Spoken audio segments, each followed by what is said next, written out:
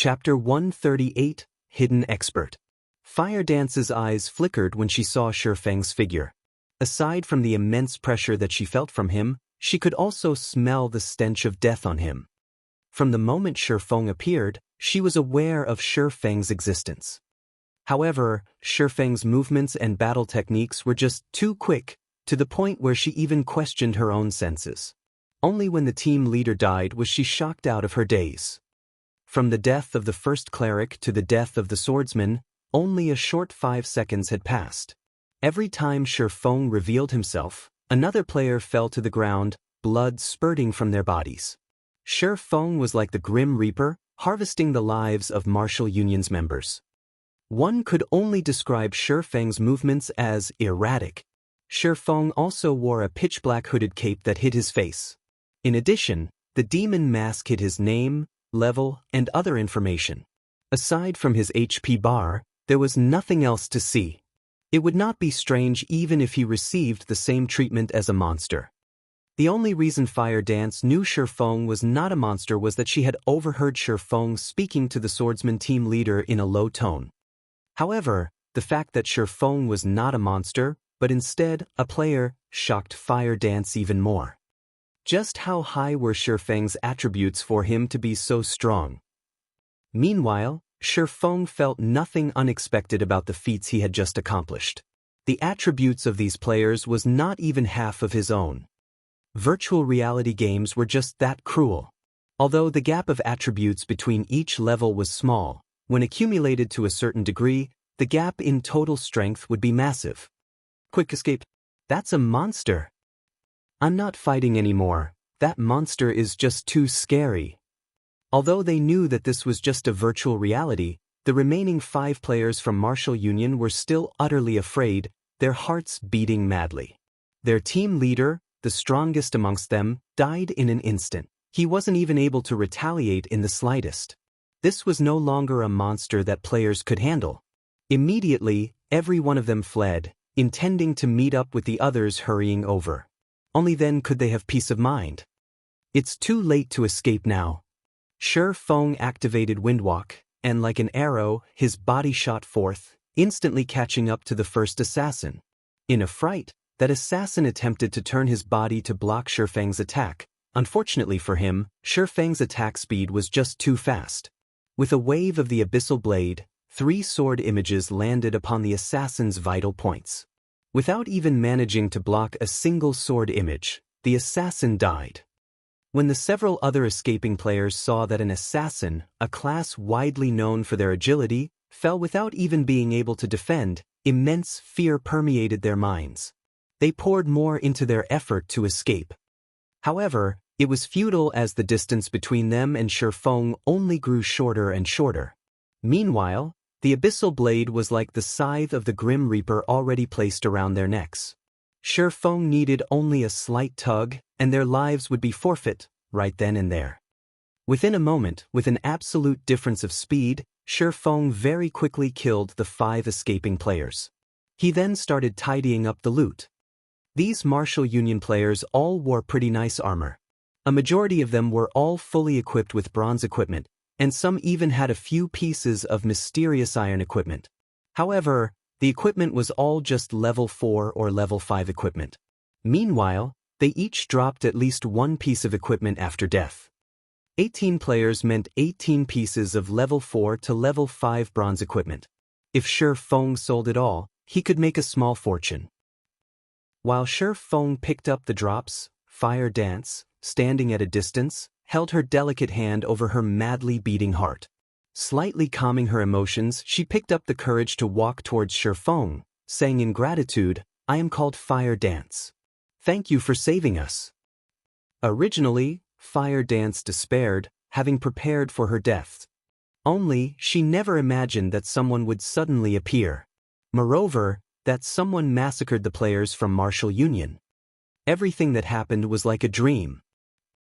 Although Fire Dance also worried that the mysterious man before her would suddenly go berserk, killing her and her teammates as well to steal their equipment, based on the man's previous actions, Fire Dance knew that the mysterious man before her did not mean them any harm.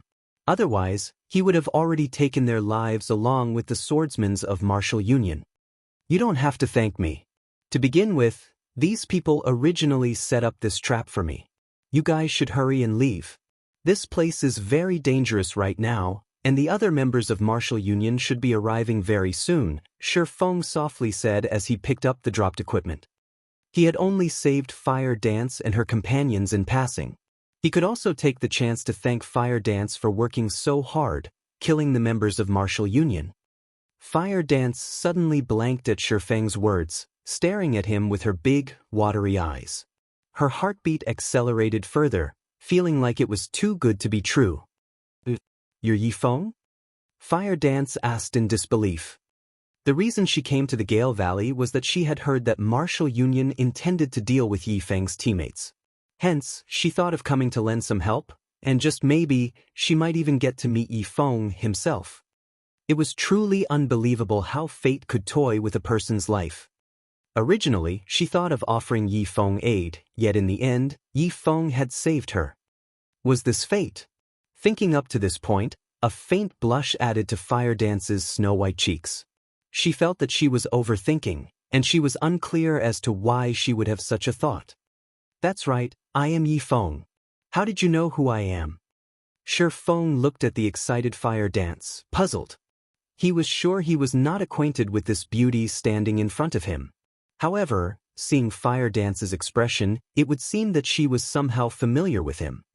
Meanwhile, the berserker, Water Buffalo, was tongue-tied after hearing Shifeng admit that he was indeed Fire Dance's idol, Yifeng. An incomparable fanaticism appeared in his eyes.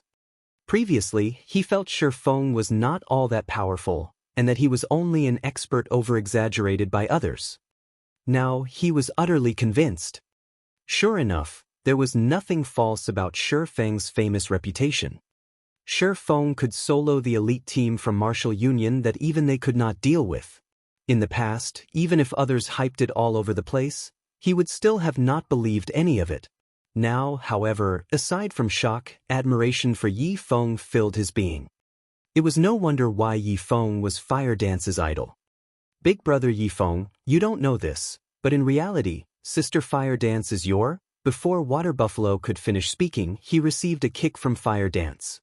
He grimaced from the pain, but when he looked at the expression in Fire Dance's eyes that seemed able to eat a person whole, he immediately chose to cover his mouth, not uttering a single word. Is my what? Shifeng was puzzled. It's nothing. Water Buffalo is just having an epileptic fit. Big brother Yifeng, won't you leave with us? Fire Dance slightly shook her head. She then worriedly said, this time, Martial Union has sent over 200 men here. They have long since surrounded this entire area. There are also several powerful level 9 experts, and all of them are wearing sets of mysterious iron equipment. They killed many of our teammates. If they surround us, we will have no chance of escaping at all. Big brother Yifeng, it is not too late to escape. If we wait any longer, we'll lose the chance. If it weren't for those experts, her team would not have incurred such huge losses. Level 9 experts, is it? Shifeng was slightly shocked. The current level 9 players in Red Leaf Town were experts at the pinnacle. Now, however, several level 9 hidden experts suddenly appeared here. Moreover, they were all Martial Union's men. However, so what if they were level 9 experts? Since they wished to deal with him, he would receive every one of them. It just so happened that he could use them to test his sword. You guys should hurry up and leave. I'll stay here and take a look at these experts. Chapter 139, Unstable Devastation. After he finished speaking, Shifeng snuck into the forest. Sister Fire Dance, what do we do now? Do we leave? Water Buffalo asked. Fire Dance rolled her eyes at Water Buffalo. She looked towards the direction Shifeng departed, saying, Brother Yifeng is the one who saved our lives. Of course, we have to help. Although Fire Dance believed in Yifeng's strength, she had personally witnessed how powerful those other players were. If they surrounded Yifeng, he might end up in a very dangerous situation. If something occurred, a little help from her might allow Shifeng to escape. Immediately, the two snuck into the forest as well, following Yi Feng. In the deeper regions of the dense forest, among the overgrown shrubs, level 8 shadow leopards hid in the shadows. At this moment, a 50-man team from Martial Union currently cleared away the shadow leopards in their path while they pushed forward. "Brother Unstable, won't we waste time if we go after that little girl called Fire Dance instead of continuing our search for Yi Feng's teammates?" Ironsword Lion asked, disgruntled, his eyebrows scrunched up tightly as he looked towards the center of the team at the handsome youth humming a song with overflowing interest. The humming youth was around the age of 27 or 28, and he was indeed the Brother Unstable who Ironsword Lion called out to. He was also the vice leader of Martial Union, Unstable Devastation. Be it status or strength, Unstable Devastation far surpasses Ironsword Lion, and even Ironsword Lion had to refer to him as brother respectfully. "Ironsword, you are still such a simple person. It is no wonder that brat Yi Feng toyed with you. You even entangled the guild in this huge mess. Thanks to you, Martial Union's reputation has suffered, utterly tarnished. Do you understand that?" Unstable Devastation suddenly halted his steps. He looked towards Ironsword Lion, growling angrily, "If I had not discovered this so soon, Martial Union might have had no place in Red Leaf Town by now." Ironsword Lion lowered his head in silence. "Your poor management has already destroyed Red Leaf Town's Martial Union. Right now, in order to help clean up this mess of yours, I have no choice but to transfer all of the elites from the other 3 towns to Red Leaf Town to redeem our reputation. Yet, you still have the gall to speak up?" Unstable Devastation reprimanded Ironsword Lion in front of everyone else, not leaving Ironsword Lion any face. Ironsword Lion flushed red with anger.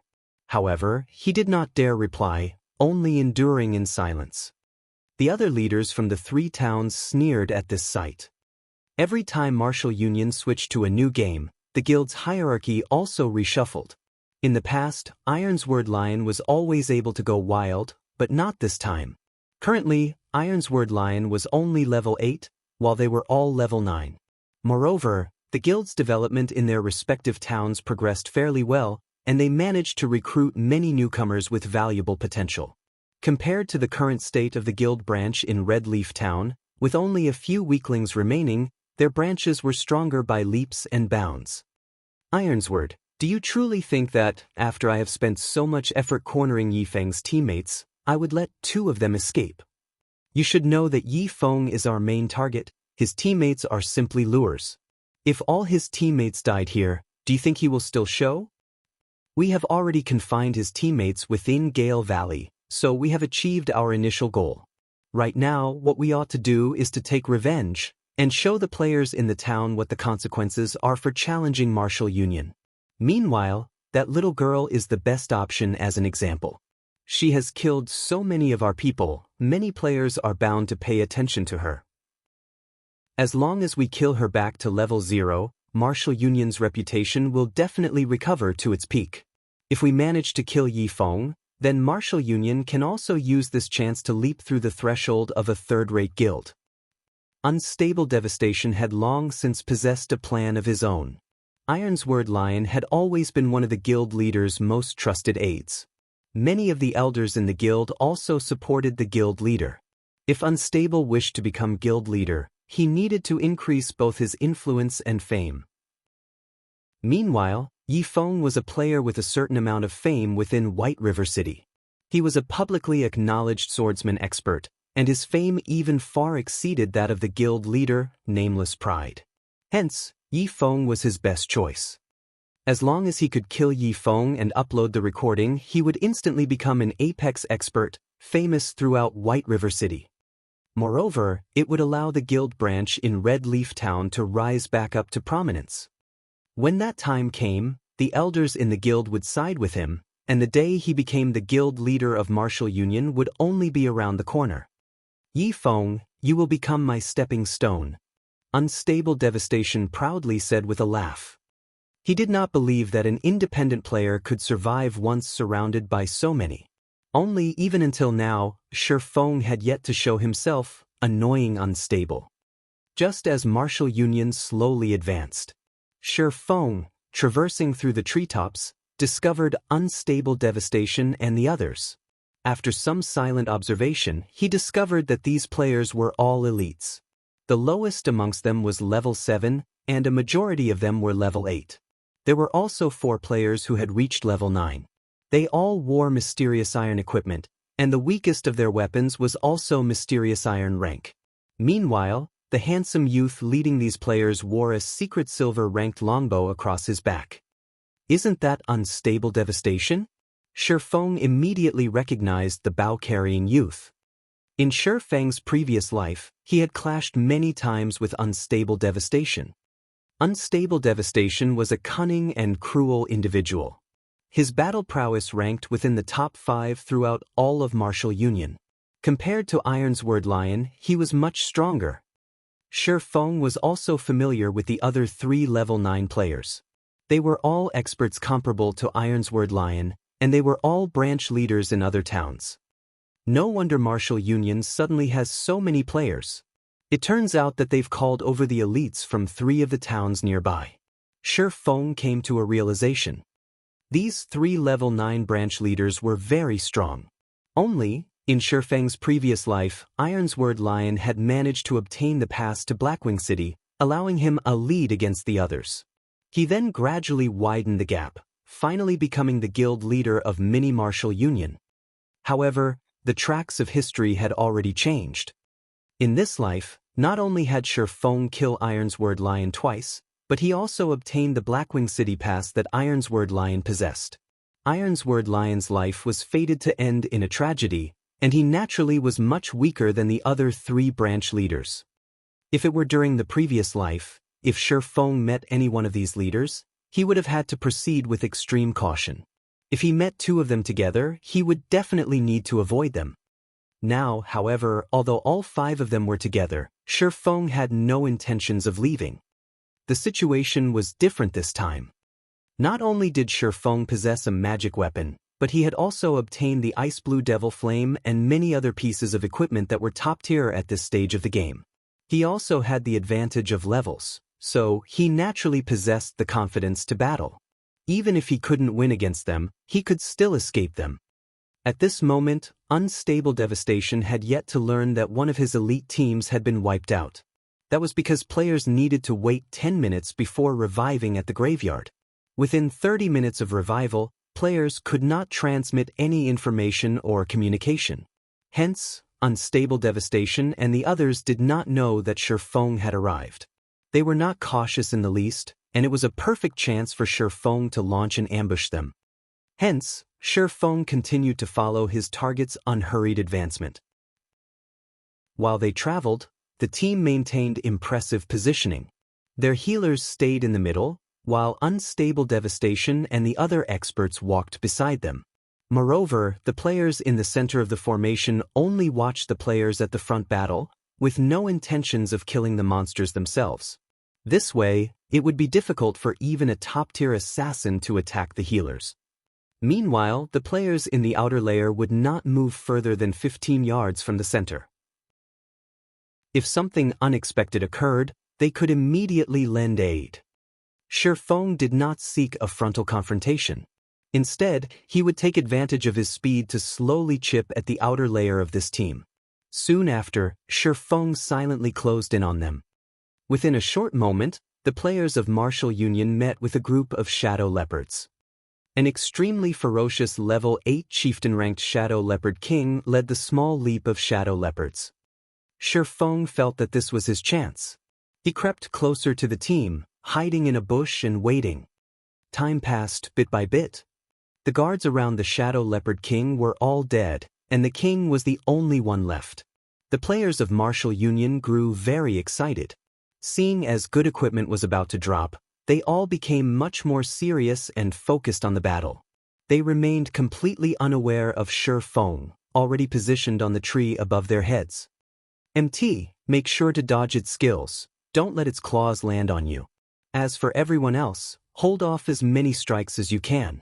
Healers, go all out with your heals. Unstable Devastation was also excited.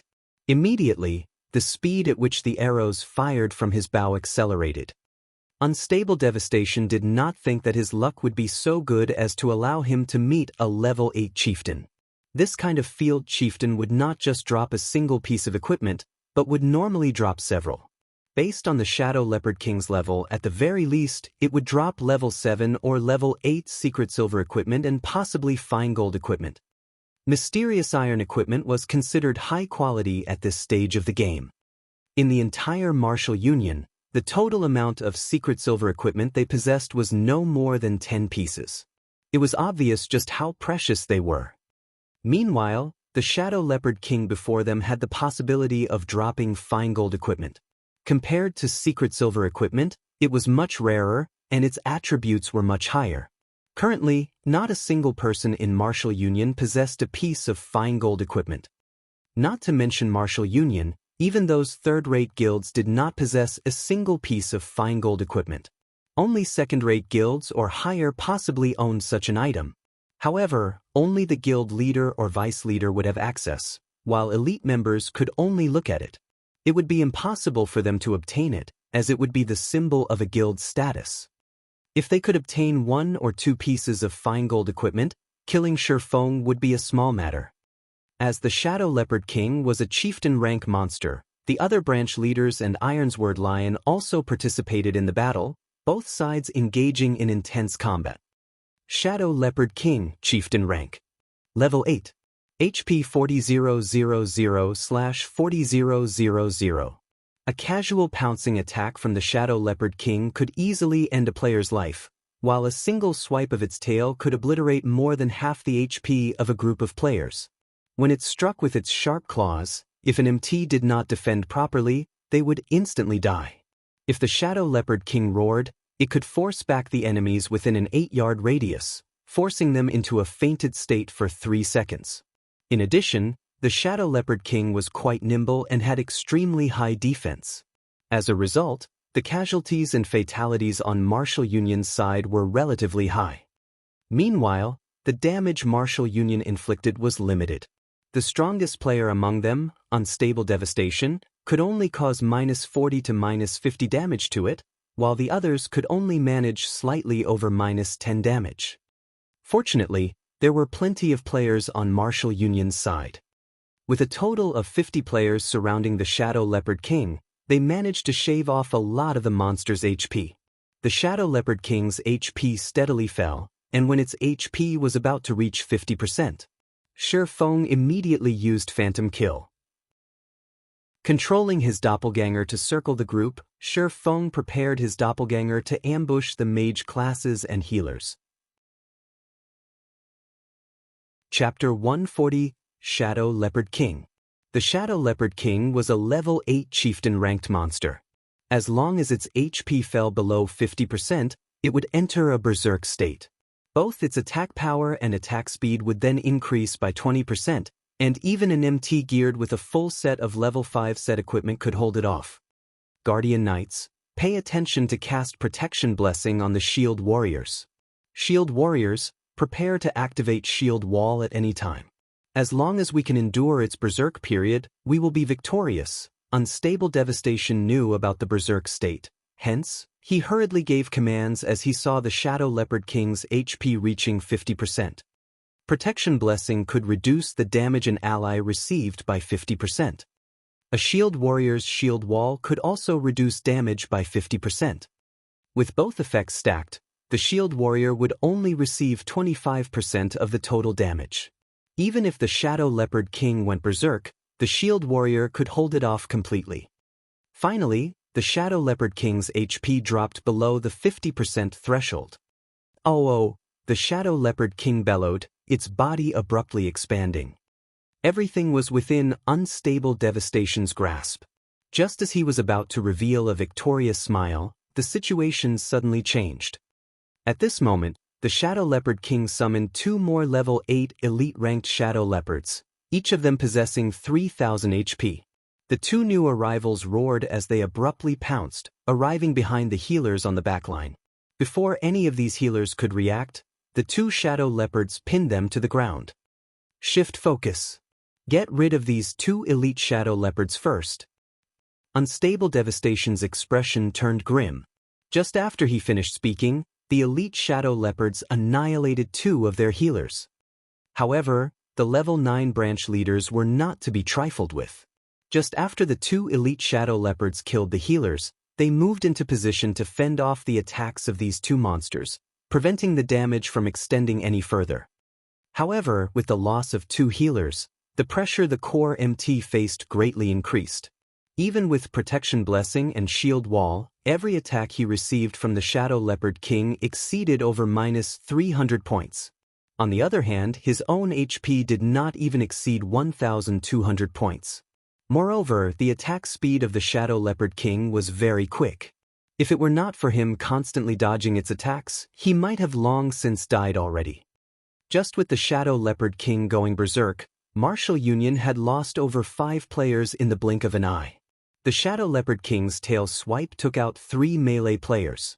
All 3 were instantly thrown and died while in midair. Hold on for a little longer. Its berserk period will be over soon. Watching his team members die, one after another, Unstable Devastation became very depressed and annoyed. The players he had brought with him were all elites, and every death was a huge loss to Martial Union. Fortunately, they could revive these players, greatly reducing the lost EXP. However, as long as they could kill the Shadow Leopard King, all of the losses would be worth it. Just when everyone from Martial Union thought the situation had stabilized, Shifeng's doppelganger used Wind Blade, arriving behind a Cursemancer. The Cursemancer had completely concentrated on the Shadow Leopard King, chanting incantations. He paid no attention to the surrounding situation at all. Due to all of Gale Valley falling under Martial Union's control, the risk of an ambush was non-existent. Hence, the Cursemancer was very much at ease. However, such a way of thinking was a big mistake. After the doppelganger's sword pierced through the Cursemancer's back, it then followed up with a chop to the Cursemancer's head. The doppelganger followed up with another normal attack. Although the doppelganger only possessed 50% of the original body's attributes, just 50% of Shifeng's attributes was terrifying. It could compare to a level 10 swordsman geared with a complete set of level 10 bronze set equipment. Moreover, the doppelganger's target Cursemancer was only level 7, wearing only level 4 and 5 bronze equipment. The difference between them was like the difference between heaven and earth. In the blink of an eye, 3 damages of -189, -468, and -266 appeared above the Cursemancer's head. Shifeng's doppelganger instantly killed the Cursemancer whose HP was less than 700 points. The Cursemancer's death quickly alerted the other mage classes. "Someone's kill-stealing," an elementalist shouted, startled. The surrounding mages all felt a heavy pressure weighing down on them. This intruder finished off a level 7 Cursemancer in just 3 moves. If this mysterious swordsman closed in on them, only death awaited. Without delay, Shifeng's doppelganger used Thundering Flash. 3 streaks of lightning arced towards the nearest 4 mages, immediately sending all 4 of them into a fright. Among them, 2 elementalists instantly reacted, using Blink to dodge the lightning. Meanwhile, the Cursemancer, who did not possess Blink, threw himself to the ground, barely avoiding the attack. However, the last of the 4 mages, the Summoner, was not as fortunate. As he was closest to the attack, even though he, too, attempted to dodge, he was late by a breath. Without a hint of suspense, the level 5 Thunder Flash instantly fried him to a crisp. Although the doppelganger only managed to kill a Summoner, a smile appeared on its face. The goal of this Thundering Flash was not to kill someone but to open a path. At this moment, there were no obstructions between Shifeng's doppelganger and Martial Union's healers. The doppelganger activated Windwalk, dashing over. As long as it killed 1 or 2 more healers, Martial Union's entire team would fall into a huge predicament. Don't even think about killing the healers. At this moment, Ironsword Lion used Windblade and rushed to block the doppelganger. The swords from both parties collided, and as they attacked, they maintained their extraordinary states, battling with 4 sword images each. The doppelganger could not help but halt its momentum, forced to block the attacks. After exchanging several moves, Ironsword Lion was incomparably shocked. He felt that the swordsman, whose information displayed as unknown, facing him was a powerhouse. This mysterious swordsman actually blocked all of his attacks. Moreover, every time their swords collided, Ironsword Lion could feel an immense weight bearing down on him, causing both his arms to go numb. Occasionally, there were even few sudden stabs aimed at his vitals, forcing him to activate defensive blade to block. Ironsword, it seems that you have truly fallen.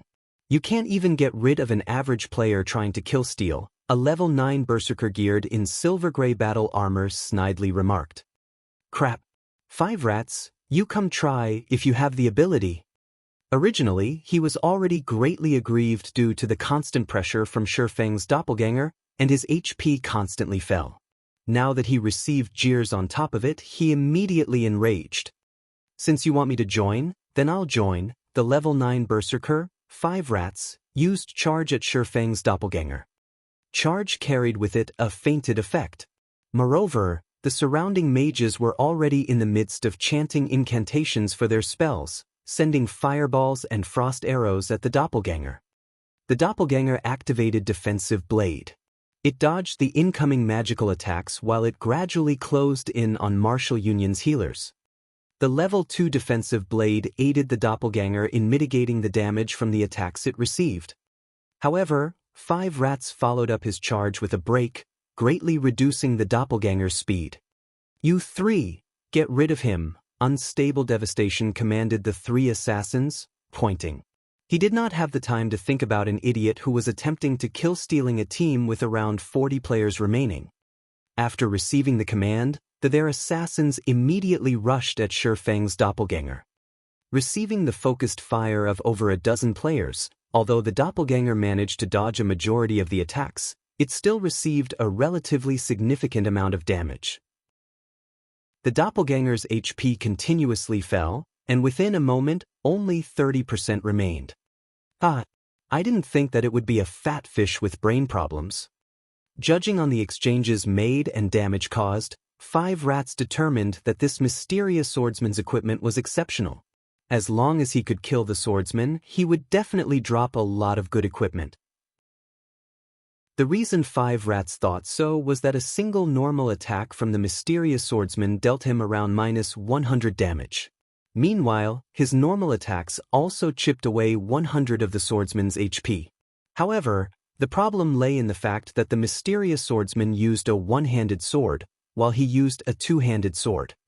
In God's domain, a two-handed weapon's attack power was much higher than that of a one-handed weapon, and the damage a two-handed weapon caused was normally around twice that of a one-handed weapon. Due to the strong power stored within a two-handed weapon, every attack from the weapon could cause a devastating amount of damage. Meanwhile, the damage a one-handed weapon could cause was much less.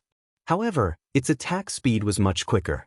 As a result, the average amount of damage dealt by both weapons in the long run was about the same.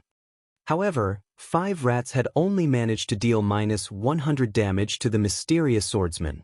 It showed just how good the mysterious swordsman's equipment was. Unfortunately, it is still too little. It would be great if they could send more people over. In the distance, hidden within a bush, Shifeng was slightly depressed as he saw that a dozen or so players attacked his doppelganger. He bitterly thought, forget it, I shouldn't be too greedy.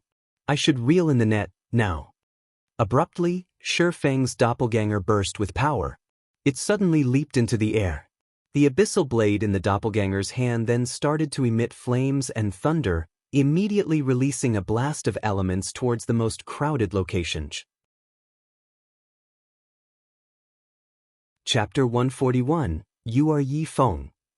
The sudden burst of power coming from Shifeng's doppelganger alarmed the players who were previously behaving indifferently.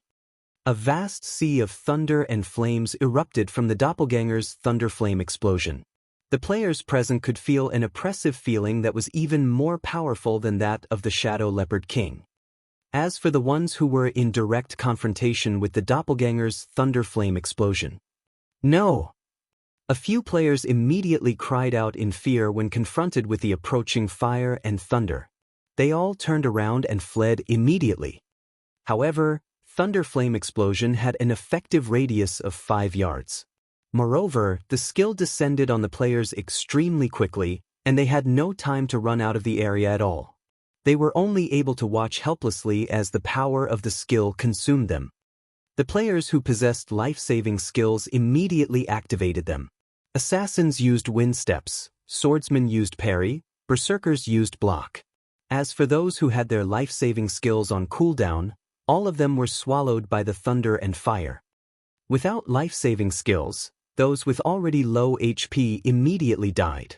In the end, 4 members of Martial Union died from the doppelganger's thunderflame explosion, while the remaining survivors all heaved a sigh of relief.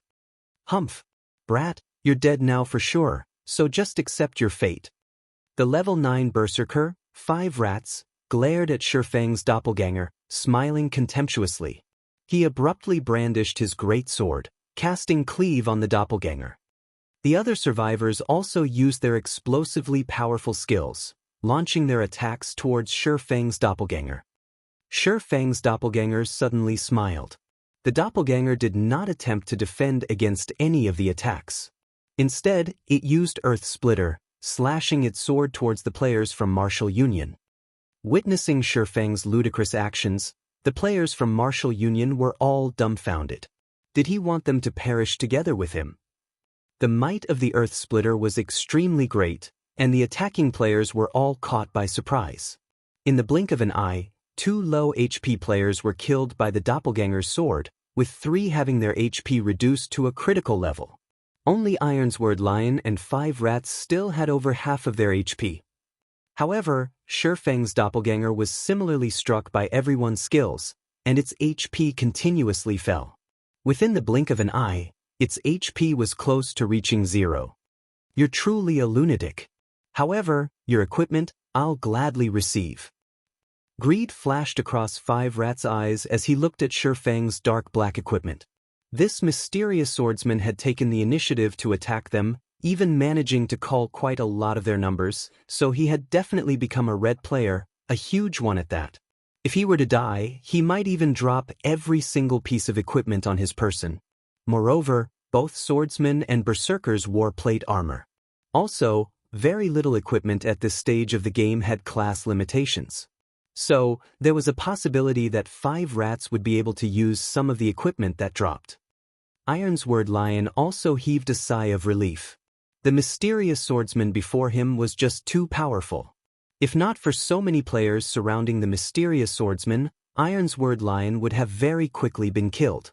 However, for reasons unknown, Ironsword Lion had felt a sense of familiarity when he crossed swords with the mysterious swordsman. Yet, he was unable to figure out why. At this moment, Shifeng's doppelganger sent a faint smile at 5 rats. Swap.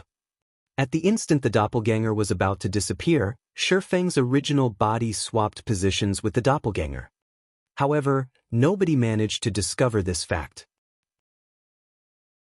The abyssal blade and silver lake in Shifeng's hands transformed into a storm, sweeping across all the surviving melee players. 16 sword images instantly stabbed towards the players who had lowered their guards. 5 rats looked at his own HP rapidly sliding downwards, dumbfounded. His heart filled with both shock and confusion. Wasn't the mysterious swordsman in front of him supposed to be dead? So, why was the mysterious swordsman still able to attack him? Moreover, the mysterious swordsman's speed was so great that not even 5 rats himself was able to react. 2 swords, 16 sword images. Just what sort of speed was this? However, the more shocking matter to 5 rats was the mysterious swordsman's damage. Even 5 rats, whose damage and defense were the highest amongst the players present, had received over -300 points of damage from each sword image, with the highest damage reaching over -500 points. 5 rats' HP was only a measly 840 points, and even under a state of full HP he would still be instantly killed. You are Yifeng? Ironsword Lion glared at Yifeng as he died, both his eyes turning incomparably crimson. His eyes were full of both shock and unwillingness. He truly did not think that he would actually be killed by Yifeng once again. The reason he felt that the mysterious swordsman was Yifeng was that he was extremely familiar with this move. He had been killed by this move twice before, and it would be hard for him to forget it even if he wanted to. Originally, he could have become an influential figure in Red Leaf Town, catching up to the influence of a third-rate guild. In the end, however, he was turned into a mess by Yi Feng. He had even lost his most precious pass to Blackwing City. After he placed a bounty on Yi Feng and his teammates, he in turn had a bounty placed upon him by Yi Feng, becoming the laughingstock of the entire White River City. Originally, he thought that he would be able to give Yi Feng a crushing defeat with a high bounty. In the end, however, a large majority of his guild members were crushed and ended up leaving the guild. The original member count of Martial Union in Red Leaf Town was quickly reduced from the original 100+ members down to less than 10 players. Martial Union then became the laughingstock of the players in Red Leaf Town. Now, they had prepared to surround Yi Feng, but the results had still turned out as such. Again and again, Ironsword Lion had tried to deal with Yi Feng. Yet, every single time he ended up with failure. Ironsword Lion even believed that Yi Feng was the bane of his life. Otherwise, how could he explain his continuous series of failures? Now that Yi Feng had killed him for the third time, Ironsword Lion's confidence had been thoroughly shattered. The first time, he used the excuse that he was ambushed by Yi Feng, being killed in just 2 moves. The second time, he used the excuse of not having a full understanding of Yi Feng's strength, being insta-killed in just 1 move. Now it was the third time. Yi Feng did not even use a skill this time, yet Ironsword Lion was still instantly killed in just 2 attacks. A deep fear had been instilled into Ironsword Lion. Every time he met with Yi Feng, he could feel that the gap between himself and Yi Feng was growing wider and wider. Up until this instance, he did not even possess the qualifications to go against Yi Feng. It was just like how Absolute Heaven had killed him many times over in the past. Although he frantically tried to take revenge, in the end he would still choose to compromise. Be it Absolute Heaven or Yi Feng, both were existences that he could no longer afford to provoke. When the players from Martial Union heard Ironsword Lion's dying words, each and every one of them was greatly shocked.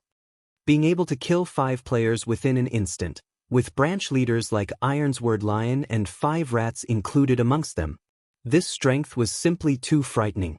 So he is Yi Feng. It was the first time Unstable Devastation personally met Yi Feng. Although he tried identifying Yi Feng's information, the results he obtained actually displayed it as unknown, giving him a slight shock. Aside from Yi Feng's HP bar, there was nothing else Unstable Devastation could see. However, the dark black equipment Yi Feng was wearing was undoubtedly an equipment set. Also, due to the hooded cape Yi Feng was wearing, Unstable Devastation was unable to get a clear image of his appearance. Yi Feng held a sword of unidentifiable quality in one hand, and a treasured sword that gave off a light blue glow in the other. The treasured sword was at least secret silver ranked. Judging from Yi Feng's performance in the battle before, Yi Feng was much stronger than what Ironsword Lion had stated. If Yi Feng was already so powerful right now, he would definitely become unstoppable in the future. If Unstable Devastation were to meet Yi Feng before, he definitely would not have provoked Yi Feng, no matter what. However, Yi Feng already had an unresolvable grudge with Martial Union, so Unstable Devastation would not be courteous with him anymore. Before Yi Feng grew to unreachable heights, he needed to thoroughly nip the bud. While everyone else was observing Shifeng's information, Shifeng himself did not stay idle. He bent down, picking up all 5 pieces of equipment that dropped on the ground and storing them in his bag. He would be able to sell the equipment for a large sum of money. Seeing Yi Feng take away 5 pieces of equipment that were above level 5, Unstable Devastation trembled in rage. This equipment all belonged to their Martial Union, yet Yi Feng actually dared take it away right before his eyes. Shifeng simply did not place any importance on him. Originally, I was still worried that you were an extraordinarily calm person and that you would not show up no matter what. However, I never imagined that you were just a simple fool. Since you have arrived, I'll just deal with you as well. Unstable Devastation squinted his eyes, a chilling glow coming from them. He stared fixedly at Shifeng, laughing coldly as he said, "Aside from shield warriors, guardian knights, and healers, everyone else, get rid of him for me." Unstable Devastation did not know how Yi Feng was able to enter the Gale Valley undetected. He was even able to discover them while they were in the midst of battling against the Shadow Leopard King. However, Yi Feng was simply courting death by hurrying to this place. Unstable Devastation aimed his bow at Yi Feng, locking onto Yi Feng's vital points. Bush, bush, bush. 3 arrows consecutively fired out of Unstable Devastation's bow. Right now, the Shadow Leopard King's berserk period was already over, and its remaining HP did not reach even 30%. The 2 elite Shadow Leopards that the king summoned previously were also dead now, so it was only a matter of time before the Shadow Leopard King itself would die. Unstable Devastation was not afraid of Yi Feng's disturbance at all. At this moment, the other players all started sending attacks at Shi Feng. Fireball, Frost Arrow, Dark Arrow, Charge, and many more attacking and restricting skills. Shi Feng smiled as he looked at everyone attacking him, not moving a single step. He then used silent steps to quietly appear behind the healers of Martial Union, very quickly dodging everyone's attacks.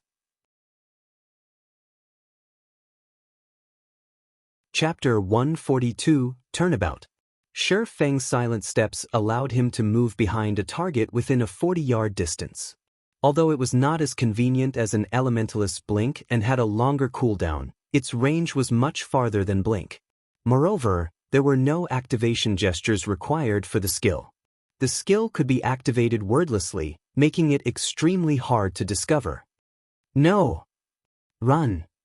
Unstable Devastation abruptly shouted when he observed his surroundings, suddenly discovering Shi Feng behind their healers. Although the healers heard Unstable Devastation yelling, they still turned their heads to look at him. They had no idea what Unstable Devastation was trying to say. Why did they need to run? Too late. Naturally, Shi Feng would not give them any chances. To save time, he did not even use a skill. Instead, he instantly created 12 sword images, instant-killing the 4 defenseless healers. Yi Feng. Unstable Devastation glared at Shi Feng, both his eyes emitting flames of rage. He bellowed, "You're courting death." Unstable Devastation was truly furious now. With all their healers dead, they would definitely have to pay an extremely high price to deal with the Shadow Leopard King. There was even a possibility of them team-wiping, and the main culprit of this was Yi Feng. In the blink of an eye, Unstable Devastation retrieved 5 pitch-black arrows from his bag. He aimed and shot all of them at Shi Feng in succession. Fatal shot. The 5 arrows almost instantly pierced Shi Feng's vital points. They blocked Shi Feng's path. "You guys enjoy yourselves. I'll leave first." After killing all of the healers, Shi Feng revealed a faint smile at the arrows flying towards him. He dared not stay any longer. If he fell under the restricting skills of other classes, he would end tragically. It would be better for him to depart now and observe the tigers battle each other. Hence, Shi Feng activated Windwalk, leaving behind an afterimage as he disappeared towards the forest. In the end, the 5 arrows only sliced through the afterimage Shi Feng left behind.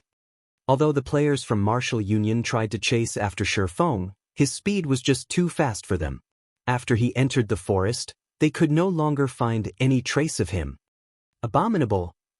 Watching Shi Feng escape, Unstable Devastation's expression turned indignant, his fists tightening. "Boss Unstable, are we still giving chase?" an assassin carefully asked. Unstable Devastation shook his head, dismal, "No." With all their healers dead, if they were to simultaneously search for Shi Feng while they battled the Shadow Leopard King, there would only be one ending for them, a complete team wipe. That would even allow Shi Feng to reap the benefits. Just the battle prowess Shi Feng displayed was enough to give Unstable Devastation a headache. If he sent only a single party to chase Shi Feng, it would be no different than serving them up on a silver platter. Without a full team, they would have no way of dealing with Shi Feng. Moreover, if Shi Feng used that extraordinary speed of his to engage in a getaway battle, a single team would not be enough to deal with him. If they rushed into the forest to chase after Shi Feng, he would simply pick them off, one by one, while they would be completely helpless. Everyone, retreat.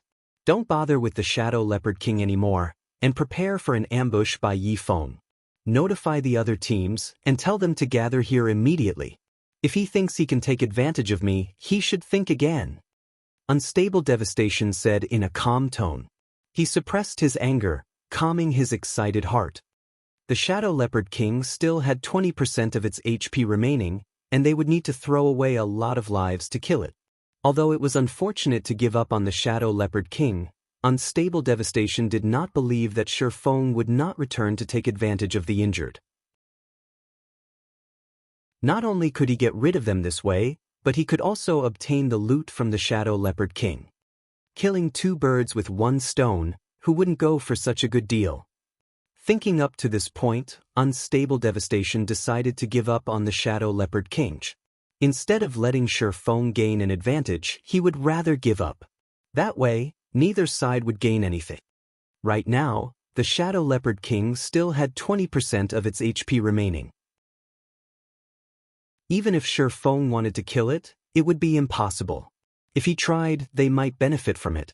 Not only would they get to kill Yi Feng, but Yi Feng would also have reduced the Shadow Leopard King's HP even further. If Shi Feng did not intend to deal with the Shadow Leopard King, that, too, would be fine. As long as their other forces arrive, the Shadow Leopard King would still belong to Martial Union. At that time, Shi Feng could only watch from the side. With Unstable Devastation's command, the members of Martial Union could only helplessly retreat, giving up a good chance to kill the Shadow Leopard King. However, before the players from Martial Union could properly retreat, the Shadow Leopard King suddenly let out a fierce roar. It summoned forth two elite Shadow Leopards once more to chase after them. As Martial Union's players retreated and the Shadow Leopards pursued them, they discovered a peculiar matter. The Shadow Leopard King did not seem to intend to give up the chase whatsoever. It had killed many other players and even decimated most of a shield warrior's HP. Boss Unstable, the Shadow Leopard King is faster than us, and it is still chasing after us. If this continues, it will wipe us out sooner or later. What do we do now? An elementalist beside Unstable Devastation asked worriedly. I can see that. I don't need you to remind me. Unstable Devastation said in a huff. Unstable Devastation suffered a massive headache over the incessant pursuit by the Shadow Leopard King. If he had known earlier, he would have chosen to kill the Shadow Leopard King instead. He truly did not think that this Shadow Leopard King would bear a grudge, refusing to give up. They could not escape even if they wanted to now. Moreover, more members were dying in the chase than in the fight. Notify the other teams to hurry. We'll delay the Shadow Leopard King while we move toward the meeting point, and look out for ambushes. Helpless about the situation, Unstable Devastation could only think of this plan. Meanwhile, hidden within the forest, Shi Feng witnessed this scene with perfect clarity. Although Unstable Devastation's decision was an intelligent one, he could not outdo Shi Feng. Shi Feng had long since known that the Shadow Leopard King would ceaselessly chase after Martial Union. Otherwise, he would not have chosen to depart. He was merely awaiting the perfect chance to take action. After God's domain evolved, the range of monsters' activity had also greatly increased. 4 chieftain-ranked monsters such as the Shadow Leopard King, its range of activity might even encompass a large half of the entire Gale Valley. Unless everyone from Martial Union left the Gale Valley, or they entered the core area of the Gale Valley, the Shadow Leopard King would not let them get away. As time slowly passed, the number of players the Shadow Leopard King killed grew higher and higher. However, it only had 10% HP remaining now. Meanwhile, Martial Union's previous 50-man team had only 16 players remaining. One could not help but admit that the losses they suffered were incomparably bitter. Are they still not here? Unstable Devastation paid attention to the surrounding movements as he attacked the Shadow Leopard King, his heart filled with wariness for Shi Feng's ambush. Now that the Shadow Leopard King had less than 10% HP remaining, it was definitely an opportune time for Shi Feng to launch an ambush. Hence, Unstable Devastation's expression turned exceptionally grave. Boss Unstable, they said that they are only 10 minutes away. 10 minutes? Why don't you tell them to go die instead? Unstable devastation cursed. This was a crucial moment. The Shadow Leopard King in front of them was about to die, and Shifeng would appear at any given moment. If they waited for another 10 minutes, the Shadow Leopard King would already be dead. He truly regretted not bringing more players with him. Now, Shifeng, who was hiding in a dark corner, possessed the advantage of initiative, while they were completely helpless against him. It was truly depressing. After a period, the Shadow Leopard King's HP fell below 2%. However, there were still no signs of Shifeng's assault, causing unstable devastation to become incomparably excited. Everyone surround the Shadow Leopard King and focus all firepower on it. It is about to die, so look out for Yifeng. Unstable devastation said with a loud laugh. If Shifeng had appeared sometime earlier, there was an 80% chance of them team-wiping. Now that the Shadow Leopard King was about to die, however, even if Shifeng dared to show himself, Unstable Devastation was confident at holding him at bay, allowing his teammates to kill the Shadow Leopard King. Finally, the Shadow Leopard King's HP fell below 200 points. As long as Martial Union sent 2 more rounds of attacks at it, they would kill the Shadow Leopard King. Ah! The Shadow Leopard King is mine. Unstable Devastation used Power Shot. He had long since accumulated his power to the maximum amount, and a single arrow could deal over -100 damage to the Shadow Leopard King. Shoo! The arrow whistled through the air, flying towards the Shadow Leopard King's weak point. At this moment, Shifeng suddenly appeared, without a sound, behind the Shadow Leopard King. He sent a chop slashing down on the monster, causing -332 damage, killing the Shadow Leopard King. Meanwhile, Unstable Devastation's arrow merely shot the Shadow Leopard King's corpse. In God's domain, if players of a different party or team dealt with the same monster, the player who delivered the final strike would obtain 60% of the monster's EXP. Due to the Shadow Leopard King being a level 8 chieftain, the EXP it gave was extremely bountiful. Within an instant, Shifeng's experience bar greatly rose. Meanwhile, the dozen or so players only shared the remaining 40% EXP amongst themselves. Immediately after the Shadow Leopard King died, it dropped a large pile of items. There were over 10 items, and it was one of the rarely seen mammoth drops. Get rid of him! Unstable Devastation bellowed, his eyes bulging. Immediately, more than a dozen players surrounded Shifeng, giving him no chances to escape. Each and every one of them used their restricting skills on Shifeng. Shifeng paid no attention to them as he activated Defensive Blade. He then frantically picked up the drops. Streaks of magic struck Shifeng's body, one after another, but they were all blocked by Defensive Blade. In the blink of an eye, Shifeng had picked up 9 pieces of the loot. Among them was even an item that gave off a dazzling black glow. A single look and one could immediately tell that the item was nothing ordinary. It was definitely priceless. Seeing that the charges of the Defensive Blade were about to run out completely, he immediately swapped places with his doppelganger located deep within the forest. He instantly escaped from Martial Union's encirclement, while his doppelganger received attacks from all directions. Until the moment the doppelganger died, it managed to kill another 5 members of Martial Union, including a level 9 Elementalist branch leader. When Unstable Devastation discovered that the Shifeng they killed was only a doppelganger, he truly exploded. Yifeng, just you wait. Unstable Devastation's bellow resounded throughout the forest.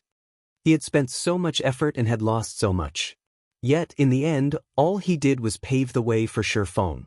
Even if Unstable Devastation wanted to calm down, he could not. He swore that he would definitely kill Shifeng back to level 0.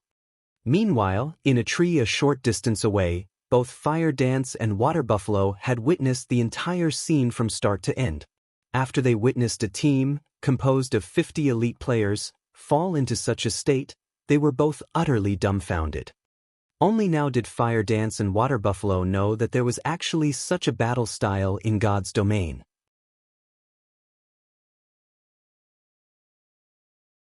Chapter 143, Shadow's Blessing. While Fire Dance and Water Buffalo were both inwardly shocked, a deep voice came from behind them. "Why haven't you guys left yet?" The voice startled them both. They hurriedly jumped, spinning around to dodge while unsheathing their weapons. They stared at the figure that had appeared behind them. Big Brother Yi Feng. Fire Dance let out a sigh of relief after identifying the newcomer. She pulled back her dagger and returned it to its sheath at her waist. The men from Martial Union were all over Gale Valley. If a battle were to occur, they would immediately call to their companions, and there would be no end to the enemies that Fire Dance needed to kill. "We came to help. Martial Union has killed so many of our companions. We must take revenge." Fire Dance's eyes turned cold as she spoke about Martial Union. "I wish to form a large team to enter large-scale dungeons in the future. I wonder if you all would be interested in joining?" Shifeng felt that Fire Dance had great talent. Moreover, Fire Dance and the others were all independent players that did not belong to any guilds. If he could rope them in and form his own team, it would be a great benefit to his Zero-Wing workshop. Fire Dance was slightly hesitant after hearing Shifeng's proposal. Water Buffalo also turned taciturn. "Do you guys already have your own large team?" Shifeng inwardly lamented. After entering White River City, there would be many large-scale dungeons. They were the main source of equipment, materials, and many other resources. If an independent player wished to obtain good equipment, they needed to raid these large-scale dungeons. Moreover, if a guild wished to level up, conquering large-scale dungeons was a must. Hence, if one wanted to develop at all in God's domain, conquering large-scale dungeons was one of the necessary conditions. However, it was extremely difficult for independent players to form a large team capable of raiding a large-scale dungeon. The most common large-scale dungeons were all 50-man dungeons, while there were even some 100-man dungeons available. Gathering so many players was a near impossible task. Not to mention whether the entire team possessed sufficient strength, just the degree of trust and the distribution of equipment would be a huge hurdle. In this, however, the elite teams of guilds and large-scale workshops had it much easier. "No, we don't have our own large team. Our team currently only consists of players who prioritizes amusement and don't really care much about other matters. Could you give me some time?" Fire Dance explained. In reality, she, too, wished to develop in God's domain properly. In spite of that, the majority of the players in her current team were not too keen on raiding dungeons. They only wished to play casually. If they joined a large team, they would definitely experience certain constraints and would not be willing to join. Alright, in any case, there is still time. Let's add each other as friends then. When you've made your decision, you can contact me at any time. Shifeng knew that such matters could not be decided upon immediately. If one wished to obtain something, they would have to lose something in return. Shifeng did not wish for just any random person to join him. "That's good.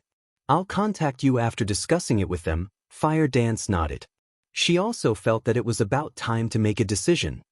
Soon after Shifeng added Fire Dance as his friend, he ran towards the deeper regions of the Gale Valley in search of Blackie and Lonely Snow. On his way there, in order to avoid Martial Union's patrols, Shifeng hid in the treetops and waited for the players of Martial Union to move past. Since he had nothing better to do, Shifeng took out the loot from the Shadow Leopard King. He wanted to see just what valuables the monster dropped. Isn't my luck just too good? The profits from a chieftain monster are impressive. Shifeng was slightly shocked after looking at the drops. Among the 9 items, there were 2 secret silver weapons, 3 pieces of mysterious iron equipment, 2 rare materials needed to make secret silver equipment, 1 bronze-ranked cooking knife, and 1 secret silver accessory. The 2 secret silver weapons were a level 8 staff and a level 8 two-handed axe. The mysterious iron equipment was also level 8. Moreover, the usefulness of the bronze-ranked cooking knife was also not small. It could increase the speed and success rate of one's cooking. However, the most valuable item among all these items was the secret silver accessory, the Shadow's Blessing. It was one of the most precious items that the Shadow Leopard King could drop. Shadow's Blessing, secret silver rank, necklace. Level 8. All attributes +5. Luck +3. In God's domain, accessories were extremely rare. Even when players reached level 20 or above, they would, at most, possess 1 or 2 bronze accessories. Moreover, these accessories would all be below level 10. Meanwhile, the accessory in Xianxia's hands was secret silver rank, and it was much more precious than a fine gold weapon of the same level. The luck attribute was extremely rare in God's domain, and it was capable of increasing the drop rate of items when killing monsters. There was once a player who calculated that, with 1 point in luck, the drop rate would nearly double. However, the higher a person's luck was, the less effective every additional point would be. At 3 points in luck, a player's drop rate would only triple. Besides that, the luck attribute also held a great effect for lifestyle classes, so its value would never depreciate. If Xianxia estimated correctly, the Shadow's Blessing would only be worth 2 to 3 gold coins to the average player. However, to Xianxia, this item's value was around 10 gold coins. Immediately, Xianxia equipped the Shadow's Blessing. That way, when he killed high-level monsters in the future, the amount and quality of the equipment he would obtain would increase. After some time, the team from Martial Union finally left. Xianxia then continued his journey into the depths of the Gale Valley. "Blackie, where are you guys right now?" Xianxia sent a voice call, asking. "We seem to be beside a swamp. I don't know where this place is, but the monsters here have very high levels. I'll send you the coordinates." Blackie sighed in relief after learning that nothing had happened to Xianxia. He then sent his coordinates. "Don't go any deeper and stay where you are. I'll be there soon." Xianxia immediately knew Blackie's whereabouts after glancing at the coordinates. He truly did not think that Blackie could actually survive in the Silent Swamp. There were 2 entrances to the Gale Valley. One was where Xianxia entered, and the other was at the Silent Swamp, which led to the high-level monster areas. The Silent Swamp was a level 15 to level 20 monster area. To the players at the current stage of the game, it was a forbidden area. Half an hour later, Xianxia managed to locate Blackie and Lonely Snow. The 2 of them sat beneath a tree, silently observing their surroundings. They had previously met a level 15 swamp crocodile, frightening them into a run. The swamp crocodile had nearly turned them into its chow, but fortunately, they had speed scrolls and isolation scrolls, allowing them to escape. After this meeting, they no longer dared roam. As expected of Brother Feng, you avoided Martial Union's search and arrived here safely. Blackie immediately felt that there was hope for them when he saw Xianxia walking over. "Let's leave this place immediately. This place is simply too dangerous." Lonely Snow nodded in agreement. They were only level 8, and the gap between them and the level 15 swamp crocodiles was just too massive. It was extremely dangerous for them to stay here. "No, let's stay here to level up." Xianxia shook his head, saying, "I've previously killed quite a lot of Martial Union's members, so they should be frantically looking for me right about now. It would be too difficult to get you guys out of here without discovery." Hearing Xianxia, Blackie and Lonely Snow finally discovered the bright red marker displayed above Xianxia's head. This mark was deeply crimson, and it was a wonder just how many players Xianxia had killed in order to turn it into such a state. However, it was only right when one thought about it. Martial Union's men currently filled the Gale Valley, and it would be impossible for Xianxia to arrive without being seen. Xianxia would have encountered some players from Martial Union on his way. With Brother Feng's skills, he would have no problems facing 3 to 4 players at a time. He has definitely killed a lot of players on his way here. Thinking up to this point, Blackie and Lonely Snow were extremely moved. Although Xianxia spoke in a casual manner, they knew that his journey must have been filled with extreme dangers. "Alright, I'll party you 2 up. You guys should change into this equipment first." Saying so, Xianxia passed the staff and 2-handed axe, dropped by the Shadow Leopard King, over to Blackie and Lonely Snow. When the 2 of them received the weapons, they were shocked. Level 8 secret silver weapons were the most top-tier weapons currently available. Though they did not understand just how Xianxia managed to obtain them, they did not attempt to look into it too deeply. They knew that some questions were not meant to be asked, and such a situation would be beneficial to both parties. After partying up, Blackie was immediately startled when he looked at Shifeng's level. He asked, voice trembling, "Brother Feng, you're level 10 already." They reached level 8 after continuously grinding monsters and leveling up in Gale Valley. Even if their levels were not the highest amongst all the players throughout God's domain, they were still considered close to the top. However, after not meeting for only a few days, Shifeng had left them behind by 2 levels. Such a leveling speed was simply frightening.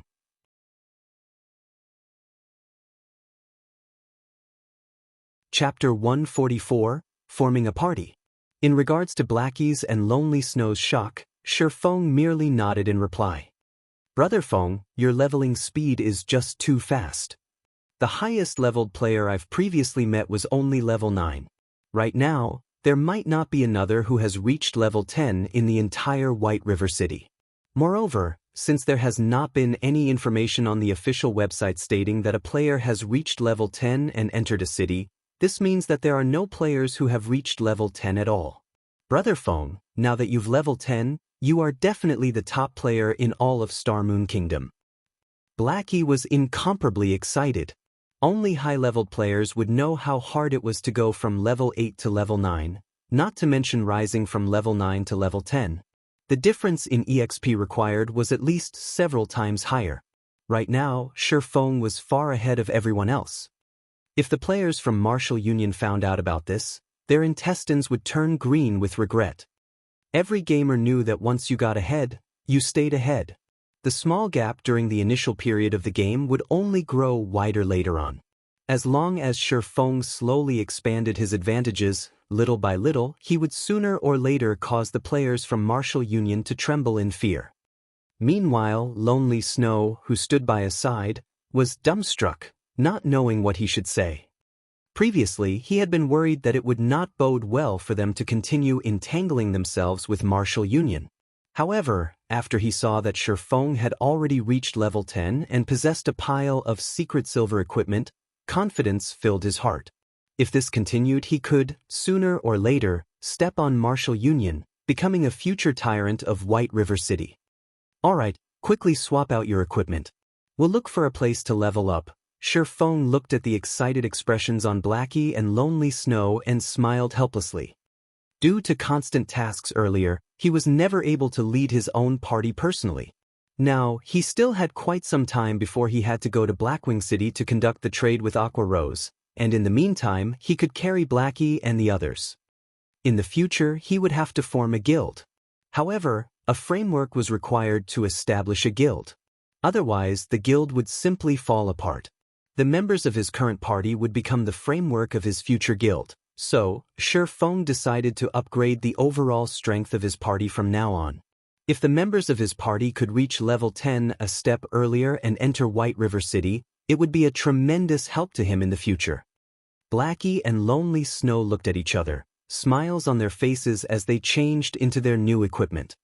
Previously, the two of them wore level 5 to level 6 bronze equipment, mixed in with a few pieces of mysterious iron equipment. Now, however, the majority of their equipment consisted of level 8 mysterious iron equipment, matched with a few pieces of level 8 secret silver equipment. Their strengths greatly increased with this. If they met Martial Union now, they would not end up in such a sorry state.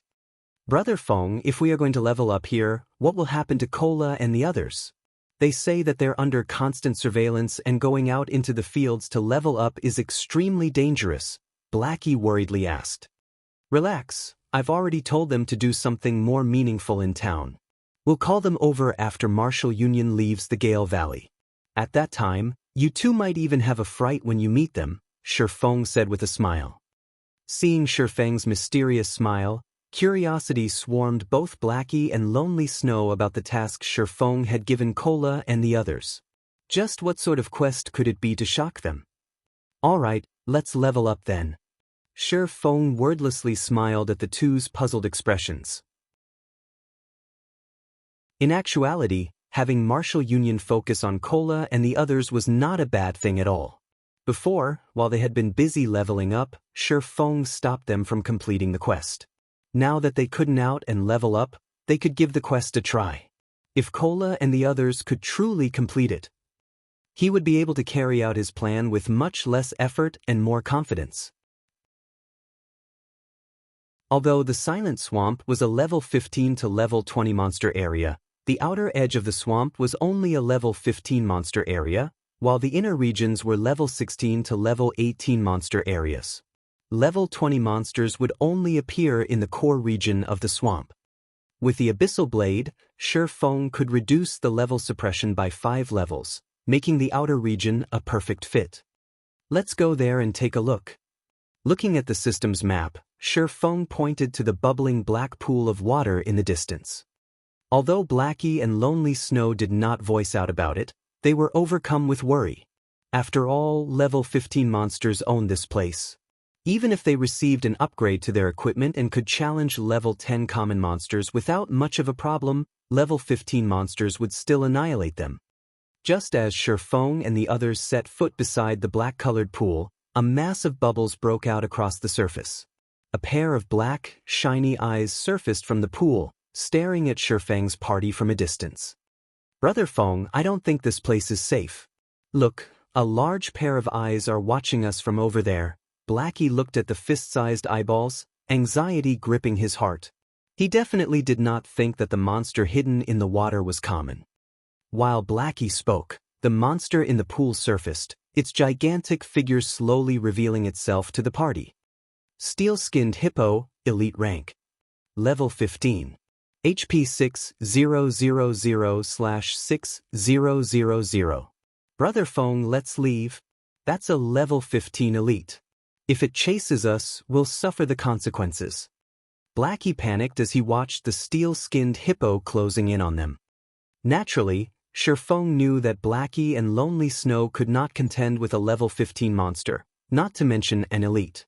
However, Feng had his own strategies for dealing with monsters with special weaknesses, and the steel-skinned hippo belonged to this category. After the evolution of God's domain, everything in the game became more realistic. The weaknesses of these hippo-type monsters also increased as a result. As long as players could find a way to deal with said weaknesses, these monsters would be very easy to deal with. Shortly after the steel-skinned hippo revealed itself, another group of swamp hippos surfaced in the black-colored pool. There were over 20 of these swamp hippos. Swamp hippo, common rank. Level 15. HP 2000/2000. Watching these hippos leave the pool so overbearingly, rushing towards them, Feng took out an isolation scroll from his bag. He then softly said, "You guys use an isolation scroll as well." Hearing Feng's order, Blackie and Lonely Snow immediately took out their own isolation scrolls. The isolation scroll was only effective against monsters up to level 15. When used, the scroll greatly reduced the user's presence, turning them half-transparent for half an hour. After the two of them used the isolation scrolls, they discovered that the hippos had suddenly stopped their movements, looking around in confusion. It was as if they had become invisible to these hippos. Hippos have very bad vision, and they cannot see clearly beyond a certain distance. After using the isolation scrolls, our bodies are close to transparent, so they cannot see us, Feng explained. Blackie, use your dark arrows to attack the steel-skinned hippo, but pay attention to maintain a distance of at least 25 yards. It won't see you that way. Blackie came to a realization after listening to Feng's explanation. He immediately tried Feng's instructions. A dark arrow flew from Blackie, striking the steel-skinned hippo that was dozing off. Damage of -24 points appeared above the elite hippo. Although the damage was minuscule, it was enough to send the steel-skinned hippo into a flying rage. The elite immediately spun towards the source of the dark arrow. However, it failed to discover even a single person in that direction. It took several steps forward but still failed to discover anybody. Just when it was about to return to the pool of water, another dark arrow struck its body. The steel-skinned hippo was truly enraged now. Letting out an intense snort, It abruptly charged towards the direction the dark arrow originated from. However, after rushing forward over 10 yards, it still could not find the enemy who attacked it. The steel-skinned hippo started to turn in circles in confusion. Blackie watched the stupid-looking steel-skinned hippo in the distance, inwardly laughing at it. He continuously sent dark arrows at his target, and with each consecutive arrow he slowly lured it away from the group of swamp hippos. At this moment, only level 15 swamp hippos occupied the pool. Shi Feng silently closed in on them. After closing a distance of 20 yards, the swamp hippos finally discovered Shi Feng. Immediately, they all parted from the pool. More than 20 swamp hippos thundered after Shi Feng in a grandiose manner. Such a group could easily flatten a level 15 party.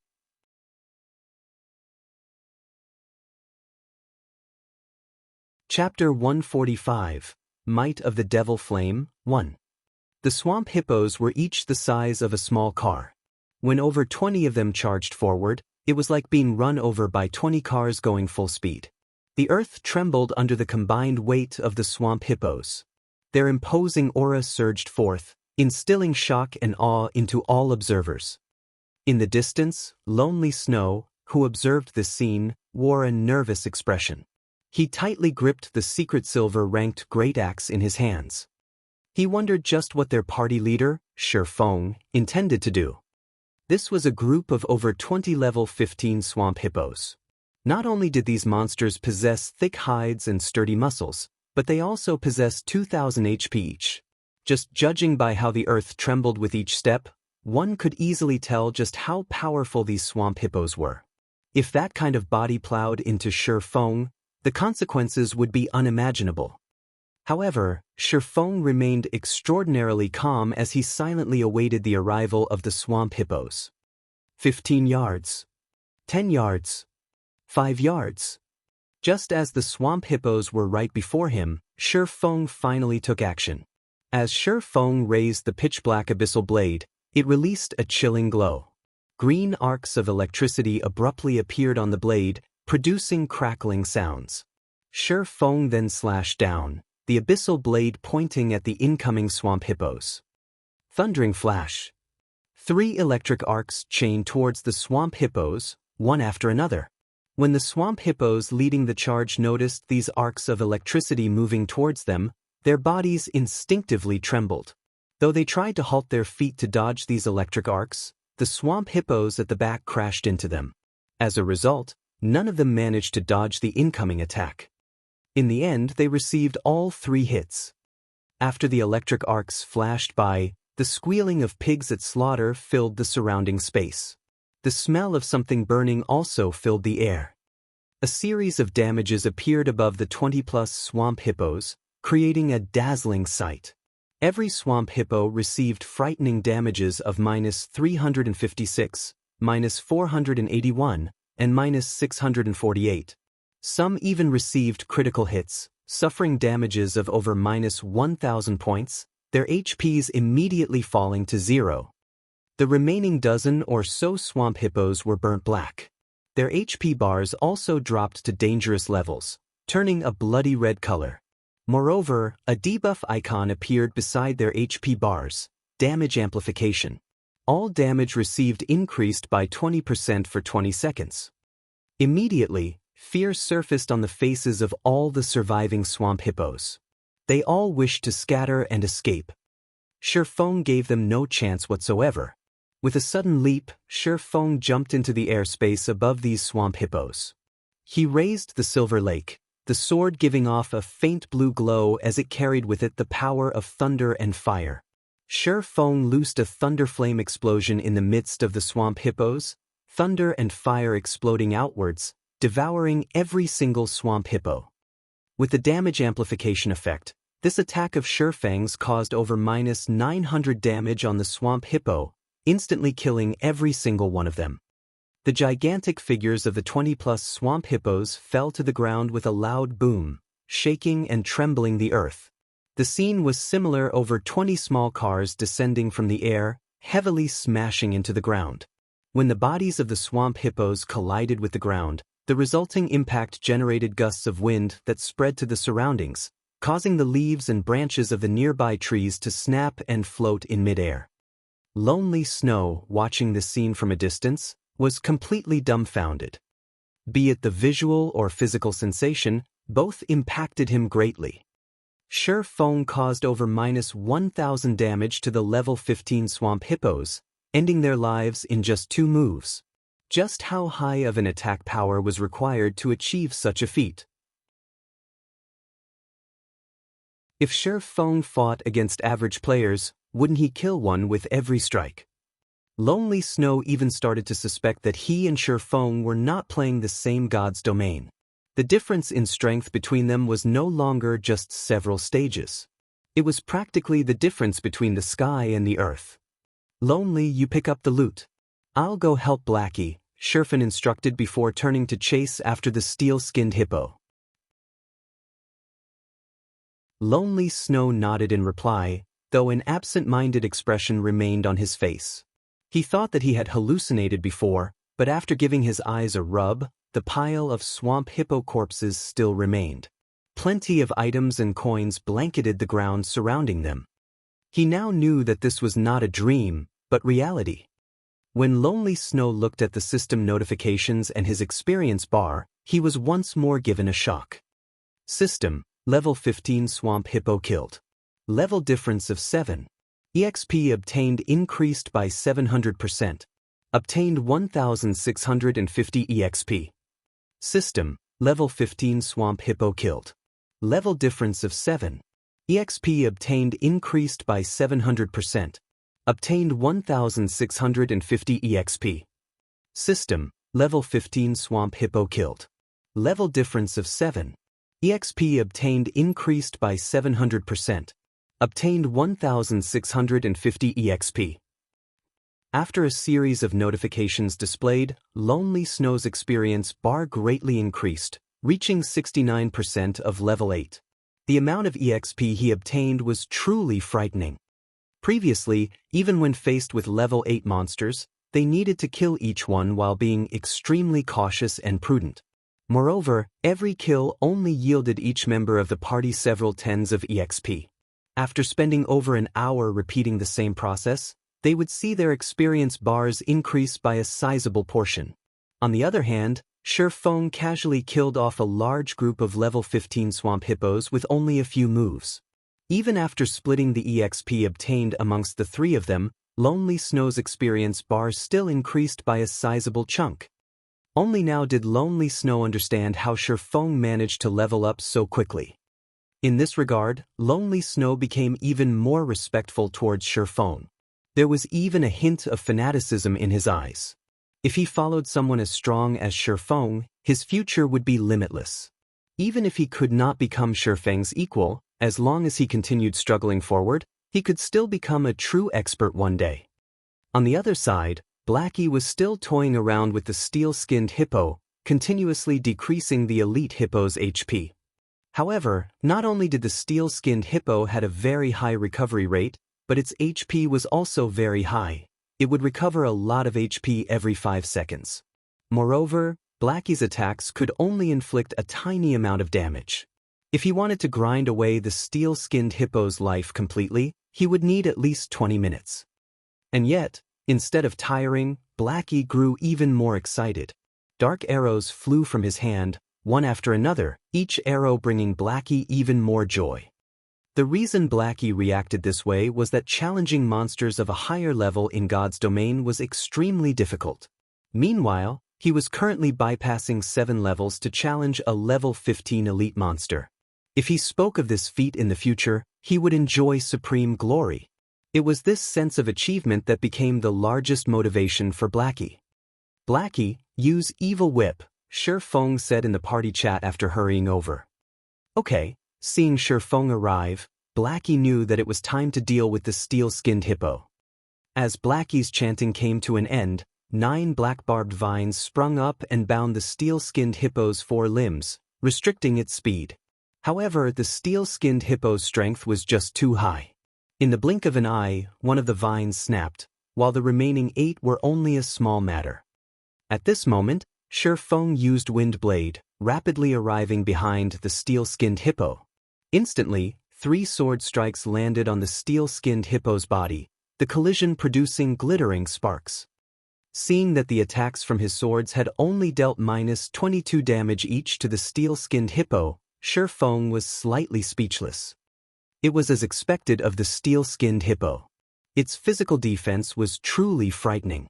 It also possessed its innate steel skin, reducing all physical damage it received by 70%. If even Feng could only cause slightly over 20 damage to the steel-skinned hippo, a normal physical damage dealer would most likely cause 2 or 3 damage. This rate of damage certainly could not contend with the steel-skinned hippo's regeneration speeds. Feng's attacks had yet to end.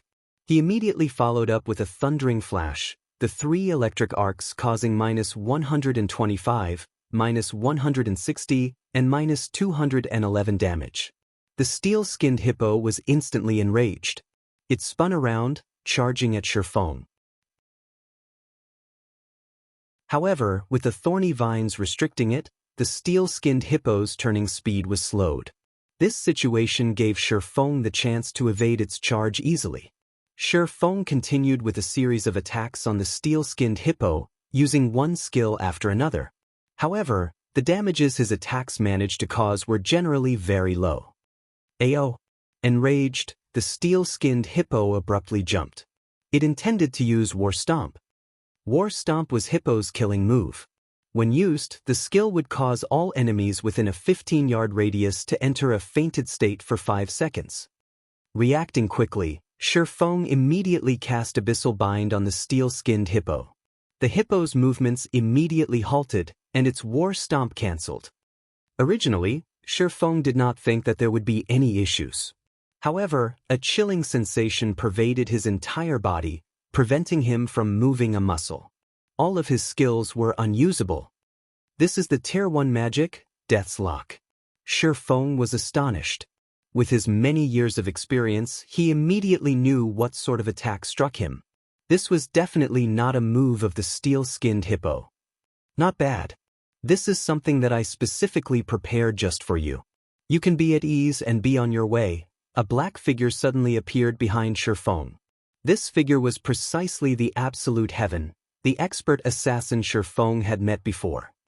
In the same moment Absolute Heaven revealed himself, the silver dagger in his hand sunk into Feng's back. Absolute Heaven's ambush instantly caused -357 damage.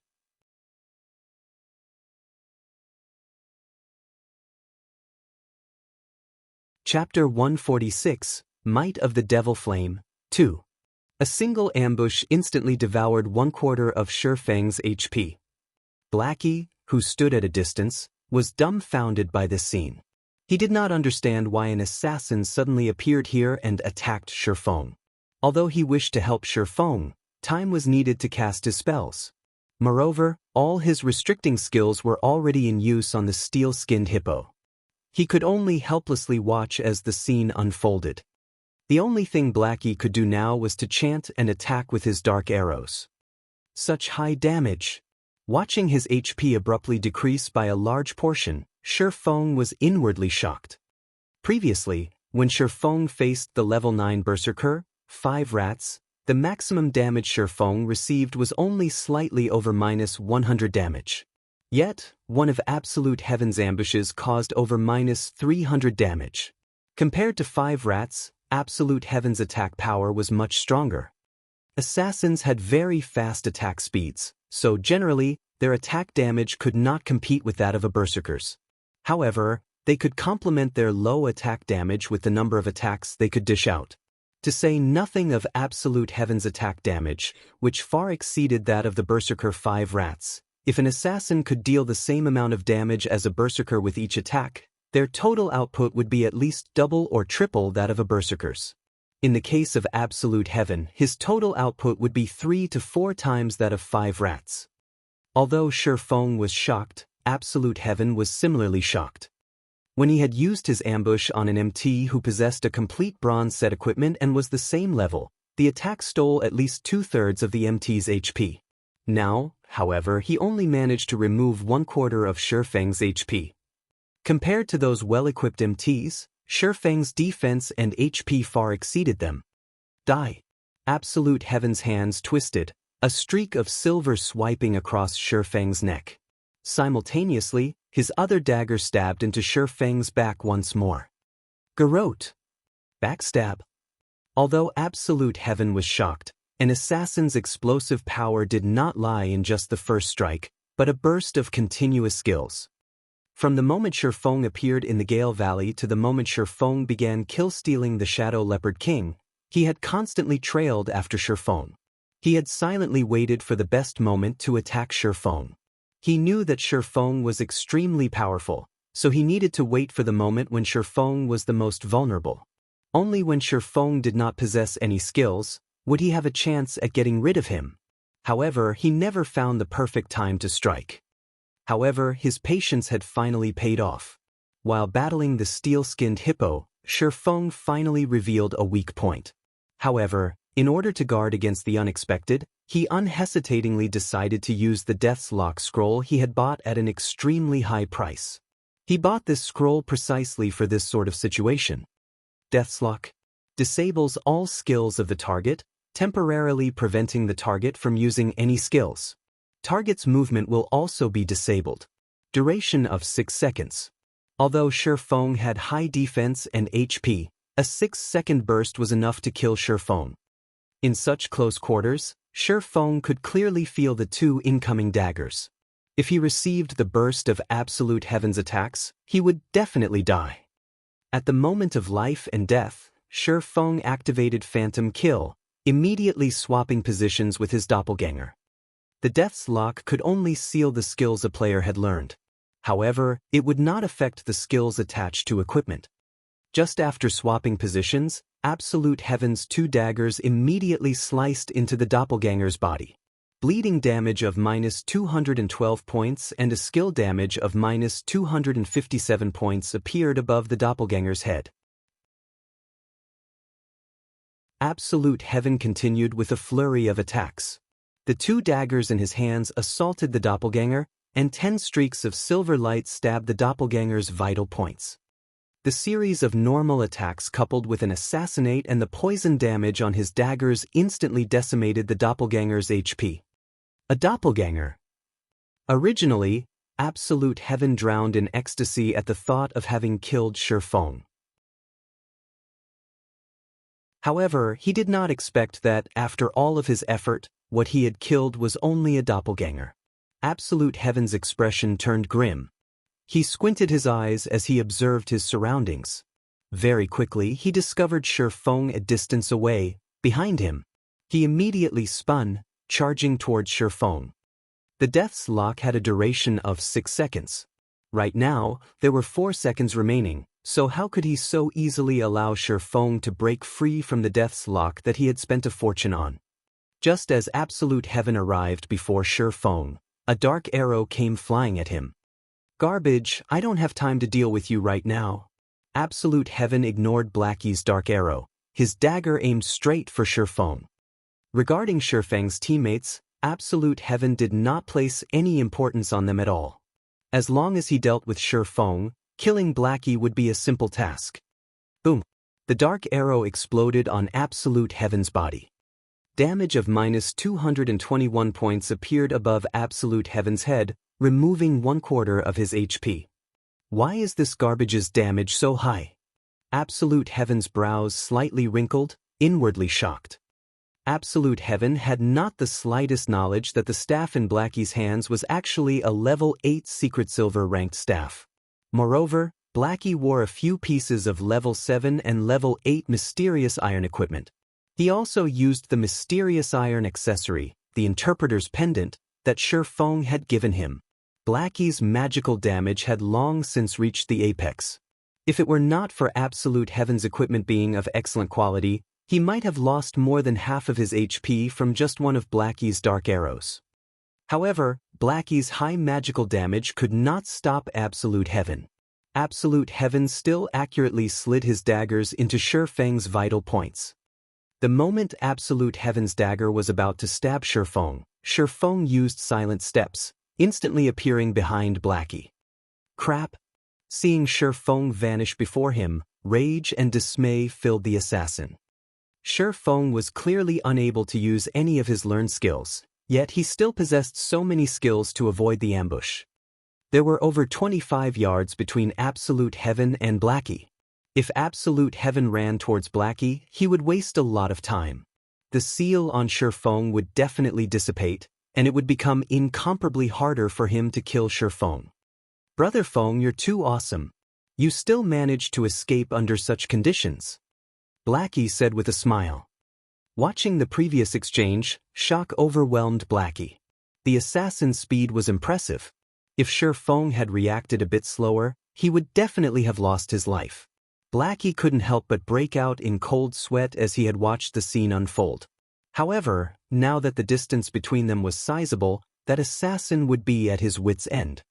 Stop fooling around and be more careful. That assassin is not someone simple, Shifeng warned as Blackie still seemed to be in a joking mood. Got it? Leave it to me. The cooldown on my skills have already finished, Blackie confidently said. However, just as Blackie turned to look at Absolute Heaven, he discovered that Absolute Heaven was missing. He could only see an enraged steel-skinned hippo, bellowing as it searched for its enemy. Brother Feng, that person's gone missing. Did he just choose to run away since he failed his ambush? Blackie said with a laugh. Just as Blackie turned to look at Shifeng, his expression immediately turned grim. The assassin from before stood right behind Shifeng. Causing me so much trouble, you guys should be proud of yourselves, Absolute Heaven sneered, his hand holding some flash powder. He tossed the powder at Blackie. Blackie instantly shrieked as both his eyes lost their vision, causing Blackie to lose his battle prowess. After restricting Blackie, Absolute Heaven's dagger immediately stabbed Shifeng. Shifeng did not think that Absolute Heaven could actually learn a high-tier skill like Shadow Steps. Assassin's Shadow Steps allowed them to instantly appear behind an enemy and increased the damage of their next attack by 15%. However, Shifeng still could not move. Moreover, he did not have any skills left to avoid Absolute Heaven's attack. He could only grit his teeth as he activated the Silver Moon set equipment's second set effect, the Tier 2 Life Shield. The Tier 2 Life Shield would absorb 60% of the damage Shifeng received, up to a maximum of -500 points. It could delay Absolute Heaven for some time. When Absolute Heaven saw the Life Shield appear on Shifeng, he was momentarily speechless. He did not understand just how Shifeng came to possess so many life-saving skills, using them one after another. However, a single life shield was still not enough to extinguish his determination to kill Shifeng. Immediately, Absolute Heaven brandished his daggers, sending a flurry of attacks at Shifeng like a fierce gale. He used normal attacks, coupled with assassinate, backstab, and many other damaging skills. Shifeng's life shield quickly shattered and disappeared.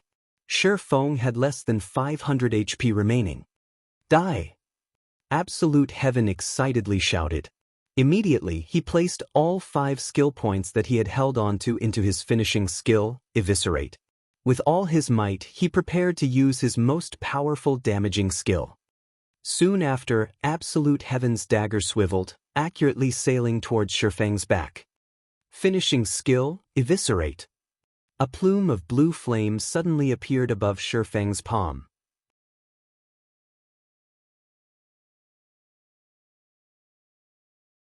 Chapter 147, Might of the Devil Flame, 3. Absolute Heaven suddenly convulsed in shock when he saw the clear blue flame floating above Shifeng's palm. Although this flame looked minuscule, the heat it gave off was extraordinarily hot. Within an instant, he could already feel his mouth drying up. However, since the arrow was knocked, he had no choice but to let it loose. Within an instant, the ice-blue devil flame covered Shifeng's entire body, turning him into a man on fire. The ice-cold dagger suddenly stabbed into Shifeng's back. You can move already? Absolute Heaven was greatly shocked. To a top-tier expert like himself, he had a very precise grasp on time. At worst, there was only an error of 0.1 seconds. Absolute Heaven clearly felt that the 6-second duration for the Death's Lock had yet to pass. Yet, Shi Feng was still able to use Defensive Blade to block his finishing move, Eviscerate. Didn't you have a fun time beating me up just now? Shi Feng revealed a faint smile, coldly saying, "It's my turn now." Wielding the Abyssal Blade, which was covered by a layer of clear blue flames, Shi Feng used Chop, and the Abyssal Blade transformed into a blazing streak of light as it struck towards Absolute Heaven. You have less than 500 HP remaining right now. Do you think you can defeat me? Absolute Heaven sneered, retaliating. The instant the two weapons collided, a trace of shock immediately appeared on Absolute Heaven's frosty expression. It was as if the opponent he was facing against right now was not Shi Feng, but a humongous bear. Shi Feng's strength had thoroughly numbed his arm, and he was forced to retreat several steps before stabilizing his body. How can he have such great strength? When Absolute Heaven had exchanged moves with Shi Feng the previous time, Shi Feng's strength was not yet quite so terrifying. However, now that he had changed and upgraded most of his equipment, increasing his attributes by a large leap, he not only surpassed Shi Feng, but the gap between them had somehow grown even wider. Now that he had failed at ambushing Shi Feng, it was already impossible for him to kill Shi Feng in a direct confrontation. He could only patiently wait for his next chance. After forcing Absolute Heaven into a retreat, Shi Feng quickly took out a basic regeneration potion and drank it. Very quickly, Shi Feng's HP recovered more than 700 points. Absolute Heaven, it seems you only amount to this much. You failed to kill me in both of your ambushes, so now it's my turn to get revenge. Don't even think of getting away from me today. Shi Feng revealed a calm smile as he looked at Absolute Heaven, who was currently filled with killing intent. He could not help but admire and admit that Absolute Heaven's assassination abilities were very powerful. Not only did Absolute Heaven manage to persevere and track Shi Feng to this place, he had even managed to set up an ambush the instant Shi Feng relaxed his guard during his battle against the steel-skinned hippo. As a result, Absolute Heaven nearly managed to kill him. Unfortunately, Absolute Heaven did not know that the ice blue devil flame had strengthened Shi Feng's body, slightly reducing the duration of the Death's Lock on him. Otherwise, he would truly be finished. Now that he was back to normal, he used the ice blue devil flame to aid him. A 20% increase in damage was no laughing matter. What a joke. You've only managed to live this time due to luck. I will definitely kill you the next time we meet. As for you wanting to keep me here, you couldn't do it the last time, and you similarly won't be able to do it this time. Absolute Heaven felt that Shi Feng was simply too conceited, daring to declare that he could kill him. The rage in his heart burned from Shi Feng's words. He inwardly vowed to form a more thorough plan to utterly vanquish Shi Feng the next time. Brother Feng, I'll help. At that moment, Blackie's vision was finally restored. He angrily glared at Absolute Heaven, prepared to use his evil whip. Shi Feng waved his hand, saying with a laugh, "No need. Against him, I alone am enough." Brother Feng, he is an assassin. He definitely has a lot of life-saving skills. His speed is also very fast. If he manages to escape, what should we do if he comes back to ambush us again? Blackie had seen before an assassin's myriad of escaping skills. If not properly countered, one would be completely helpless against an assassin. Relax, he can't get away. All right then. Since Shi Feng insisted, Blackie could only resolve himself to watch. The reason why Shi Feng voiced out those words was to agitate and provoke Absolute Heaven. When dealing with experts like Absolute Heaven, it was not easy to kill them. Dealing with such experts, one first needed to attack them emotionally, provoking them and sending their state of mind into a mess, before looking for a chink or weak point. Brat, you sure have a big mouth. I want to see just how you intend to block my path, Absolute Heaven said with a sneer, rage clouding over his expression. We'll know once we try. Shi Feng revealed a calm smile. He activated Wind Blade, his body piercing towards Absolute Heaven. Originally, Shi Feng's speed was already very fast. Now, with Wind Blade activated, Shifeng's speed was on a whole nother level. He arrived in front of Absolute Heaven within an instant, 6 sword images immediately stabbing towards Absolute Heaven's vital points. So fast, Absolute Heaven was awe-shocked, hurriedly using his daggers to block the attacks. Ping! With the added power from the Ice Blue Devil Flame, Shifeng's attacks were not something that Absolute Heaven could easily block. Immediately, Absolute Heaven was in a disadvantageous position. He desperately blocked and dodged Shifeng's attacks, and he was forced into a retreat with every consecutive attack. After exchanging several moves without using any skills, Absolute Heaven was struck once by Shifeng. As a result, Absolute Heaven lost over 300 HP within an instant. Damn! Originally, Absolute Heaven only intended to exchange a few moves with Shifeng, grinding away Shifeng's arrogance. Never would he have imagined that he would instead be forced into a constant retreat. Yet, his pride as an expert was unwilling to admit that he had actually lost against Shifeng in a normal exchange. Seeing as the flaming sword was about to hit him, Absolute Heaven gritted his teeth, using the skill block to defend against this attack. If he was to receive another attack from that flaming sword, then he would very well lose his life. Not good, time to leave. The gap between our attributes and attack power is just too wide. After coming to grips with Shifeng, he clearly understood the gap between the two of them. It was especially true for that clear blue flame. Every time his equipment came into contact with it, their durability would continuously fall. Though his secret silver-ranked dagger was better off, only losing a little durability with each clash, the armor he obtained with much difficulty was only of mysterious iron rank. Just a single stab from Shifeng's sword had reduced over a quarter of the armor's total durability. If this situation were to continue, then his equipment would all soon turn to waste. Without the attributes provided by his equipment, he would definitely die under Shifeng's swords. Hence, he immediately turned and ran. You can't escape. Shifeng gave Absolute Heaven no chances at all, activating Windwalk immediately. As fast as a ghost, Shifeng caught up with Absolute Heaven in the blink of an eye. He then let loose his most powerful strength, creating 16 sword images in the blink of an eye.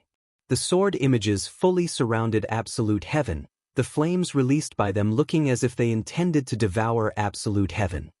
Absolute Heaven was greatly shocked.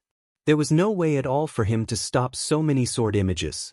He then hurriedly activated Wind Steps, using the 1-second invincibility to block all the incoming attacks. With his speed greatly increased, he immediately entered stealth mode. I said, "You cannot get away." Shifeng immediately leaped up, the silver lake in his hand releasing the power of fire and thunder towards Absolute Heaven's path of advancement. Absolute Heaven knew that this move of Shifeng's was immensely powerful. He immediately used Vanish, the 1 second of invincibility allowing him to avoid the damage and fainted effect of the Thunder Flame explosion. After successfully blocking the Thunder Flame explosion, Absolute Heaven no longer possessed any life-saving skills in his arsenal. Just like last time, he was prepared to leap up into the trees, shaking off Shifeng's pursuit. At this moment, he suddenly discovered that he was unable to jump nor move. Unknown as to when it happened, both his legs had been frozen solid, and even his figure was revealed. I've already said that you cannot escape. Shifeng was extremely satisfied with the effect of the Frost Grenade. Once again, he sent a burst of 16 sword images stabbing at Absolute Heaven. This time, Absolute Heaven could only go all out, desperately stopping the incoming attacks with his daggers. 2 swords, 4 swords, 6 swords. By the time Absolute Heaven blocked the 11th sword, he was no longer able to keep up with the remaining sword images. He could only helplessly watch as the sword images stabbed into him, damages of over -300 points, and even -400 points, appearing above his head, one after another. Moreover, the durability of the equipment on his body fell madly. By the time Absolute Heaven's HP reached 0, the equipment on his body was all turned to scrape. Absolute Heaven suffered an incomparable heartache, gnashing his teeth. All these equipment were gathered by him, one by one, after spending a large amount of time. Yet they were all destroyed now. The only thing he could rejoice about was that the two secret silver-ranked daggers, which were as precious as his own life, were not destroyed. Soon after, Absolute Heaven's dead body fell to the ground, an expression of unwillingness displayed on his face. "I've already said that you won't get away. Your weapon I'll gratefully accept." Shi Feng looked towards the silver-colored dagger that Absolute Heaven dropped with a smile, picking it up.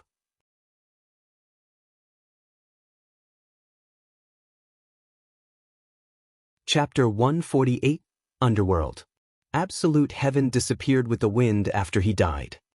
Shi Feng toyed around with the dagger Absolute Heaven dropped. The edge of the blade seemed capable of slicing air apart. A dagger with such a degree of sharpness was definitely a rarely seen item. Blade of Assassination? Shi Feng took a look at the dagger's introduction, discovering that the weapon was actually an exclusive item for assassins. Blade of Assassination, dagger, secret silver rank. Level 8. Attack power plus 51. Strength plus 5, agility plus 12. Attack speed plus 2. Durability 35/60. Additional passive skill dash. Sharp edge. Attacks have a 15% chance to cause an armor break effect, reducing target's defense by 50% for 10 seconds. Non-stackable. Class restriction. Assassin. With such a high attack power and agility, it was no wonder Absolute Heaven was able to deal such massive damage to Shi Feng. This Blade of Assassination was an assassination weapon completely made to increase the user's attack power and speed. It was definitely a favored weapon for the agility-type assassins. Based on Shi Feng's estimations, the Blade of Assassination was worth at least 1 gold coin. With this death, Absolute Heaven will probably need a very long time before he can recover.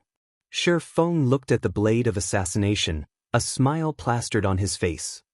Previously, Shi Feng still felt apprehensive towards Absolute Heaven constantly following him around and abruptly ambushing him.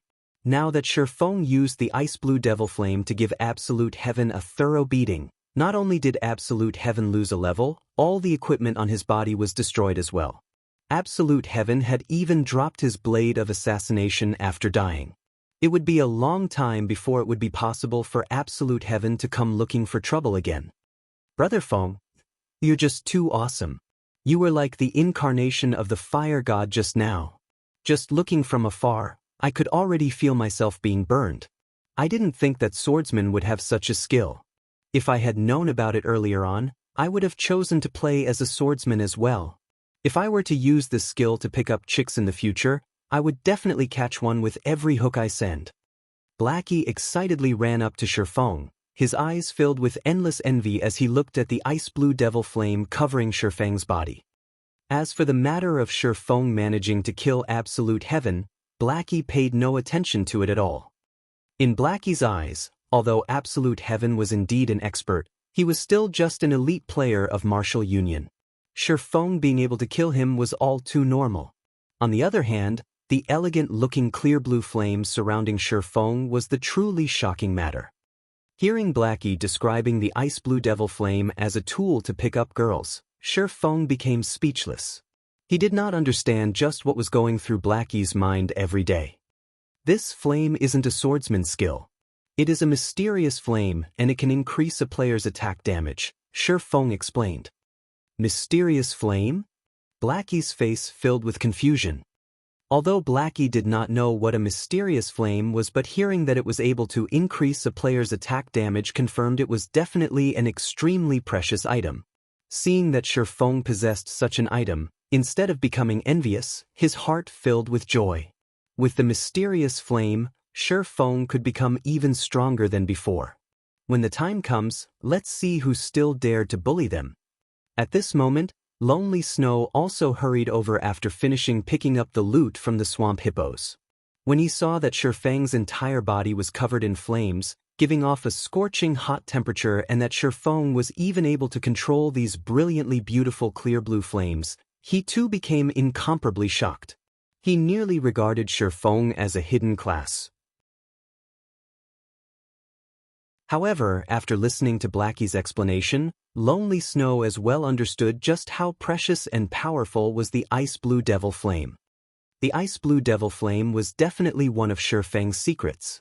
If others were to find out about this secret, there would definitely be tons of players wanting to obtain the Ice Blue Devil Flame. Moreover, Shifeng being willing to share this secret with them showed just how much he trusted them. Just this piece of trust alone was enough to let Lonely Snow feel that it was worth striving for Shifeng. Let's not chat for now.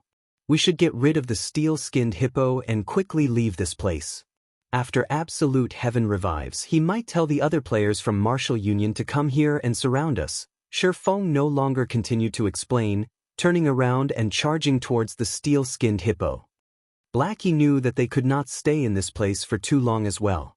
He started chanting incantations, aiding Shifeng in attacking and restricting the steel-skinned hippo. Although the steel-skinned hippo had high HP and defense, with its short vision range, it was destined to become an easy kill for Shifeng. What Shifeng needed to do now was to charge up and go all out at dealing damage. After bursting out all of his skills, he would then turn to escape. Meanwhile, Blackie would desperately attack from a distance, and as long as Shifeng finished using all of his skills, Blackie would use Evil Whip to restrict the steel-skinned hippo. Lonely Snow would then use Charge and Break before escaping as well. After Shifeng was more than 25 yards away from the steel-skinned hippo, the steel-skinned hippo would lose its target, dumbly rushing about.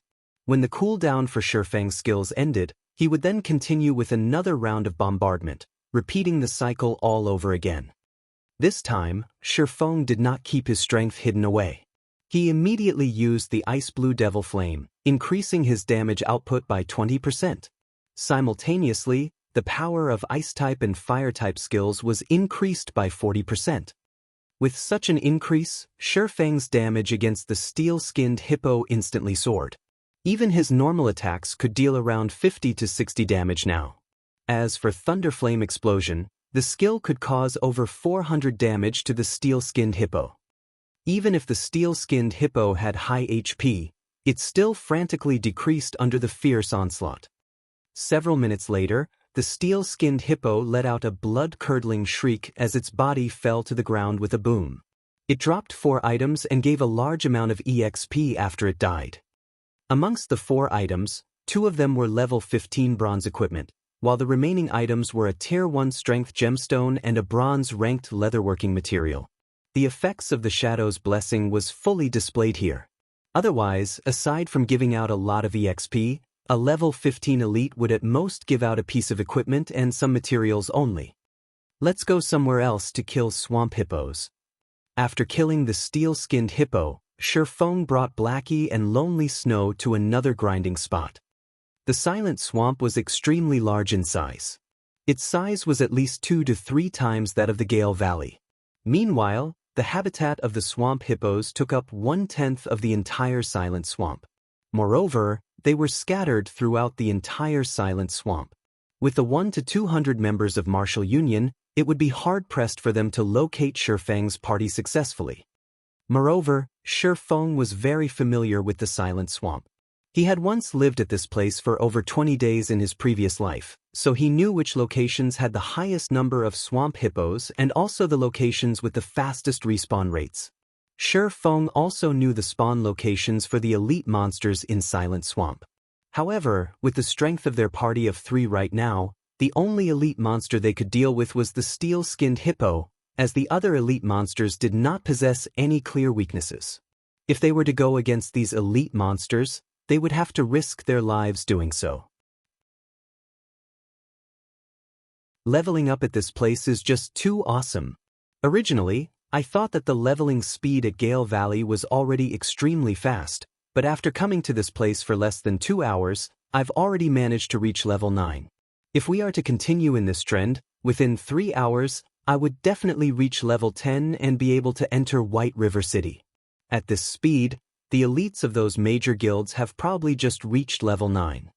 Blackie excitedly said, if Cola and the others didn't die and were with us right now, we 6 would be able to enter White River City today, becoming the first party to enter White River City. Lonely Snow nodded, agreeing with Blackie's statement. He too could not help but admit to the invigorating feeling of having Shifeng power leveling them. This leveling speed was at least 10 times faster than the other players. Even if martial unions surrounded them and killed them once right now, with Shifeng carrying them, they would quickly recuperate their losses. They did not need to fear having a confrontation with a large guild like Martial Union at all. Red Leaf Town, slums. Absolute Heaven was currently drinking away his sorrows in the enchanted bar. When the others saw Absolute Heaven, they all obediently distanced themselves to a corner, not daring to go near him at all. The reason was due to the waves of killing intent radiating off of Absolute Heaven. There was nobody who was willing to come into contact with that aura. Damn, I made a huge loss this time. Sooner or later, I will definitely have my revenge. Though Absolute Heaven did not feel heartache over the loss of his levels, it was a different story for the equipment he lost. It was especially true for the Blade of Assassination. As long as he put some time into it, he could easily catch up in terms of EXP. However, it was a different story for equipment. It was especially true for top-tier equipment. Those top-tier equipment were only obtainable through killing monsters or doing high-level quests. They were not something that could be obtained within a short amount of time. The opportunity was also needed to obtain them. Just what is that clear blue flame? After equipping his weapon, he could actually destroy my mysterious iron equipment with such ease, and even greatly reducing the durability of my secret silver weapons. Recalling the ice blue devil flame that surrounded Shifeng's body, Absolute Heaven could not help but shudder in fear. To every player, the destruction of their equipment was much more terrifying than facing death itself. Just considering the future, every time he fought Shifeng, he would once again risk the possibility of all of his hard-earned, top-tier equipment being destroyed. It was truly a nightmare. Brother Absolute Heaven, long time no see. I see that you still love drinking like always. A short-bearded man wearing a black cape said as he sat opposite to Absolute Heaven. Southwolf, why do you have the time to come looking for me?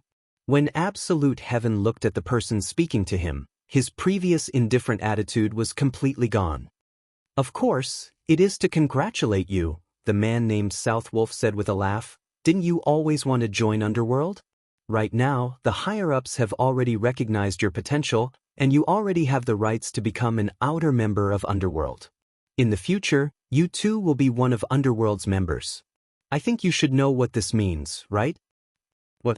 I passed the test? Absolute Heaven nearly jumped up from excitement. The frustration and depression Absolute Heaven felt from being killed by Shifeng before were immediately swept clean. He no longer minded even the loss of the Blade of Assassination, as there was nothing more joyous than being able to join Underworld. In order to join Underworld, Absolute Heaven had spent 3 full years undergoing over a dozen assessments and tests. Now, he finally obtained Underworld's recognition, officially becoming one of Underworld's outer members. Underworld was a very mysterious organization. Its strength in the real world was extremely terrifying. The resources, influence, and information it possessed was not something any outsider could imagine. Just based on some of the identities of the outer members of Underworld that Absolute Heaven knew of was enough to astonish him greatly. However, for reasons unknown, Underworld started investing into virtual reality games some 10 years ago. In order to join Underworld, the real-world assassin, Absolute Heaven, had also started playing virtual reality games. Right now, Underworld was paying unprecedented attention towards God's domain. Hence why Absolute Heaven decided to fully devote himself into God's domain. Now that he finally managed to become an outer member of Underworld, how could he not be excited? Absolute Heaven, weren't you level 9 the last time I saw you?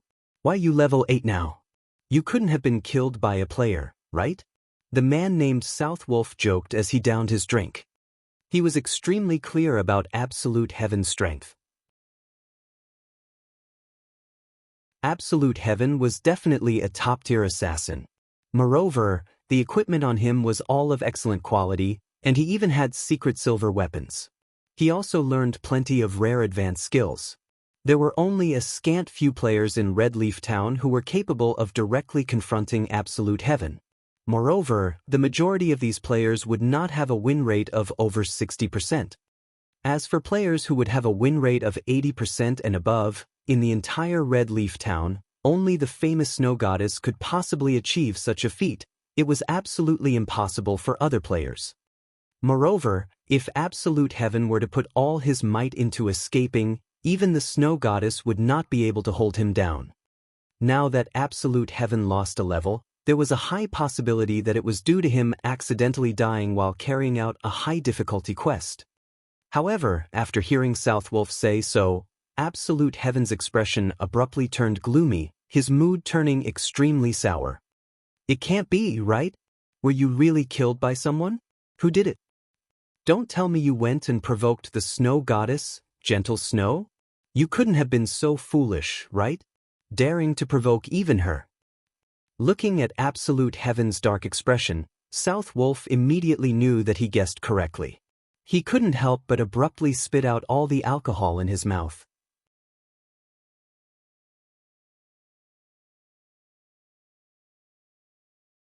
Chapter 149, Freezing Shadow. I'm no fool. Why would I dig my own grave by provoking gentle snow? Absolute heaven shook his head. If you didn't provoke gentle snow, then who killed you? I doubt that there is another expert like her in the entire Red Leaf Town. Southwolf could not help but become curious. Based on the information he obtained, the experts in Red Leaf Town only numbered so many. If it wasn't a top-tier expert like Gentle Snow, could there possibly be another top-tier expert appearing in Red Leaf Town without him knowing? Southwolf's curiosity deeply pierced absolute heaven's pride. He tightly gripped his fist to the point where blood almost came out. He had spent such a long time planning and preparing so many measures. Originally, he had a 100% possibility to kill Shifeng.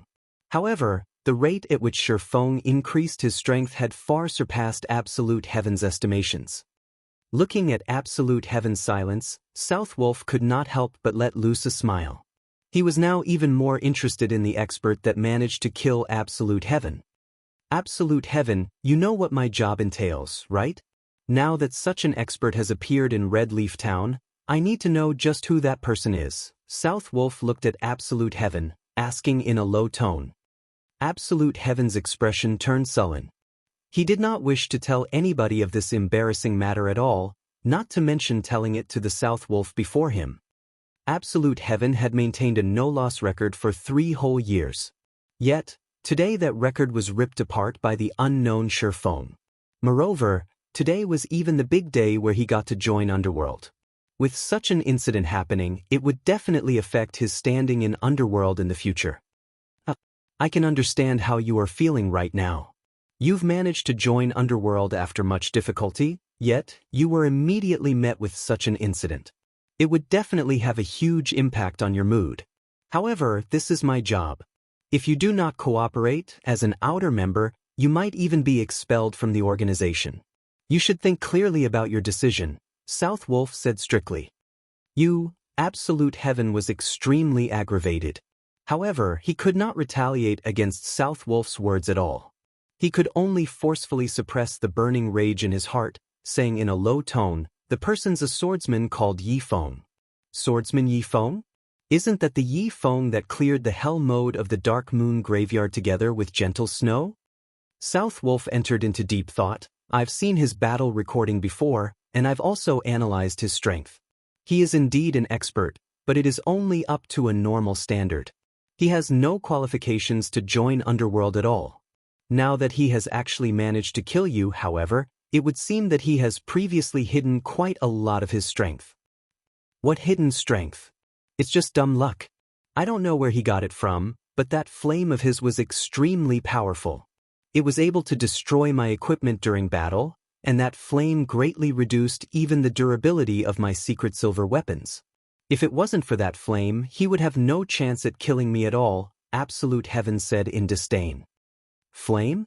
It could even destroy equipment, and not even secret silver weapons could block it? Southwolf became even more curious. I recall that swordsmen do not possess such a skill. It should be some sort of special equipment skill. However, if not even a secret silver weapon could block it, the skill is definitely not anything simple. This special equipment quality must be extremely high. It must be a dark gold ranked special equipment or item. However, even dark gold items would not have such a strong effect. There is a substantial possibility that it is an epic ranked item. Epic rank? Absolute Heaven was greatly astonished. It can't be, right? Right now, I haven't even heard the news of someone obtaining a dark gold ranked item. Yet he, as an independent player, could obtain an epic ranked item? What's there to be surprised about? God's domain is filled with mystery. Even if it is only at this stage of the game, there is no surprise at obtaining an epic ranked item. Within Underworld, there has already been more than one person who obtained a dark gold ranked item, but it is indeed my first time hearing about an epic ranked item. However, this is still just a guess of mine. It requires deeper investigation. Southwolf's face was filled with joy. Thinking that he could obtain such information, even if it was only a possibility, he could still receive quite a reward from the higher-ups. If he could confirm this information, he might even be able to increase his standing within Underworld further. I've already passed on all the information about which the Underworld wishes to inform you. I'll now go and investigate about that flame. If it truly is an epic ranked item, as long as Yi Feng hands over that flame, taking into account his techniques, he might be able to become an outer member of Underworld. Within this period, you should avoid seeking him out for trouble. After all, you guys might be colleagues in the future, Southwolf said with a laugh as he departed from the bar. Damn it. Looking at Southwolf's unconcerned attitude as he departed, Absolute Heaven abruptly punched his fist onto the table. The beer bottles on the table all fell to the ground, breaking apart into fragments. Silent Swamp, Stream Falls. Feng was currently leading Blackie and Lonely Snow to attack a jade green, three-headed snake. Three-headed snake demon, rare elite. Level 16. HP 15000/15000. A rare elite was not much stronger when compared to a normal elite monster of the same level. It was extremely rare for players to meet one, hence why it was called a rare elite. However, even these rare elites had specified respawn points. Only, they had many locations they could spawn from, so it was not easy to locate them at all. The loot of rare elites was much better than that of normal elites. Hence why many players loved rare elites. There were only a total of 5 rare elites in the Silent Swamp. Amongst them, the weakest one was the three-headed snake demon. Also, when a rare elite died, they would only respawn 2 days later. After carrying both Blackie and Lonely Snow to level 10, Feng himself reached level 11 as well. He felt that they should roughly be able to kill the three-headed snake demon, hence why they had spent a lot of time looking for it. Brother Feng, this rare elite's movement speed is simply too fast. I can't land a hit on it at all. Blackie continuously used Dark Arrow to attack the three-headed snake demon. However, the snake demon was extremely swift in its movements. It was able to dodge all the dark arrows that flew at it easily. No problems. You just need to use Curse to weaken the three-headed snake demon's speed and strength, Feng said in the party chat. Previously, they obtained many good items from grinding the swamp hippos. Amongst those items was the Weakening Curse skill book for Cursemancers. The skill was able to reduce all the attributes of the target by 15%, damage dealt by 15%, and increase the darkness damage the target received by 10%. It was one of the signature skills of Cursemancers. In addition to the evil whip binding and restricting the three-headed snake demon, and also Lonely Snow's charge and break, Feng could easily deal with this monster. The three-headed snake demon's main form of attack was a long-range venom attack. This venom was extremely terrifying, and even a level 15 MT would not be able to withstand the sustained damage caused by the venom. Moreover, basic antidotes were completely ineffective against it. On the bright side, the three-headed snake demon had very low physical damage. Moreover, the three-headed snake demon had much less defense when compared to the steel-skinned hippo. Just Shifeng's normal attacks alone could deal over minus 150 damage to the snake demon. In addition to the damage amplification effect from Thundering Strike, each of Shifeng's normal attacks could deal close to minus 200 damage. If he were to use a skill, then the damage dealt would exceed 300 to 400 points. With only 15,000 HP, the three-headed Snake King stood no chance at all against Shifeng's frightening damage. After 10 minutes or so, the three-headed snake released a pained cry, its body smashing down into the stream. It also dropped 5 pieces of items. Brother Feng, your luck recently is getting better and better. It's even better than mine now. Looking at the large number of good items dropping from the monster Feng killed, Blackie could not help but curiously comment.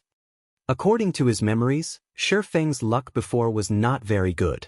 Even if Feng killed elite monsters, at most he would get 1 piece of bronze equipment. Now, he would get at least 3 pieces of bronze equipment, and even rare materials or skill books. It was truly unfathomable. Ah, it's a secret. Shifeng smiled. He naturally would not reveal that it was due to the contribution of the Shadow's blessing. The effect of the 3 points in luck was not something with which Blackie could catch up. Shifeng then picked up the loot, discovering a very familiar item. Isn't this the freezing shadow? This thing really brings back memories. Brother Feng, what dropped? Blackie asked. Lonely Snow was also very curious. We got quite the good harvest. We got 2 level 15 bronze equipment, 1 level 15 mysterious iron equipment, 1 rare dungeon teleport scroll, and 1 consumable item, the freezing shadow. We definitely hit the jackpot with this. Shifeng displayed the attributes on all the items for the two to see. Now that the three-headed snake is dead, it will take another 2 days before another respawns. Let's continue grinding swamp hippos, then. Just as Shifeng and the others were about to continue grinding swamp hippos, Shifeng suddenly received a communication request. Who's South Wolf? Shifeng looked at the caller ID, discovering that it was a stranger. Moreover, there was no such person in his memories. Since it is someone I don't know, let's just reject it then. Saying so, Shifeng rejected the call.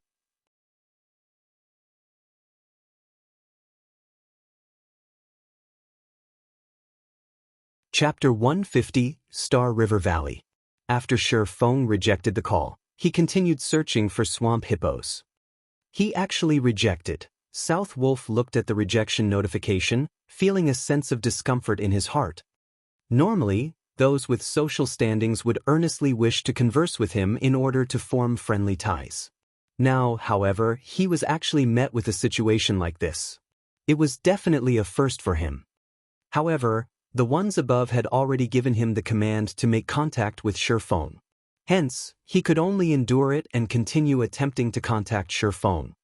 After he reported the information about Shifeng and the flame, Underworld carried out an analysis on the effects of the flame. They immediately discovered that the flame was definitely extremely precious, and there was over a 70% chance that it could possibly be an epic-ranked item. Hence, South Wolf was tasked with negotiating with Shifeng to obtain the flame for Underworld. South Wolf sucked in a few deep breaths, calming down his mood. He then sent another communication request to Shifeng. However, every single request for communication was met with rejection. Crap. I can't believe this. Let's see how long you can keep on rejecting my calls. South Wolf sent a communication request once more. This is getting irritating. Shifeng rejected the request once again. He then adjusted the system settings to stop receiving calls from strangers. After turning off the system interface, Shifeng suddenly felt that the world became much more peaceful and serene than before. Leader, I discovered a very special place here.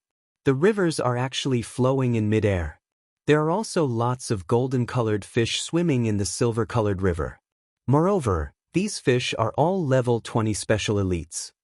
Lonely Snow suddenly said in the party chat, his voice containing great excitement. A group of level 20 special elite fish? Isn't this too much of an exaggeration? Lonely Snow, are you sure you saw right? Blackie did not believe Lonely Snow's words at all. Special elites. They were much stronger than ordinary elite monsters. The reason being, special elites were very outstanding in a particular field. If it were not in terms of speed, then it would either be in terms of strength, magic, or something else. There were extremely few special elites in God's domain, and their rarity was comparable to rare elites. Not to mention finding a group of special elites, even meeting with a single one was extremely difficult. It's true. If you don't believe me, I'll send you a picture of it. After taking a look at the picture, it was indeed as Lonely Snow said.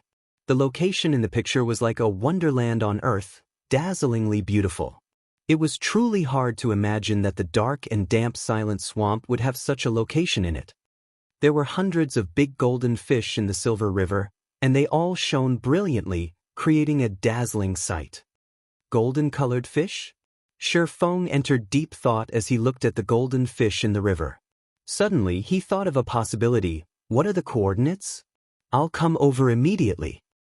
When Shifeng and Blackie arrived at the silver-colored river, they discovered that this river was actually moving in position, though it moved at an extremely slow speed.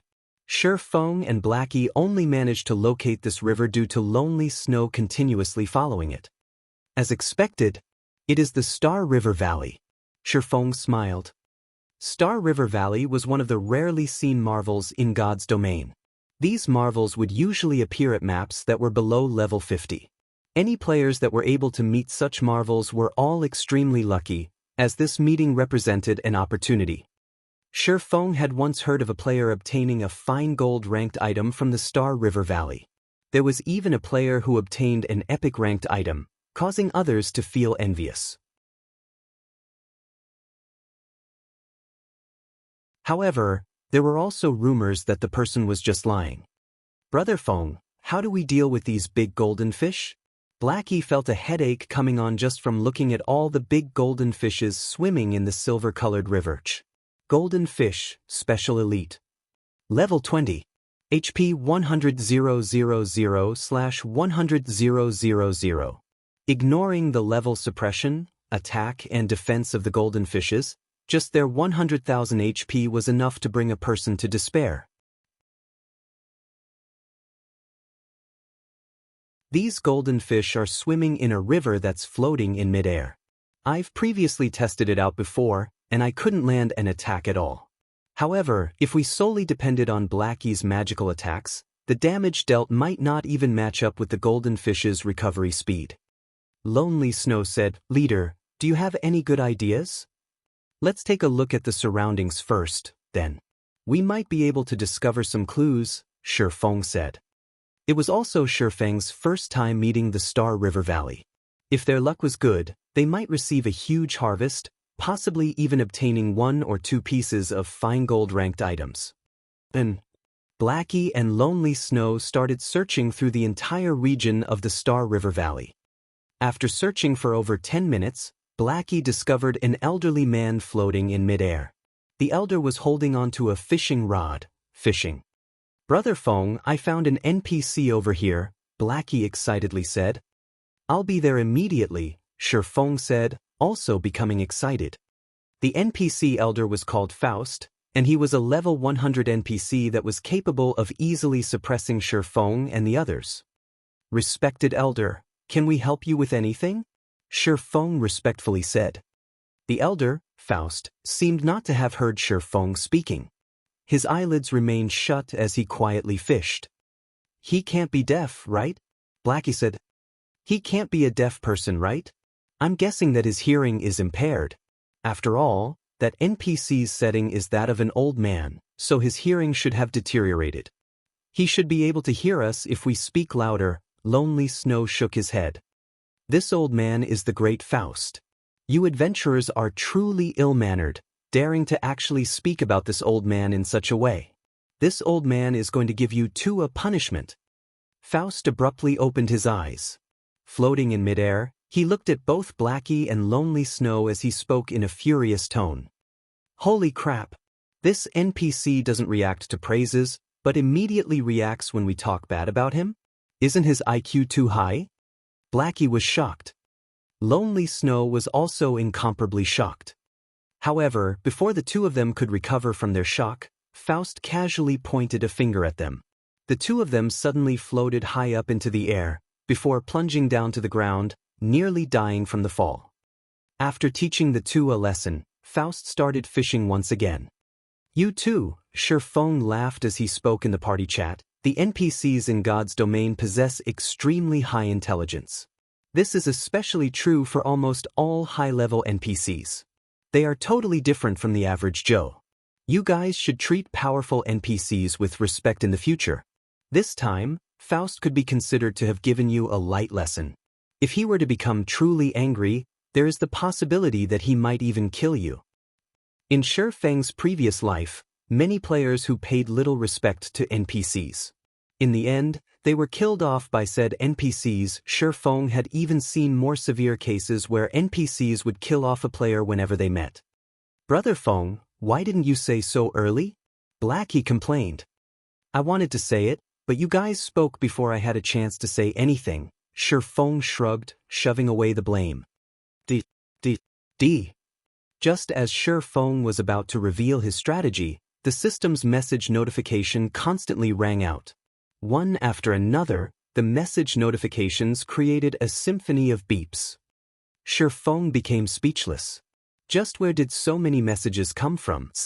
Why is it South Wolf again? Shifeng did not think that this person called South Wolf would be so persistent. The person had actually sent several hundred messages over. He was truly insane. Do you dare accept a voice call? Do you know who I am? Are you reading this? I know you're reading this. There is a big opportunity awaiting you right now. You best contact me immediately.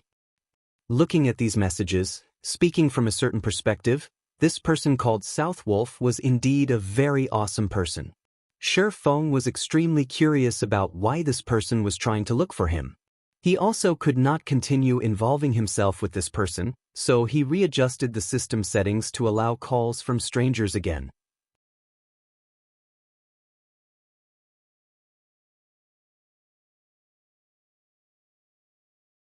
Chapter 151. Come if you can. Very quickly, South Wolf's communication request arrived. Who are you? If you have something to say, then say it quickly. I'm very busy, Shifeng said in an annoyed tone after picking up the call. Do you know who I? Shifeng's words nearly caused South Wolf to lose it. However, in the end, he still endured it. After all, this was a task handed down to him from above, so he needed to carry out the job properly. If it were any other person who dared speak to him in such a way, they would definitely face a tragic end. If you have nothing to say, then I'm hanging up, Shifeng said. South Wolf furiously said, Why would I look for you if I have nothing to say? Then speak of it quickly. I'm very busy, Shifeng said, annoyed. There was a huge opportunity right before his eyes, so where would he find the time to bicker with a stranger? South Wolf nearly burst out in rage once again at Shifeng's words. A loose expert like Shifeng dared to speak to him in such a way. However, after giving it some thought, South Wolf realized that Shifeng only dared to speak to him in such a way due to not knowing his real identity. I need to calm down. Calm down, South Wolf consoled himself, saying, as long as he knows my identity, he will definitely be shocked witless. I am the spokesperson for Underworld. I assume that you have never heard of the name of Underworld, right? That's because Underworld is a gigantic hidden organization. If a person does not reach a certain degree of standard, they will have no qualifications for knowing about our existence at all. As for the strength of Underworld, I can tell you about it right now. Even if it is an assassination expert like Absolute Heaven, after striving for 3 years, only now did he manage to obtain the qualifications to become an outer member of Underworld. Until now, he was just in existence at the very bottom. What? Absolute Heaven is just an outer member of Underworld? Shifeng was slightly shocked. Indeed, he had never heard of the name of Underworld before. He also did not know how powerful it was. However, if a top-tier assassin like Absolute Heaven was just an outer member, It could be seen just how unfathomable a background Underworld possessed. Shifeng also did not think that South Wolf was speaking a lie. After experiencing so many things in God's domain, Shifeng was rather proficient at determining whether a person was lying or not. Moreover, the way South Wolf spoke carried the hint of someone speaking down from high above, like an emperor overlooking commoners. This was not an action that could be faked. They can't be wanting to take revenge because I killed Absolute Heaven, right? Shifeng inwardly guessed. Previously, he had not discovered any guild emblem on Absolute Heaven's person. Hence, he always thought that Absolute Heaven was a hidden expert working as a solo assassin. He did not think that Absolute Heaven would have such backing. Hearing Shifeng's shock, South Wolf felt slightly satisfied. Actually, this isn't anything special. Underworld also possesses an unimaginable influence in the real world. The resources and information we possess far exceed your imagination. Even as an outer member, the strength you possess could cause even a major corporation in a city to tremble. Even the snow goddess, Gentle Snow, that you're very familiar with, has to treat an intermediate member of Underworld with respect, not to mention the upper management of Underworld. South Wolf laughed, proudly saying, "By telling you all this information, I am not trying to brag about Underworld, but instead, I am telling you just how powerful of a background Underworld possesses. If you don't believe me, you can go ask Gentle Snow. Without sufficient strength, one would not even have the qualifications to know about the existence of Underworld. I'm contacting you to tell you that you have already received the attention of Underworld. You now possess the qualifications to join Underworld." "Is it because I killed Absolute Heaven?" Shifeng calmly asked. "And you can put it that way. If you did not have the strength to kill Absolute Heaven, then you really would not be able to catch the attention of Underworld." South Wolf was slightly astonished. Shifeng was actually not the least bit excited after hearing his words. If others were to receive a similar message, they would normally be ecstatic, wishing they could join immediately. After all, by joining Underworld, one could have many chances to become acquainted with a group of large characters. Carrying out tasks in the future would also become much more convenient.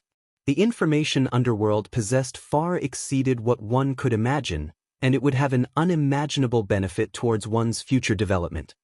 "So you're saying as long as I agree, I can become an outer member of Underworld immediately?"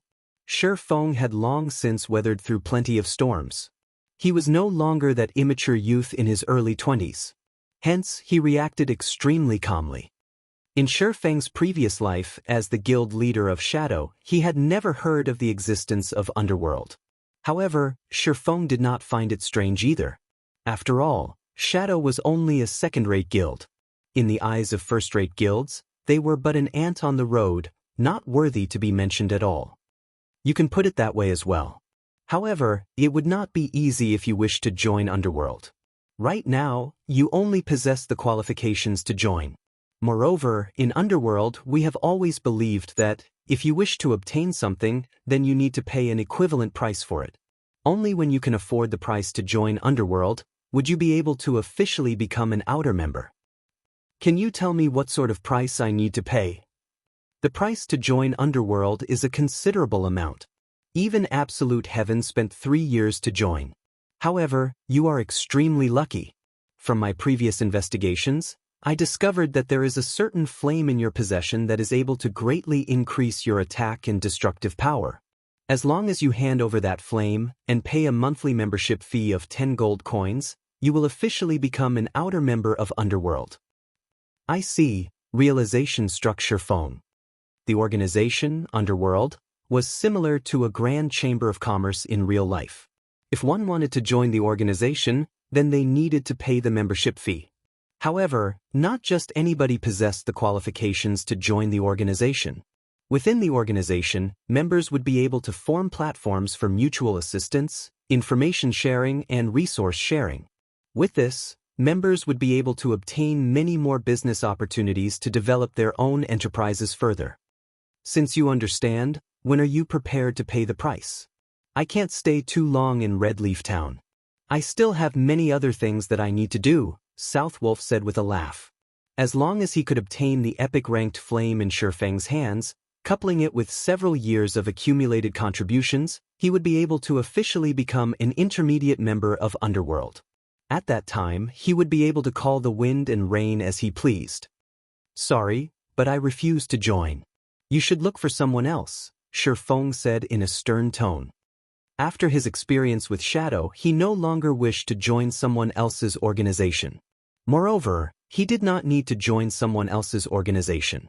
With his advantage as a reincarnated person, he had knowledge of tons of information of which others were unaware. He also knew the trends in which the future would develop toward. If Underworld was seeking him out to cooperate as equals, then he could put some consideration into the matter. However, for him to become a member of Underworld, it would only be a different form of slaving off for someone else. Fortunately, he did not possess such a hobby. Right now, he could already start establishing a large workshop. The goal of establishing a large guild was also within close sight, so he truly did not see any need to join Underworld. The most valuable thing one could obtain within Underworld was information about God's domain.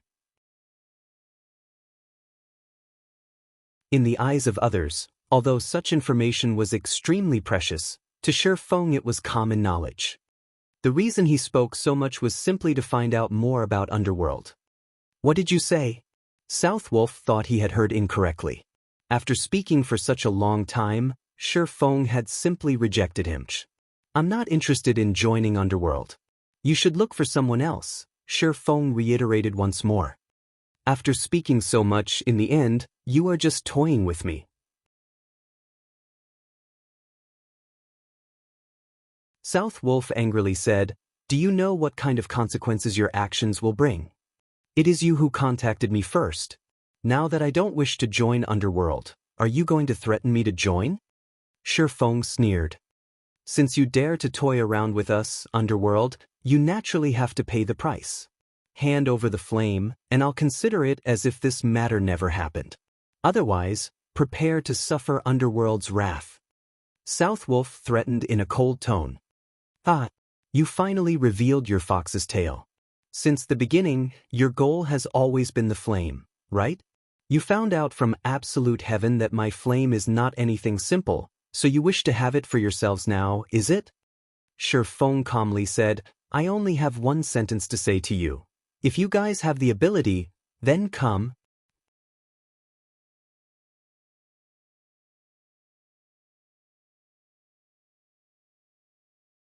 Chapter 152, Legendary Character. Southwolf fell silent at Shifeng's calm reply. He clearly informed Shifeng of Underworld's background and its frightening might, yet, Shifeng still resolutely chose to oppose Underworld, refusing to hand over the flame. This was the first time Southwolf encountered such a case. If you think that, just by being acquainted with and backing of A Gentle Snow, Underworld will not dare target you, you couldn't be more wrong. Southwolf sneered, even the currently famous Ouroboros does not dare possess enmity against Underworld, not to mention a measly first vice leader. I'll give you one last chance to hand over the flame. That way, you can still play in God's domain comfortably. Otherwise, there will be no place to accommodate you in all of God's domain. It looks like you really don't understand human words. Or is there a problem with your intelligence? Shifeng laughed disdainfully. You wish to take something that belongs to me just with just a few words? Do you think that your family runs God's domain or something? I'll tell you one more time. If you have the ability, then come. I'm eager to see just what you can do to me. If it were his last life, Shifeng might have yielded. However, it was a different story altogether now. In this life, he possessed both the capital and confidence to challenge a gigantic existence like Underworld. After reincarnating, Shifeng's goal in life was to complete the dream he never accomplished in his previous life, establishing his own virtual empire. On this path, he was destined to make enemies of the many major powers of God's domain. If he lowered his head to Underworld now, how could he challenge the tyrants of God's domain in the future?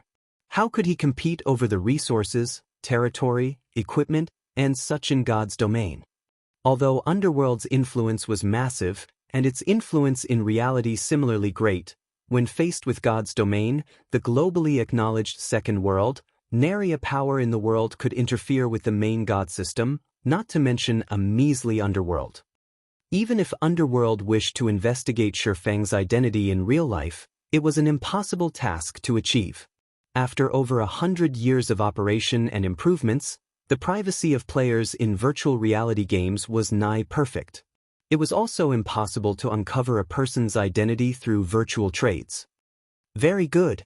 Since it seems that you have truly steeled your heart to oppose Underworld, you better make your preparations to enter hell. Southwolf was so angry he smiled. He truly did not think that there would be a person who did not fear death. Shifeng was but a single independent player, and he only dared speak those conceited words because he did not know the terror of Underworld at all. In Southwolf's view, Shifeng was just an arrogant and presumptuous fool who did not know fear. Underworld's main influence covered 2 empires and several kingdoms, Star Moon Kingdom included. As long as he reported this matter to the higher-ups, within a few days, an independent player like Shifeng would no longer remain mingling in God's domain. At that time, Shifeng would have no choice but to offer up that epic ranked flame. Hell, is it? I've enjoyed its atmosphere plenty of times before, and entering yours won't make any difference. Shifeng shrugged, smiling insolently as he spoke. Shifeng now possessed the ice blue devil flame. With his current battle prowess, he did not fear any player in the least. If they wished to gang up on him, he would use guerrilla warfare to deal with them. His leveling speed was extremely rapid, so he could afford to face off against them. He did not believe that there was any guild or power that could afford to waste that much manpower and resources to continuously battle him in Red Leaf Town. After speaking his piece, Shifeng disconnected the call.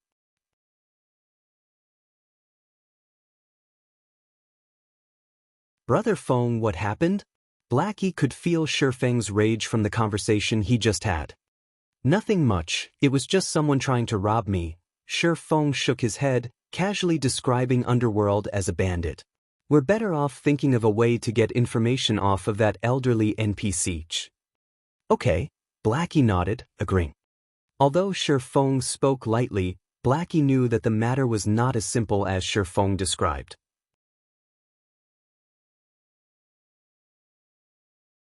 Blackie inwardly hated himself for not being any help to Shifeng. If he could become more powerful, he might be of help to Shifeng in the future. In actuality, Blackie was not alone in this train of thought.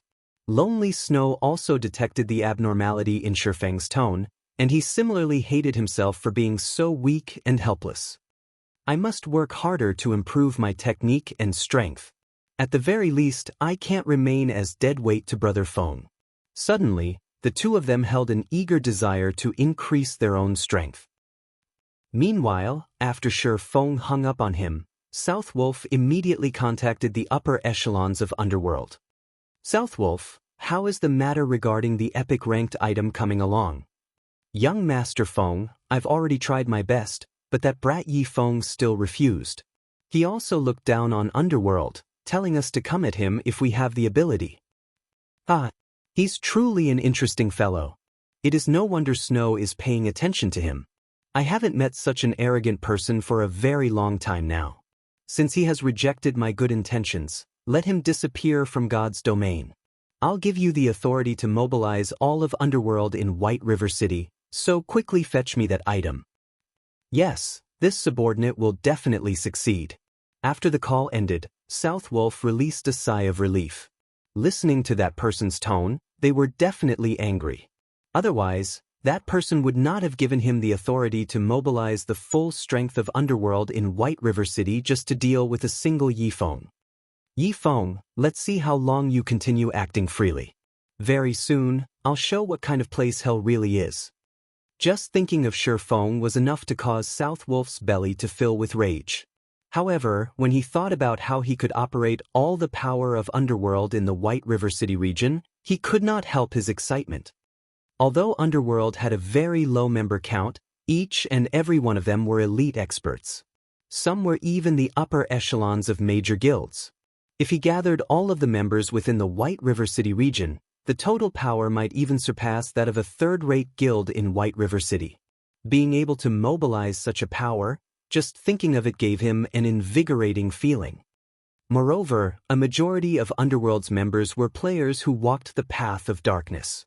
What they loved most was murder, and they were the best at dealing with independent players like Shifeng.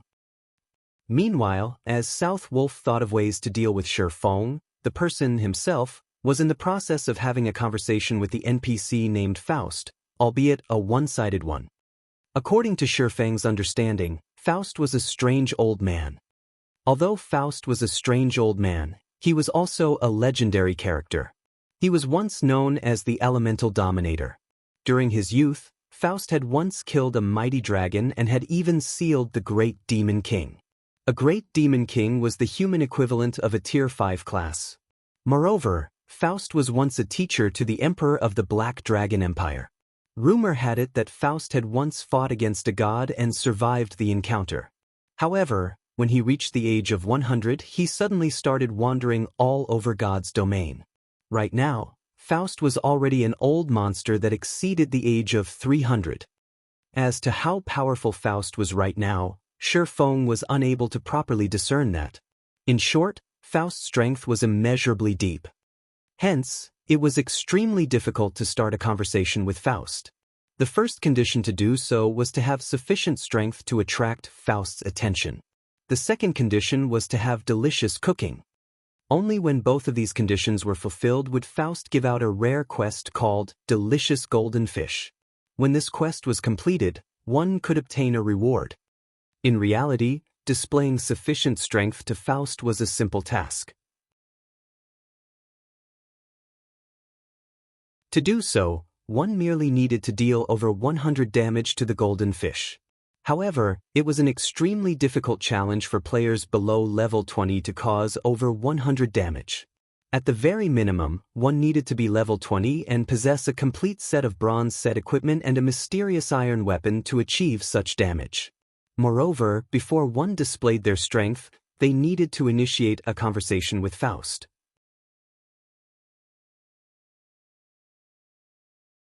On the surface, Faust appeared to not take notice of players. In reality, he secretly paid attention. Yet, just when Shifeng was about to inform Blackie and Lonely Snow about these conditions, the two of them started cursing at Faust. However, this could also attract Faust's attention. Having the backing of?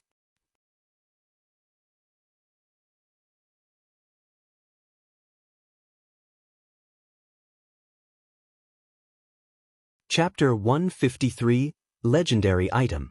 After attracting Faust's attention, Shifeng's remaining task was to deal damage to the golden fish.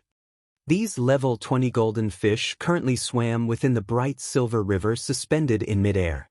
The river was around 25 to 30 yards above the ground, making it impossible for any normal melee class to attack the golden fish. Moreover, the golden fish had scales as hard as diamonds, and it was nigh impossible for players below level 20 to cause them over 100 damage in a single attack. The golden fish possessed a very high magic resistance as well, reducing the magic damage they received by 40%. Also, the golden fish swam at exceptionally fast speeds in the Silver River, making them extremely hard to hit. As a result, there were many players who gained nothing despite having found the Star River Valley. One thing that greatly differed God's Domain from other virtual reality games was that, in God's Domain, there were many of fortuitous encounters available out in the field. These encounters could allow a player to soar to fame and power overnight, and Shifeng had seen many such examples before. However, even though there were plenty of fortuitous encounters available in God's Domain, encountering one did not necessarily guarantee any harvests. Whether one could obtain anything from such an encounter depended on one's abilities. Blackie, Lonely, you two take this? Shifeng took 2 basic frost grenades from his bag, passing them to the two. Previously, to obtain the ice blue devil flame, he used a lot of the frost grenades he stocked up. Right now, there were less than 20 remaining, and they were not enough to deal with all the golden fish in the Silver River. What? Aren't these frost grenades effects too powerful? These are godly tools for PK and grinding. If we could use them without limit, then our leveling speed would be absolutely heaven-defying. Blackie said, shocked, after taking a look at the frost grenade's introduction. Just imagine if they used these frost grenades to grind on groups of level 30 monsters. They might even level up once every minute. At that time, what would martial union amount to them? Just the level suppression alone would be enough to oppress them to death. It would be fantastic if we could get more of these. In the future, if pikers surround us, we wouldn't even have to use a single skill to deal with them. Just by throwing a dozen or so of these frost grenades, they would definitely fall dead. However, with effects as good as these, I'm guessing that these items should be extremely rare and precious, Lonely Snow lamented. Indeed. Not to mention using them for grinding and PK, just having a few of these tools of massacre as lifesavers would be good enough. The longer Blackie looked at the frost grenade in his hand, the more he could not bear to part with it. With this item in hand, he could use it to save his life at the most crucial of moments. Shifeng only revealed a smile at the two's reactions. He took out another frost grenade for himself, turning to look at the golden fish in the suspended river, saying, "Stop chatting. In a moment, I'll count down to 3, and we'll all throw our frost grenades at the golden fish together." Blackie and Lonely Snow looked at the frost grenades in their hands, reluctance filling their eyes. Brother Feng, using the frost grenades to deal with these golden fish is just too wasteful. The golden fish have 100,000 HP each. The 200 damage from these frost grenades will not make any difference. Moreover, these items can be used at a crucial moment to save our lives. Using them right now is simply a waste. That's right, leader. Blackie and Lonely Snow both tried to persuade Shifeng. His actions right now were simply that of a wastrel. Shifeng was dumbfounded and speechless at the two's persuasion. Previously he had used these frost grenades to grind to level 9. Just use them with ease. I still have plenty of them in my possession. Later, I'll give every member of the party 30 of these frost grenades, Shifeng said with a laugh. Blackie and Lonely Snow were immediately shocked, even thinking that they had heard wrong. A frost grenade was such a precious item, yet Shifeng planned to give each of them 30 in the future? This was simply madness. In the future, if they met those bastards from Martial Union, with the frost grenades in hand, couldn't they utterly massacre them? With Shifeng's assurance, the two of them followed Shifeng's instructions, throwing their frost grenades at the golden fish suspended in midair.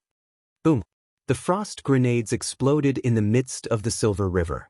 Even though the golden fish were adept at dodging, the explosion radius of the frost grenades was extremely wide. Some of the golden fish that did not manage to escape immediately froze solid, damages of over -100 points appearing above their heads. Faust, sitting suspended in midair, stroked his white beard. He nodded his head, saying, "Not bad. It seems that you guys have some ability to actually cause some damage to these golden fish." "Esteemed Lord Faust, we are only here to catch some golden fish to cook. We hope that our brutish actions did not disturb you." Shifeng acted courteously as he said. "Oh, I didn't think that you guys would be interested in cooking these golden fish." When Faust heard the word cook, a flash immediately appeared in his eyes. "Since you guys wish to catch the golden fish, I wonder if you can help me catch some live ones as well? My strength is too strong, and I will simply kill these golden fish if I am not careful. This dilemma has left me with no choice but to slowly fish here." This, Shifeng said with a hesitant expression.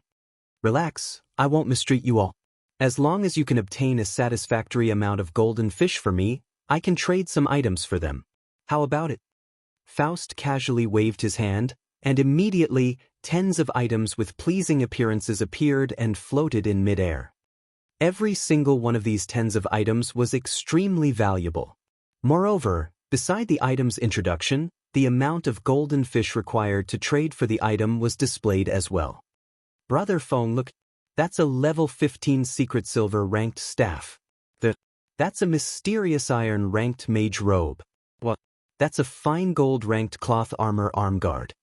Blackie instantly drooled at the sight of these items. Lonely Snow also discovered a level 15 fine gold ranked two-handed axe, his eyes sparkling at the sight of the weapon. Moreover, the attributes of the weapon were simply mind-blowing. If he equipped that weapon, his attack power would instantly soar by several times. He could get rid of an MT of the same level with just 2 to 3 attacks. However, amongst the many items, an item with a faint orange glow attracted Shifeng's attention.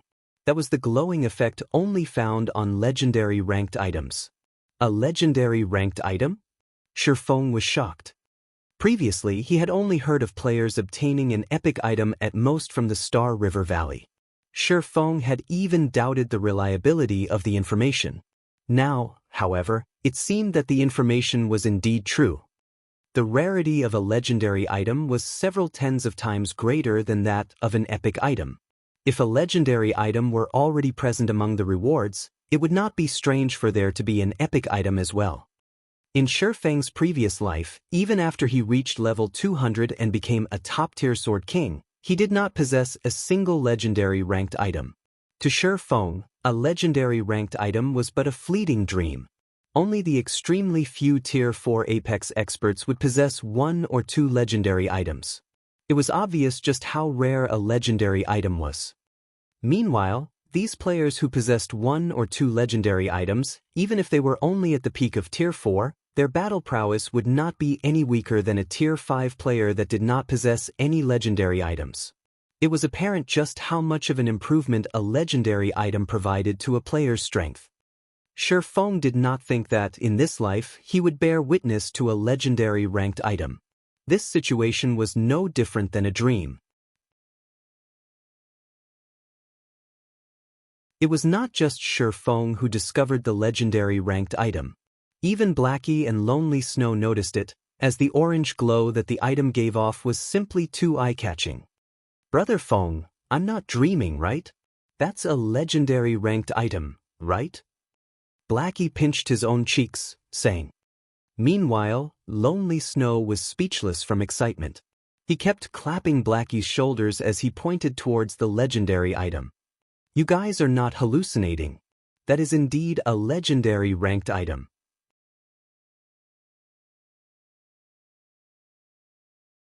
It is also something that I chanced upon. However, this item is useless to me. Although it is possible to obtain this item if you want it, it won't be so easy. Faust stroked his beard as he said with self-satisfaction. He felt extremely satisfied by the shocked expressions of Shifeng and the others. At this time, Shifeng had calmed down. Although a legendary item was right before his eyes, obtaining it was an entirely different matter. As for snatching the item away from Faust, that would be no different than suicide. They could only follow the rules to obtain it. Shifeng then clicked to look at the legendary item's introduction. Heavenly Dragon's Sacred Breath, fragmented legendary rank.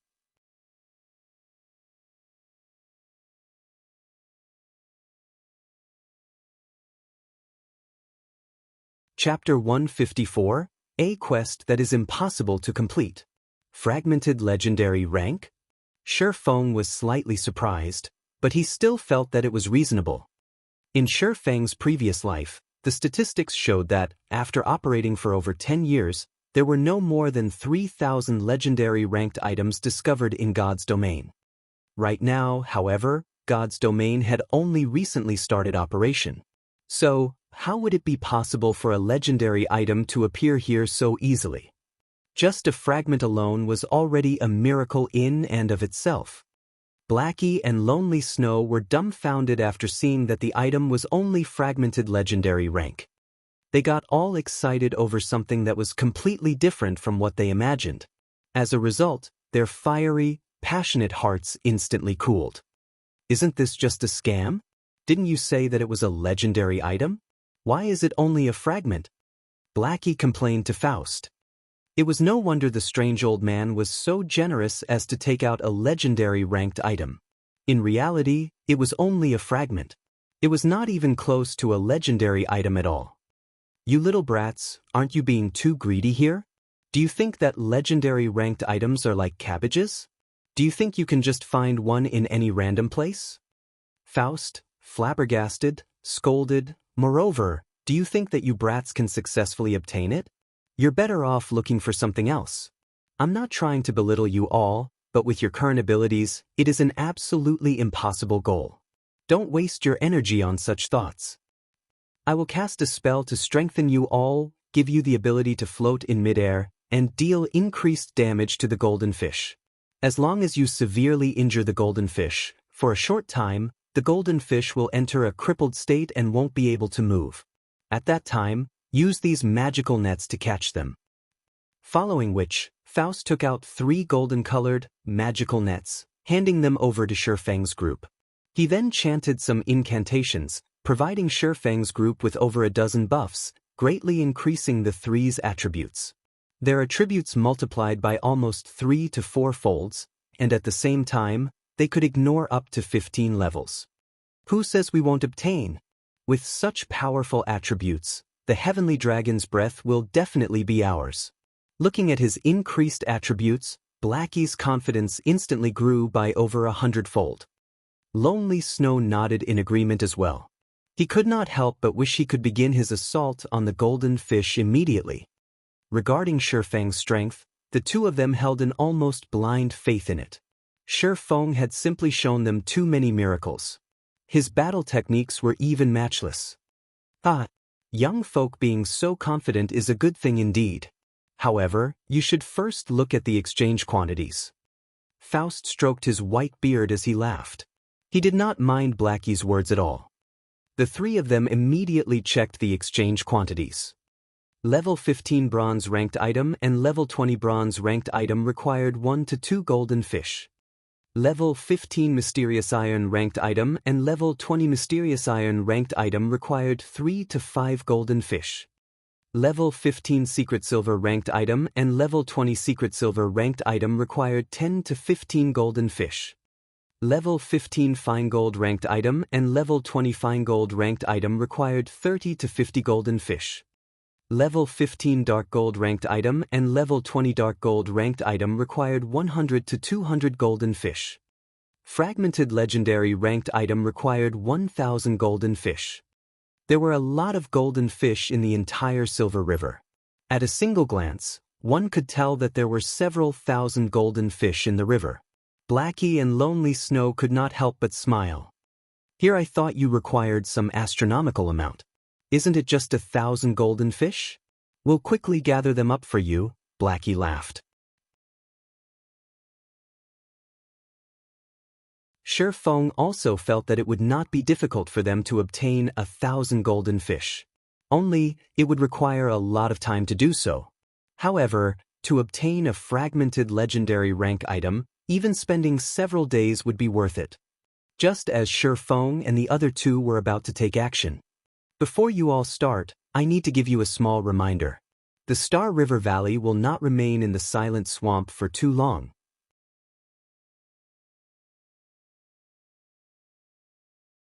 At most, it will disappear from the Silent Swamp in 4 to 5 hours. I, too, will disappear with it. If you do not hand the golden fish to me before that happens, you won't receive any rewards. Faust revealed a slight smile as he spoke. System: Rare quest, delicious golden fish, accepted.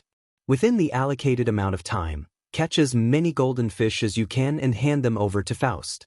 The more you catch, the better the rewards will be.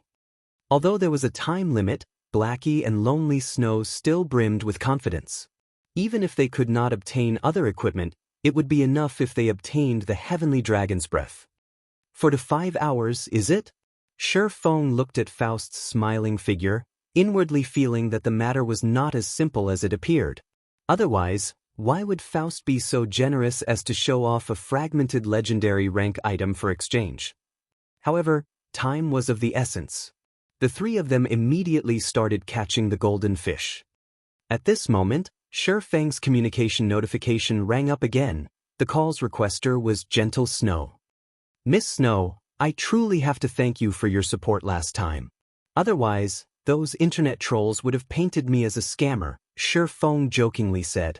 In his heart, Gentle Snow was definitely someone worth his friendship, and all her care and aid towards him had clearly proven this matter. At least you still have a good heart, Gentle Snow laughed sweetly. More importantly, I'm contacting you this time just to ask you about a single matter. What happened? Shifeng inwardly felt that Gentle Snow behaved somewhat strangely today. Did you come into contact with people from Underworld? Gentle Snow suddenly asked. That's right, they contacted me. Shifeng nodded his head, saying. Hearing Shifeng's acknowledgement, Gentle Snow could not help but ask in curiosity, just what happened between you? Nothing much. They just wanted something from me and I refused to give it to them, Shifeng calmly said. How could this be? Although I don't know what actually happened, don't try to trick me. If it is only a small matter like this, that person from Underworld would not specifically send me a message, telling me not to get involved. What exactly happened between you two? If you tell me the truth right now, I might be able to offer some help. Underworld strength is definitely not something an unrated guild like Martial Union could compare to.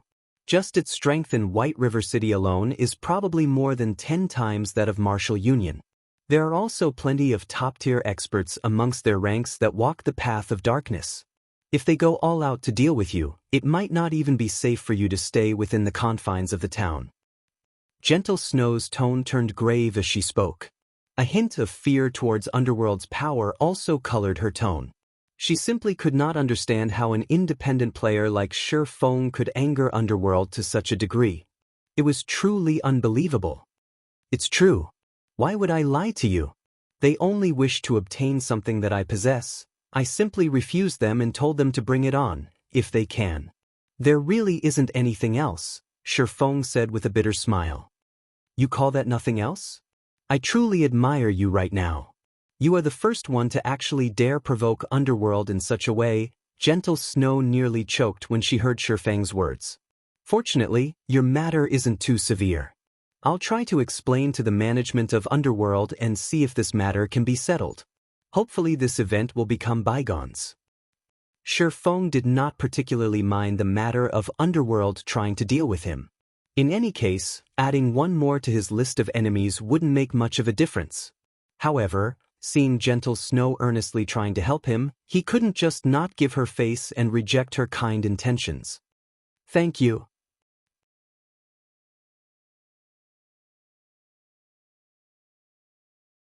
No need for that. We're friends after all, and it is only natural for friends to help each other. Just don't forget to sell me any high-level equipment that you don't need in the future. Gentle Snow revealed a faint smile before hanging up. Soon after, Shifeng joined Blackie and Lonely Snow's fishing party. However, before Shifeng had even reached the golden fish and attacked them, he quickly discovered a problem. After his attributes increased, Blackie was comparable to a powerful level 20 Cursemancer equipped with a complete secret silver set equipment and a fine gold weapon. However, even then, Blackie's attacks dealt less than 400 damage to the golden fish. Moreover, the movement speed of the golden fish was extremely quick in the Silver River. Even if Blackie's techniques improved by quite a lot, out of 10 dark arrows he sent out, only 5 managed to find their targets. As a result, Blackie's damage output was greatly reduced. The golden fish's 100,000 HP was like a huge mountain. Meanwhile, on Lonely Snow's side, he felt even more helpless. The golden fish only dodged and did not attack. Not mentioning whether a melee class could land a hit, to begin with, just trying to chase after the golden fish was a big problem. In addition, the golden fish's physical defense was simply too high. Lonely Snow's normal attacks only dealt around 200 damage, and his overall damage output could not even compare to Blackie's. To strike a golden fish down to critical health, the two of them, with their strengths combined, needed to spend over 4 minutes concentrating their attacks. The total quest duration was only around 4 to 5 hours. At this rate, they could only catch around 70 golden fish within 5 hours. They would not even hit 1/10 of the required 1,000 golden fish.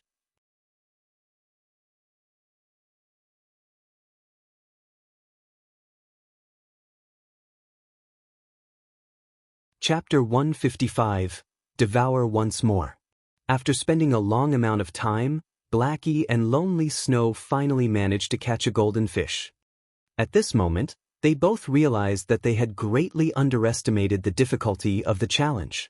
Not to mention a fragmented legendary ranked item, even a dark gold ranked item was a fanciful delusion. This old man has already said that your strengths are just too weak. Stop thinking about the heavenly dragon's breath and be more realistic. Otherwise, you all might not get anything in the end. Faust, who floated in the air, smiled. In reality, Faust only teased Shifeng's group for fun by taking out the fragmented legendary rank item. In God's domain, even a fragmented legendary rank item was an incomparably precious item. Its value was over 10 times that of an epic ranked item. If one were lucky, one might even restore the legendary fragment into a true legendary ranked item. So, who would be willing to give it away? This was why Faust had set such an unreasonable and unattainable amount for exchange. That damned old man. He is clearly just toying with us. Blackie cursed in the party chat. Leader, what do we do now? Should we just give up on the fragmented legendary and dark gold ranked items and just go for a fine gold ranked item? Lonely Snow had already given up on an unattainable item. Shifeng shook his head, saying, "You guys focus on catching the golden fish. I'll try by myself." It was impossible for Shifeng to give up on the fragmented legendary rank item. Who knew when he would have another chance to meet with a fragmented legendary ranked item? Moreover, the difficulty of obtaining one at that time would definitely be much higher than now. If he couldn't even obtain a fragmented legendary ranked item, how could he secure a legendary ranked item in the future? Soon after, with his attributes now greatly increased, Shifeng rushed towards a golden fish that currently swam in the Silver River. Chop! A black light slashed at the golden fish's soft-sided abdomen. He struck the golden fish before it could even react, a damage of over -1,400 points appearing above its head. Immediately after, Shifeng sent a normal slash at the golden fish, causing over -800 damage. Following which, Shifeng brandished the silver lake in his hand. 3 electric arcs wove across 8 golden fish. Instantly, damages of -1,056, -1,384, and -1,758 appeared above their heads. In the blink of an eye, the golden fish lost over 6,000 HP. The frightening damage surprised Faust. Not bad, Faust praised as he stroked his white beard. However, he still did not hold a thread of belief that Shifeng could procure the heavenly dragon's breath. On the other hand, there was a large possibility for him to secure a dark gold ranked item. Brother Feng. Leader.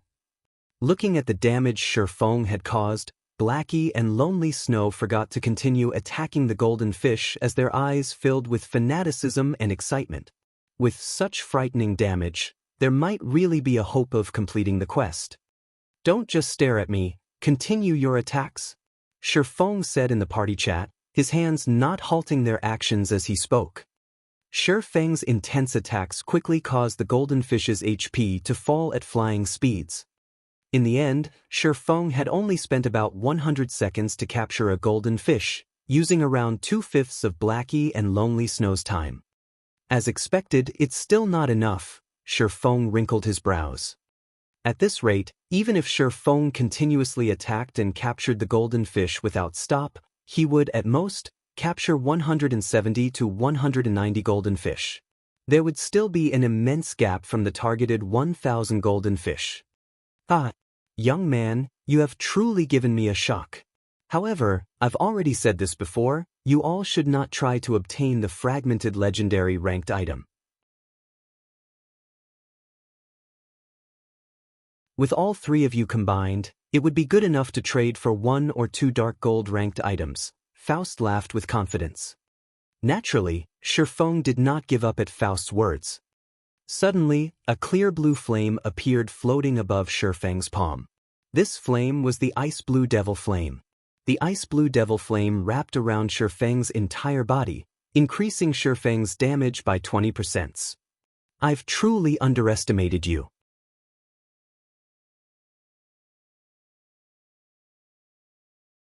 You can even control a mysterious flame. When Faust saw the ice blue devil flame, he was once more given a shock. Looking at the mysterious flame's power, it should be a Tier 2 mysterious flame. Mastering a Tier 2 mysterious flame at such a young age, you are truly not a simple fellow. Unfortunately, it is still not enough. With the support of the ice blue devil flame, Shifeng's damage soared once more. He then attacked zealously, filling the sky with sword images. Now, his normal slashes alone could deal over 1,000 damage, while his chop dealt over -1,700 damage. The most frightening was the thunder flame explosion, dealing over -3,000 damage. In the end, Shifeng only spent around 1 minute to successfully catch a golden fish. Moreover, Thundering Flash, Earth Splitter, and Thunder Flame Explosion also dealt some damage to the other golden fish. Only, the cooldowns for these skills were too long. In addition to the golden fish constantly swimming about, never staying in a single place, the effects of these AoE skills were extremely limited. Continuing at this pace, Shifeng could catch somewhere over 300 golden fish in 5 hours.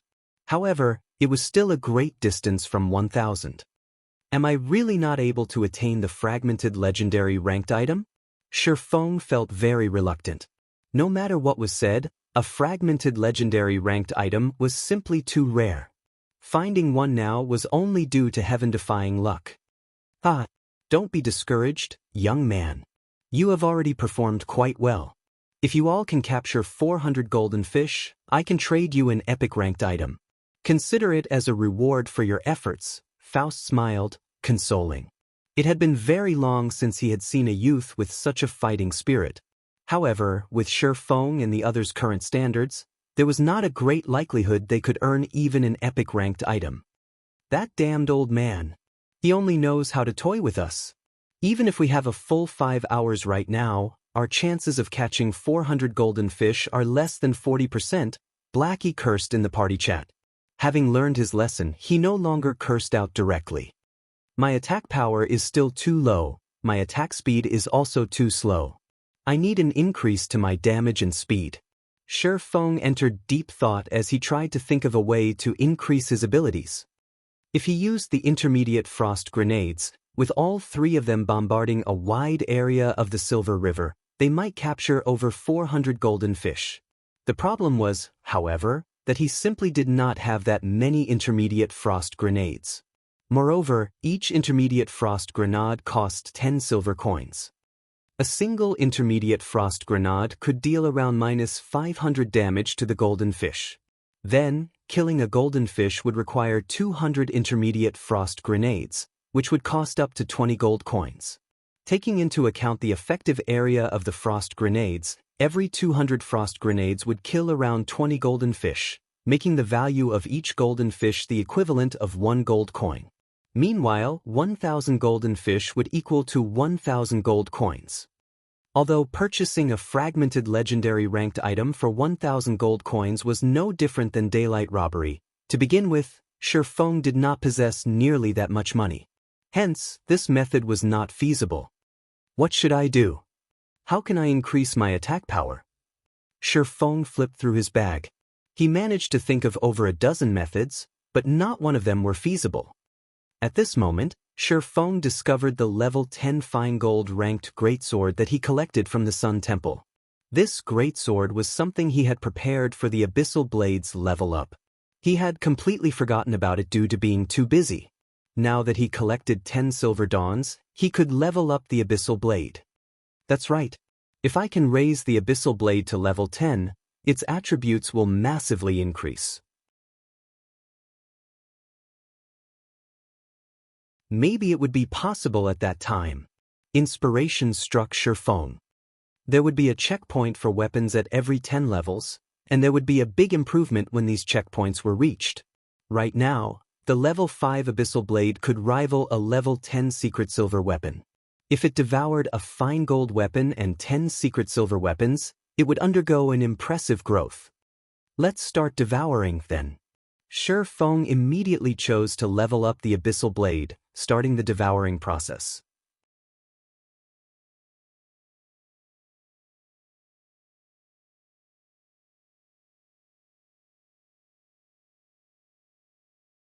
Chapter 156, black dragon coming into being. At a glance, the Kabulu wilderness was comprised mainly of silt and gravel. There were also plenty of abandoned pastures and farmland.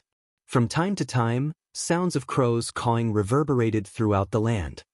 Level 10 monsters, such as white-tusked boars, large bisons, and vultures, roamed this land, and they were all extremely ferocious.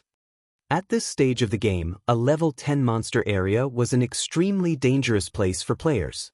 However, in a certain pasture in the Kabulu wilderness, a 20-man team currently grinded on white-tusked boars. We're almost finished clearing out the monsters over here. Little Shadow, go lure some more monsters over, a handsome youth commanded. This youth wore a set of golden armor and wielded a great sword. Yes, the level 9 assassin called Little Shadow very respectfully answered. He then turned to lure more monsters. If an average player witnessed this scene, they would probably be incomparably shocked. A level 9 assassin wearing mysterious iron-set equipment was definitely an expert of God's domain. No matter which large guild such an expert joined, he would be one of the upper echelons of the guild. However, such an expert was unexpectedly willing to take on the role of an errand boy, and there was not even a hint of resentment or rage in his eyes when treated as such. On the contrary, there was even a hint of pride in them. What? Snow? The golden-armored youth was slightly surprised when he received a communication request from this person. He picked up the call and spoke in a soft tone. Snow, it's been a while since you've contacted me. How have you been recently? I really don't know why you insist on staying in a guild like Ouroboros. Won't you develop further if you join me in Underworld? Feng Xianyang, I've already said it before, I will not join Underworld. I will depend on myself to create my own legacy. I'm only looking for you today to ask for your help on a matter, Gentle Snow calmly said. Say it then. As long as it's a request from you, Snow, I will strive to fulfill it, the golden-armored youth immediately said with a smile. This was the first time Gentle Snow had came to him asking for help. Previously, Gentle Snow had constantly tried to put distance between them, so this was a golden opportunity for him to show off. It's nothing big. It's about the message that you sent me before, telling me to stay out of that matter. I understand the crux of the problem, and isn't it just a small conflict? Moreover, Yi Feng is a friend of mine. So, I hope that you can give me some face and let this matter go, Gentle Snow said. Yi Feng, is it? Feng Xianyang wrinkled his brows. He did not think that Gentle Snow would ask him about this matter. That's right, it's Yi Feng. What are your thoughts? Gentle Snow asked. Since you've already spoken, naturally, there will be no problems. You can rest assured, I'll talk to my subordinates about it, Feng Xianyang smiled. Soon after, Gentle Snow disconnected the call. Snow, why would you care so much about that Yi Feng? You don't usually pay much attention to anyone else. Don't tell me you've taken a liking to that brat? Zhao Yueru, who stood beside Gentle Snow, giggled, the expression she revealed suggesting the two must be involved with each other. You're overthinking things. Gentle Snow rolled her eyes at Zhao Yueru. She then said in a soft tone, moreover, don't forget who it was that gave us the potion-making recipe. Not only did it allow you to become an intermediate potion-making apprentice, but you are also earning a lot of money with it. Aren't you happily counting your silver coins all day right now? Fine, I admit that he was indeed a great help, so we ought to help him in return this time. Hearing Gentle Snow saying so, Zhao Yuer was like a kitten that had its sore spot poked, acting pitifully. Moreover, Yi Feng's help isn't limited to just that one time. It was only thanks to him that we managed to clear the hell mode of the Dark Moon Graveyard, allowing my position in Ouroboros to rise rapidly. Many elders in the guild have also changed their initial attitudes towards me, choosing to stand on my side instead. This result has saved me from many troubles, and I haven't even gotten the chance to thank Yi Feng for this yet.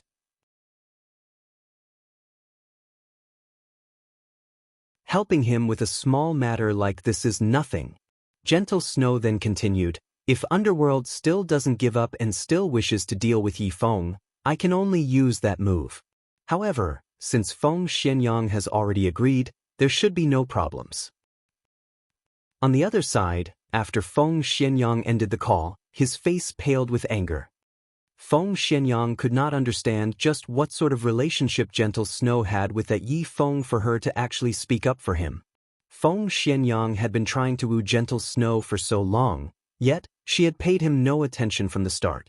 Right now, Underworld was just teaching Yi Feng a lesson, yet Gentle Snow immediately came calling. The degree of care that she gave Yi Feng was abnormally high. It had even reached a degree that caused Feng Xianyang jealousy. Feng Xianyang had both money and power. He was also incomparably handsome. He was hundreds of times better than that Yi Feng in every way. Yet, Gentle Snow chose to pay attention to Yi Feng instead. There must be a problem here. However, Feng Xianyang was extremely clear about Gentle Snow's daily lifestyle. There was no chance that a minor character like Yi Feng could meet her in real life. The only possibility was in God's domain. There must be something that he had here that led to Gentle Snow treating him so well. If Yi Feng remained in God's domain, the two of them might have a deeper development. The more Feng Xianyang thought about it, the more plausible it seemed.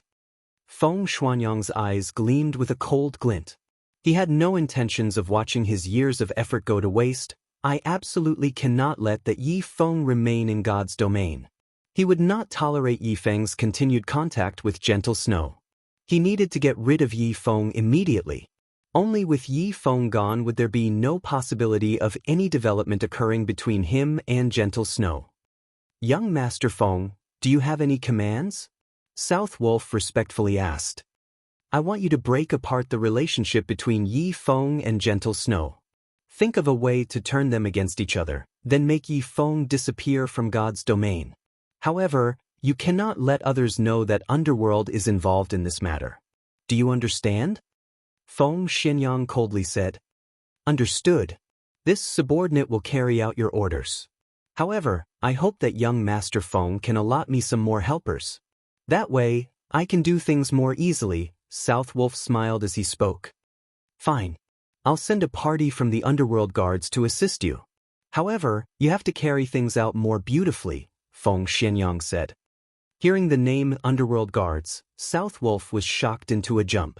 He simply did not know how Yi Feng had provoked young Master Feng to unleash the Underworld Guards, the core strength of Underworld. Moreover, it was not tasking just an individual, but a full party. Young Master Feng, rest assured, this subordinate will carry out your orders without fail, South Wolf assured. Star River Valley. The abyssal blade in Shifeng's hand suddenly emitted pitch-black flames. These black flames instantly wrapped around the fine gold-ranked greatsword and the 10 silver dawns. The flames radiated a scorchingly hot temperature as they melted these weapons. The temperature of the black flames was on an entirely different level compared to the ice-blue devil flame.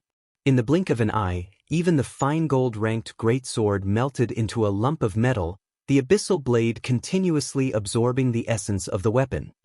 After the devouring process completed, the abyssal blade flared with a gigantic black flame.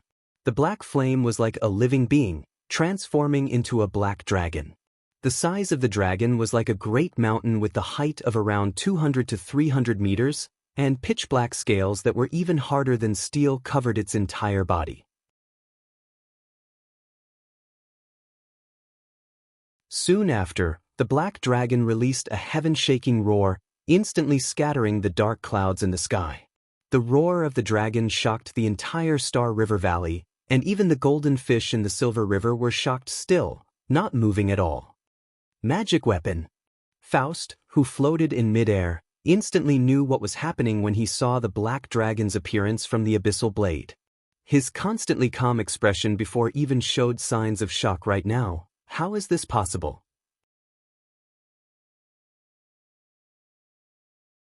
A young fellow like you actually controls a magic weapon and haven't felt its curse yet.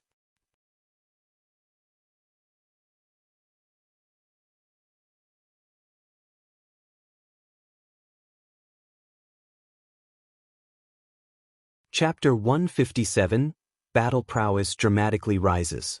The appearance of the black dragon instantly sent Blackie and Lonely Snow into shock. Just standing on the ground and feeling the roar that rang through the skies was enough to cause one to tremble with fear. As for the flames surrounding the black dragon, the temperature it radiated increased the temperature throughout Star River Valley by more than 10 degrees. The black dragon had thoroughly frightened them stiff. The black dragon glanced at its surroundings, its sight stopping on Faust momentarily before shifting to Shifeng. It isn't trying to kill me, right? This was the first time Shifeng had personally witnessed a dragon. In God's domain, dragons were the symbol of power and destruction. It was obvious just how terrifying dragons were. Not to mention, the dragon before him right now was a king amongst dragons, the Black Dragon King. Young man, relax. It died long ago, and this is merely a phantom of its past. It cannot hurt anybody at all. It has only materialized itself now because you allowed the magic weapon to devour and obtain new power. Faust could see the worry in Shifeng's eyes. Hence, he explained with a smile. As expected, the Black Dragon King before Shifeng simply stared him, taking no other actions. However, even if it were just a phantom, it was still enough to frighten a person greatly. If the actual body of the Black Dragon King were here right now, it might have instantly turned the entire Star River Valley into a sea of flames, a living hell. Shifeng and the others would not have remained standing there, safe and sound. After a moment, the shadow of the Black Dragon King dissipated, turning into black flames as it returned into the Abyssal Blade. Immediately, the Abyssal Blade began its transformation. Unknown silver-colored runes suddenly appeared on the pitch-black blade in Shifeng's hand. The Abyssal Blade itself gave off a faint illusion of being surrounded by black flames. There was also a dragon coiling around the hilt of the sword now. A single glance was enough to tell that the Abyssal Blade was no ordinary item. Is this the new power of the Abyssal Blade? As Shifeng held the Abyssal Blade, he felt the misconception of two minds connecting with each other. It felt as if the Abyssal Blade were becoming another part of his body, and moving it was no different than stretching his own arm. Aside from this misconception, the attributes of the Abyssal Blade also underwent an earth-shaking transformation. Abyssal Blade, one-handed sword, magic weapon. Attack power plus 96. All attributes plus 22. Attack speed plus 6. Ignore levels plus 7. Attacks have a 30% chance of causing 200% damage, 10% chance to cause 300% damage, 20% chance to induce Doom Curse, reducing all attributes by 40%, lasting 30 seconds.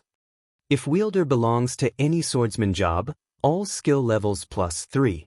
Increase free ability points received by 2 points for every increase in level. Equipment level 10. Can be leveled up. Devour 10 level 15 mysterious iron equipment and 1 level 15 secret silver equipment to level up to level 15. Can be evolved, unknown.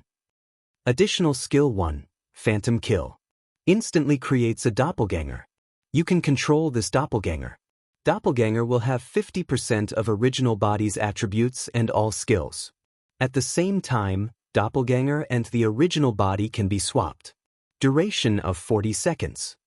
Cooldown, 5 minutes. Additional skill 2, Abyssal Bind. Binds enemies and prevents movement, reducing defense by 100%. Duration of 3 seconds. Cooldown, 1 minute. Additional skill 3, 9 Dragon Slash. Instantly create 9 phantoms of the Abyssal Blade for the wielder's use. Each phantom sword is capable of dealing up to 30% damage. Duration of 28 seconds. Cooldown, 5 minutes. Additional skill 4, Dark Violent Dance. 40% of the total damage dealt spreads in a cone-shaped area towards targets within a distance of 12 yards for 30 seconds. Cooldown, 1 minute. The Abyssal Blade was personally created by Mastersmith Alice's using the Black Dragon King's fangs as material. It is one of 36 famed swords, and it is ranked 31st. However, this sword has been cursed by the Black Dragon King. Aside from providing the wielder with immense strength, there will be a backlash every period of time.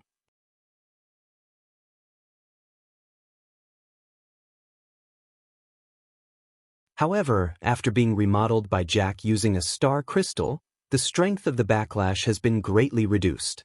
If the wielder is unable to suppress the backlash, the wielder will receive the curse of the Black Dragon King, permanently reducing all attributes by 50%.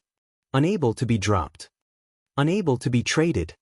It looks like, if the Abyssal Blade devours better quality weapons, the resulting improvements are also greater. Shi Feng was extremely satisfied by the Abyssal Blade's improvements. Right now, the Abyssal Blade's attack power has reached the standard of a level 10 Dark Gold ranked two-handed weapon, not to mention its frightening attributes. Just the chances of causing a double damage critical hit increasing to 30% was a frightening improvement, not to mention the chances of inflicting the Doom Curse increasing to 20%. As long as the target was cursed, all their attributes would be reduced by 40%. It was a fatal power. Let's test out the new power. Shi Feng tightened his grip on the Abyssal Blade as he looked towards the thousands of golden fish swimming in the Silver River. The Heavenly Dragon's breath will definitely be mine. Young man, you are still better off giving up. Although you have greatly increased your weapon's prowess, it is still impossible for you to obtain the fragmented legendary ranked item, Faust said with a smile. It was not that he looked down on Shi Feng. Rather, he was extremely clear about the difficulty of the challenge he had set. If Shi Feng reached level 20 right now and possessed a complete set of level 20 fine gold set equipment, in addition to a level 20 magic weapon, he would then have a chance of completing this quest. However, it was clear that Shi Feng had yet to reach such a standard. Moreover, he was still far from achieving it. On the other hand, there was a great possibility that he could earn an epic ranked item now. What if I used this? Shi Feng suddenly took out the freezing shadow he previously obtained. Freezing Shadow, Dart-type consumable item. Usage count, 10,000/10,000. Causes 120% frost damage towards a target. Only effective towards enemies that are level 30 and below. No cooldown. At a glance, even Blackie and Lonely Shadow, who were familiar with Shi Feng, might not understand this item. The freezing shadow darts could only attack a single target at a time. Compared to using a skill to cause damage, it was much weaker, so how could it possibly reach the target of 1,000 golden fish? Faust could not help but shake his head, silent as he turned back to his fishing. Blackie, Lonely Snow, come over here and help me capture the golden fish. Shi Feng flew up to the Silver River as he spoke to his companions. Although the two did not know what Shi Feng was trying to do, they still chose to trust him unconditionally. Let's start then. After the two of them made their preparations to capture the golden fish with the magical net, Shi Feng also finished his own preparations. Immediately after Shi Feng activated the ice blue devil flame, he rushed towards the group of fish with the abyssal blade in one hand and the freezing shadow in the other. Shi Feng then slashed the abyssal blade towards the spot with the highest concentration of golden fish. Thundering flash. Instantly, 3 electric arcs weaved across over 20 golden fish, inflicting frightening damages of -1846, -2389, and -3201. There were also some golden fish that received critical hits, doubling the damage they received to -3692, -4778, and -6402. There were even some that felt the doom curse upon them, immediately reducing their attributes by 40% and their maximum HP to 60,000 points. Earth Splitter. Thunder Flame Explosion. After the 3 massive AoE skills, every golden fish Shi Feng struck lost at least 20,000 HP.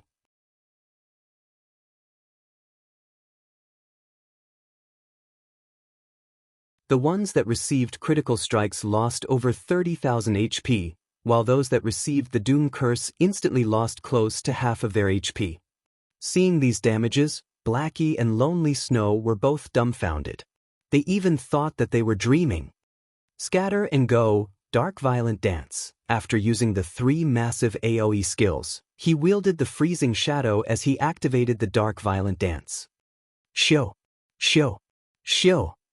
Instantly, more than 10 freezing shadow darts pierced the golden fish inflicted with the Doom Curse. Every dart caused over minus 1,700 damage.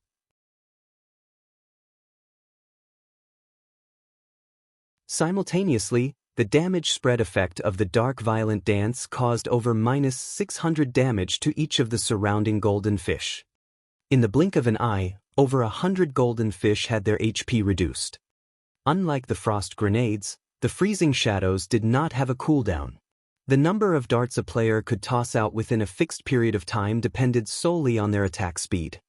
Due to the attribute improvement of the Abyssal Blade, Shifeng's attack speed had become much faster. In addition to Faust's buff, Shifeng could easily throw out 20 freezing shadow darts simultaneously. However, in an attempt to pursue stability and accuracy, Shifeng limited the number of darts he tossed out to 12 at a time. Due to Shifeng's unrestrained damaging, the HP of the golden fish afflicted by the Doom Curse madly reduced.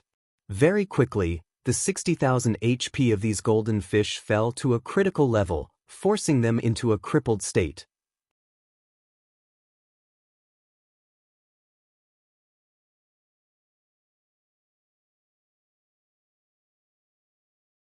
Chapter 158, The Final Violent Dance.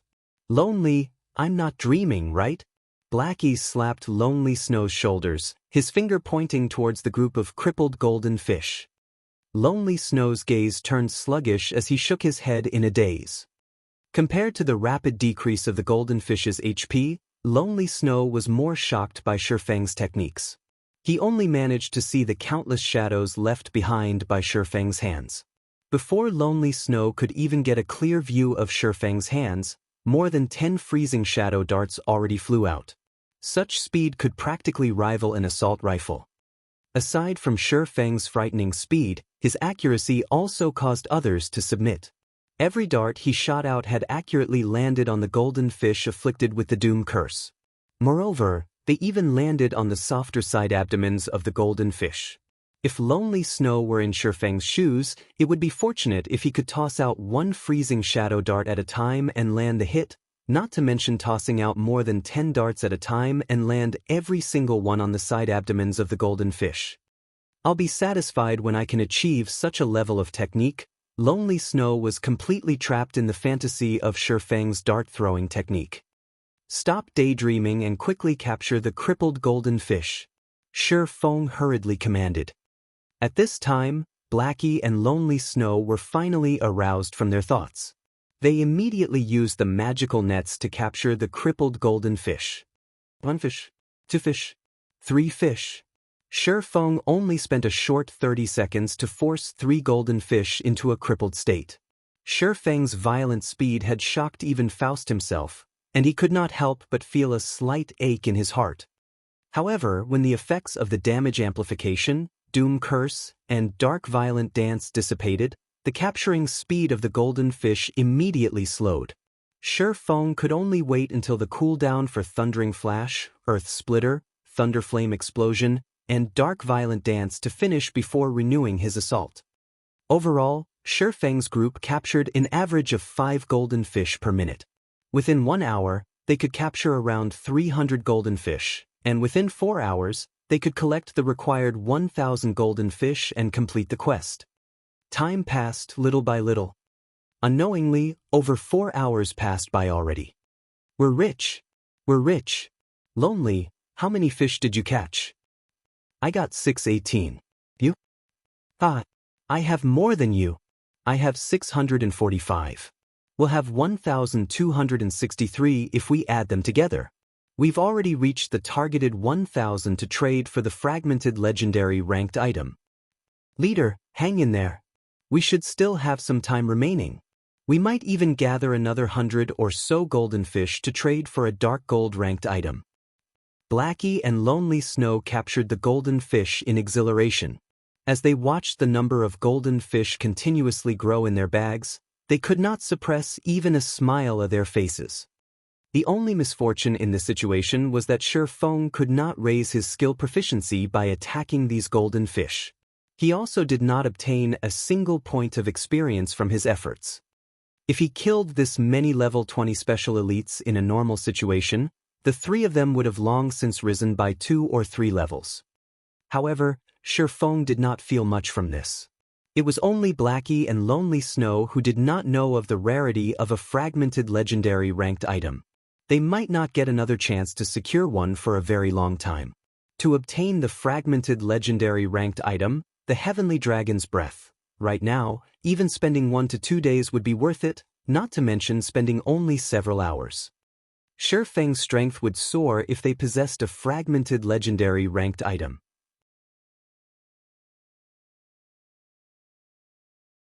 As long as he equipped it, even when faced with apex experts, he would still suppress them with overwhelming strength. In God's domain, there were none willing to follow a weakling. Players would only revere the strong.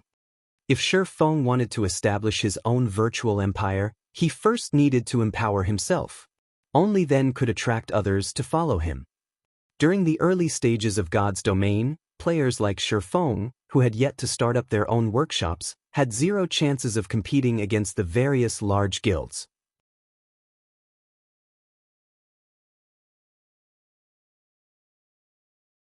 In God's domain, there were plenty of high-leveled field bosses that dropped valuable loot.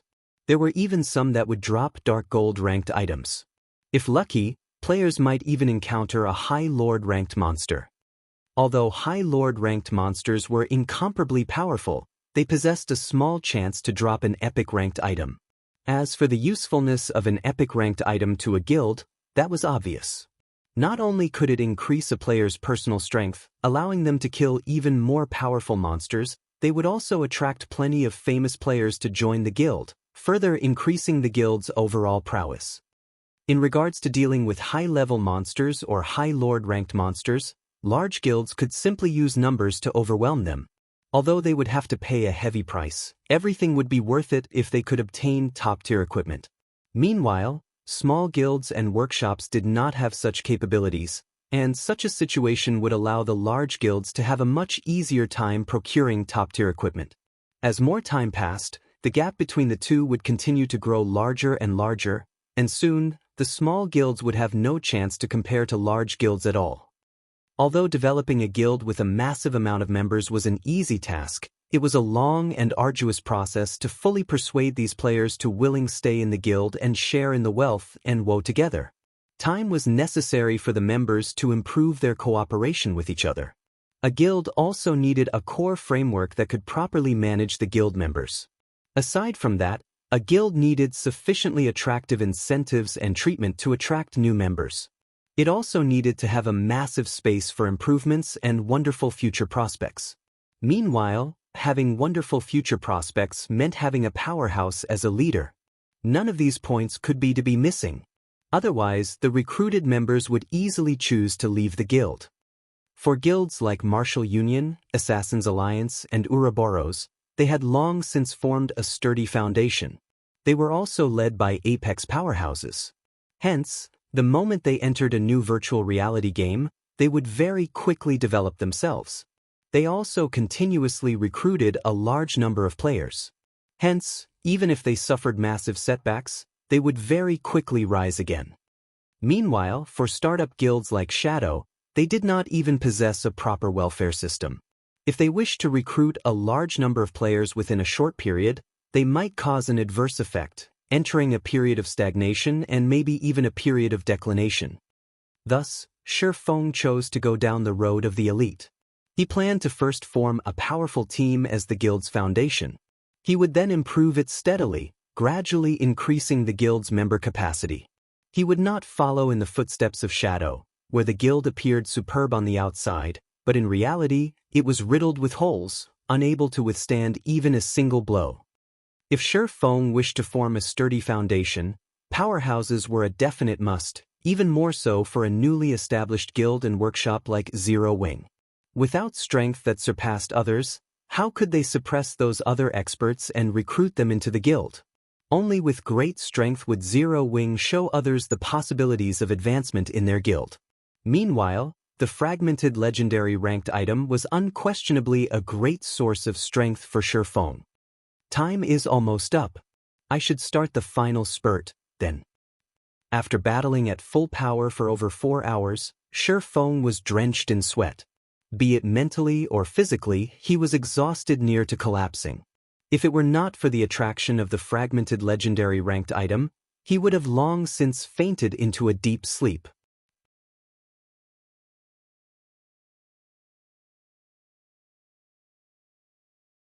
Soon after, Shifeng took out all the frost grenades he had in his possession and all of the Tier 1 magic scrolls he had. He then distributed them to Blackie and Lonely Snow. These items are very precious. We'll use them together. Absolutely do not waste them, Shifeng sternly said in the party chats. Brother Feng, rest assured. I'm a cursemancer, so it will not be a problem for me to release these Tier 1 magic scrolls. Leave it to me. Blackie and Lonely Snow could also feel the weight of these items.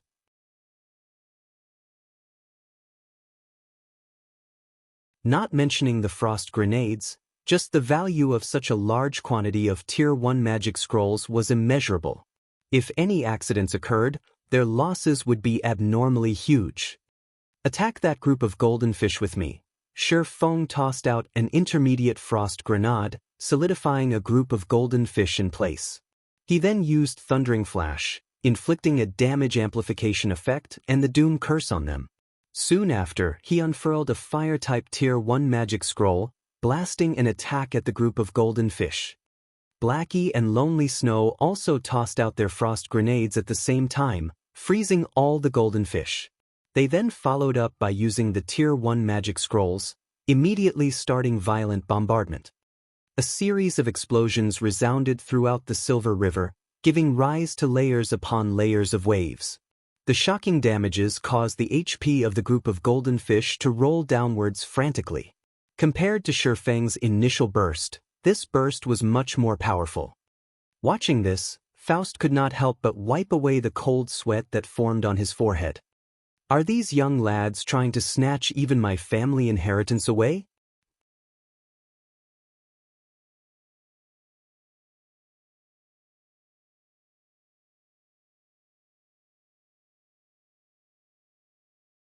Chapter 159, The Forgotten History.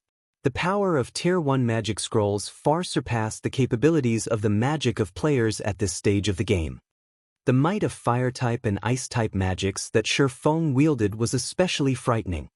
A Tier 1 AoE scroll, Flame Explosion, instantly caused over -6,000 damage to the golden fish, while another Tier 1 AoE scroll, Cold Wind Blowing, caused over -5,000 damage. With all three members of Shifeng's group attacking simultaneously, the golden fish had nowhere to hide. Due to being frozen by the frost grenades, the golden fish were unable to move at all. Tier 1 magic scrolls bombarded them with magical attacks, one after another, rapidly reducing the golden fish's HP and sending them into a crippled state. After an all-out burst lasting more than 10 minutes, Shifeng completely exhausted all of the attack-type Tier 1 magic scrolls he obtained from the Moonlight Forest. They had also fully depleted the frost grenades he bought from the Blackwing City. If totaled, the value of all of the items used was at least 20 gold coins. This loss could bankrupt a normal guild. However, their harvest during these 10 minutes or so was bountiful. They captured a total of 247 golden fish during this time, increasing their total accumulated number to 1510 golden fish, far exceeding Shifeng's initial estimation. They had perfectly achieved the quest's targeted number. Brother Feng, here's the golden fish I collected. Here's mine as well. Blackie and Lonely Snow excitedly handed over all the golden fish they captured to Shifeng.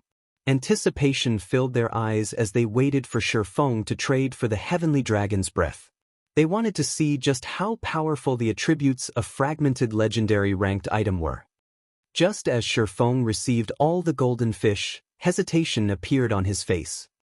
Originally, his goal from the beginning had been the heavenly dragon's breath. Now, however, he had an additional 500 or so golden fish in his possession, far exceeding his initial estimates.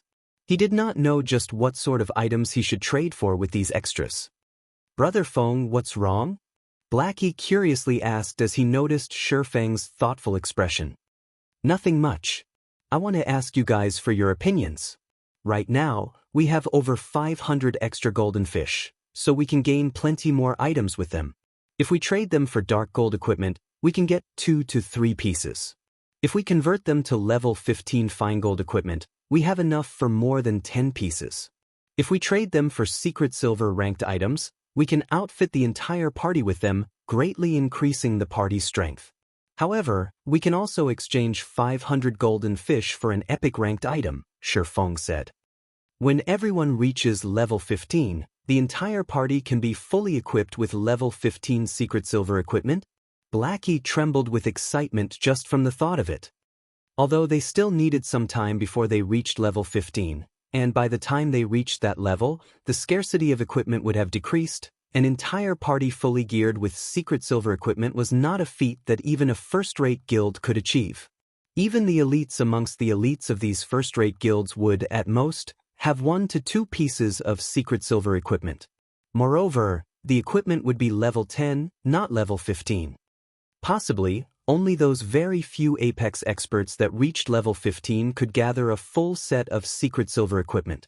However, it would still be impossible for them to gather a complete set of level 15 secret silver equipment. This meant that the moment all the members of the Zero Wing party reached level 15, they would instantly soar to become an Apex party in God's domain. None of the elite parties of the major guilds would be their equal.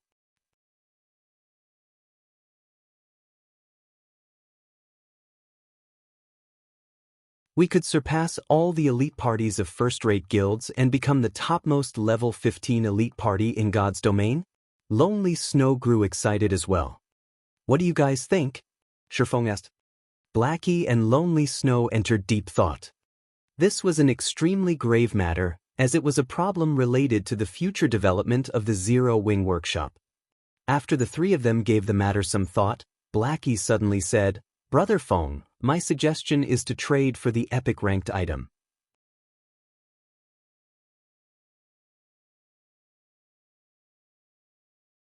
Although it would be awesome for our party fully equipped secret silver equipment the moment we reached level 15, it isn't exactly impossible for us to get more secret silver equipment in the future.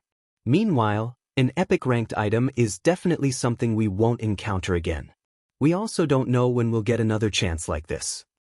This is an extremely rare opportunity, so we need to grab it without hesitation. Although an epic ranked item can only raise a single person's strength, its benefits to the party not that great. However, with a single powerhouse in the party, we will have a much easier time obtaining secret silver ranked items. On the other hand, even if we had a party fully geared with secret silver equipment, we won't obtain even a single epic ranked item. When considering the future, level 15 secret silver equipment will sooner or later be worthless.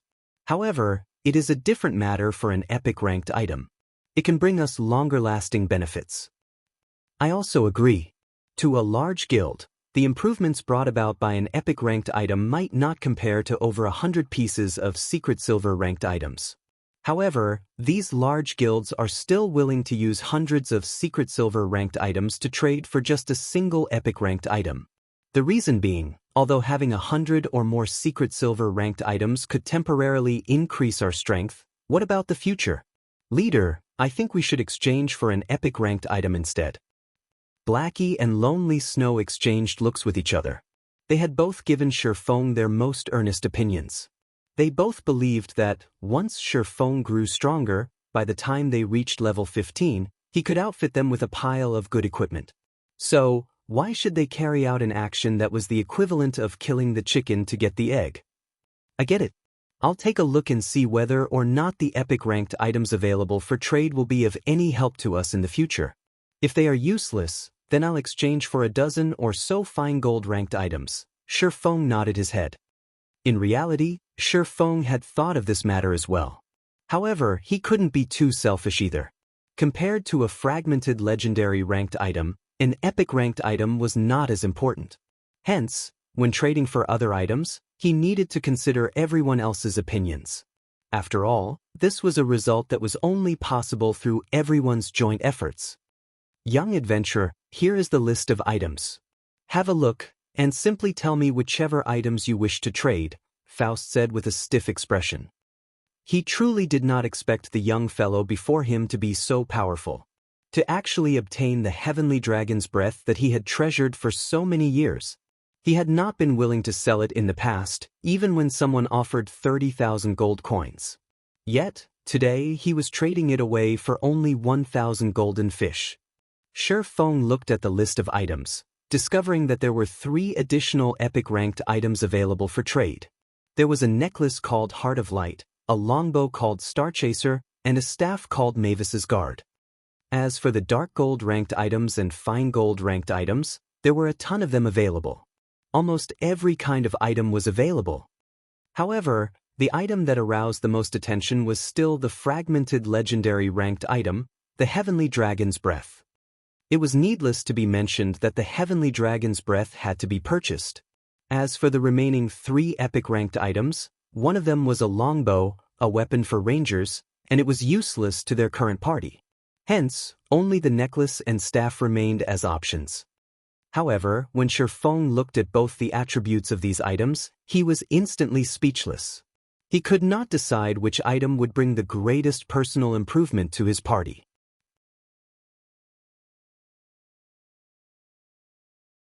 Which one should I choose? Shi Feng's gaze kept switching between the 2 epic-ranked items before him, indecisive. Faust only revealed a smile at this sight. What he loved watching the most was the distressed appearance of young people. After hesitating for a long time, Shi Feng suddenly recalled a name in his memories from long ago. This name had once resounded throughout God's domain. However, after going through the ravages of time, this name slowly became unknown and forgotten.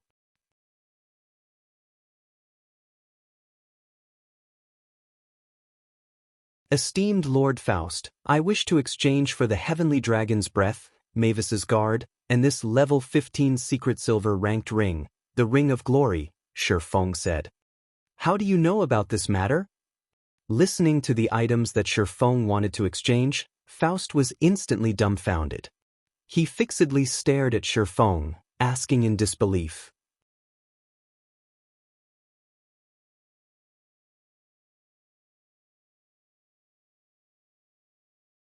Chapter 160, Shocking Attributes. Great.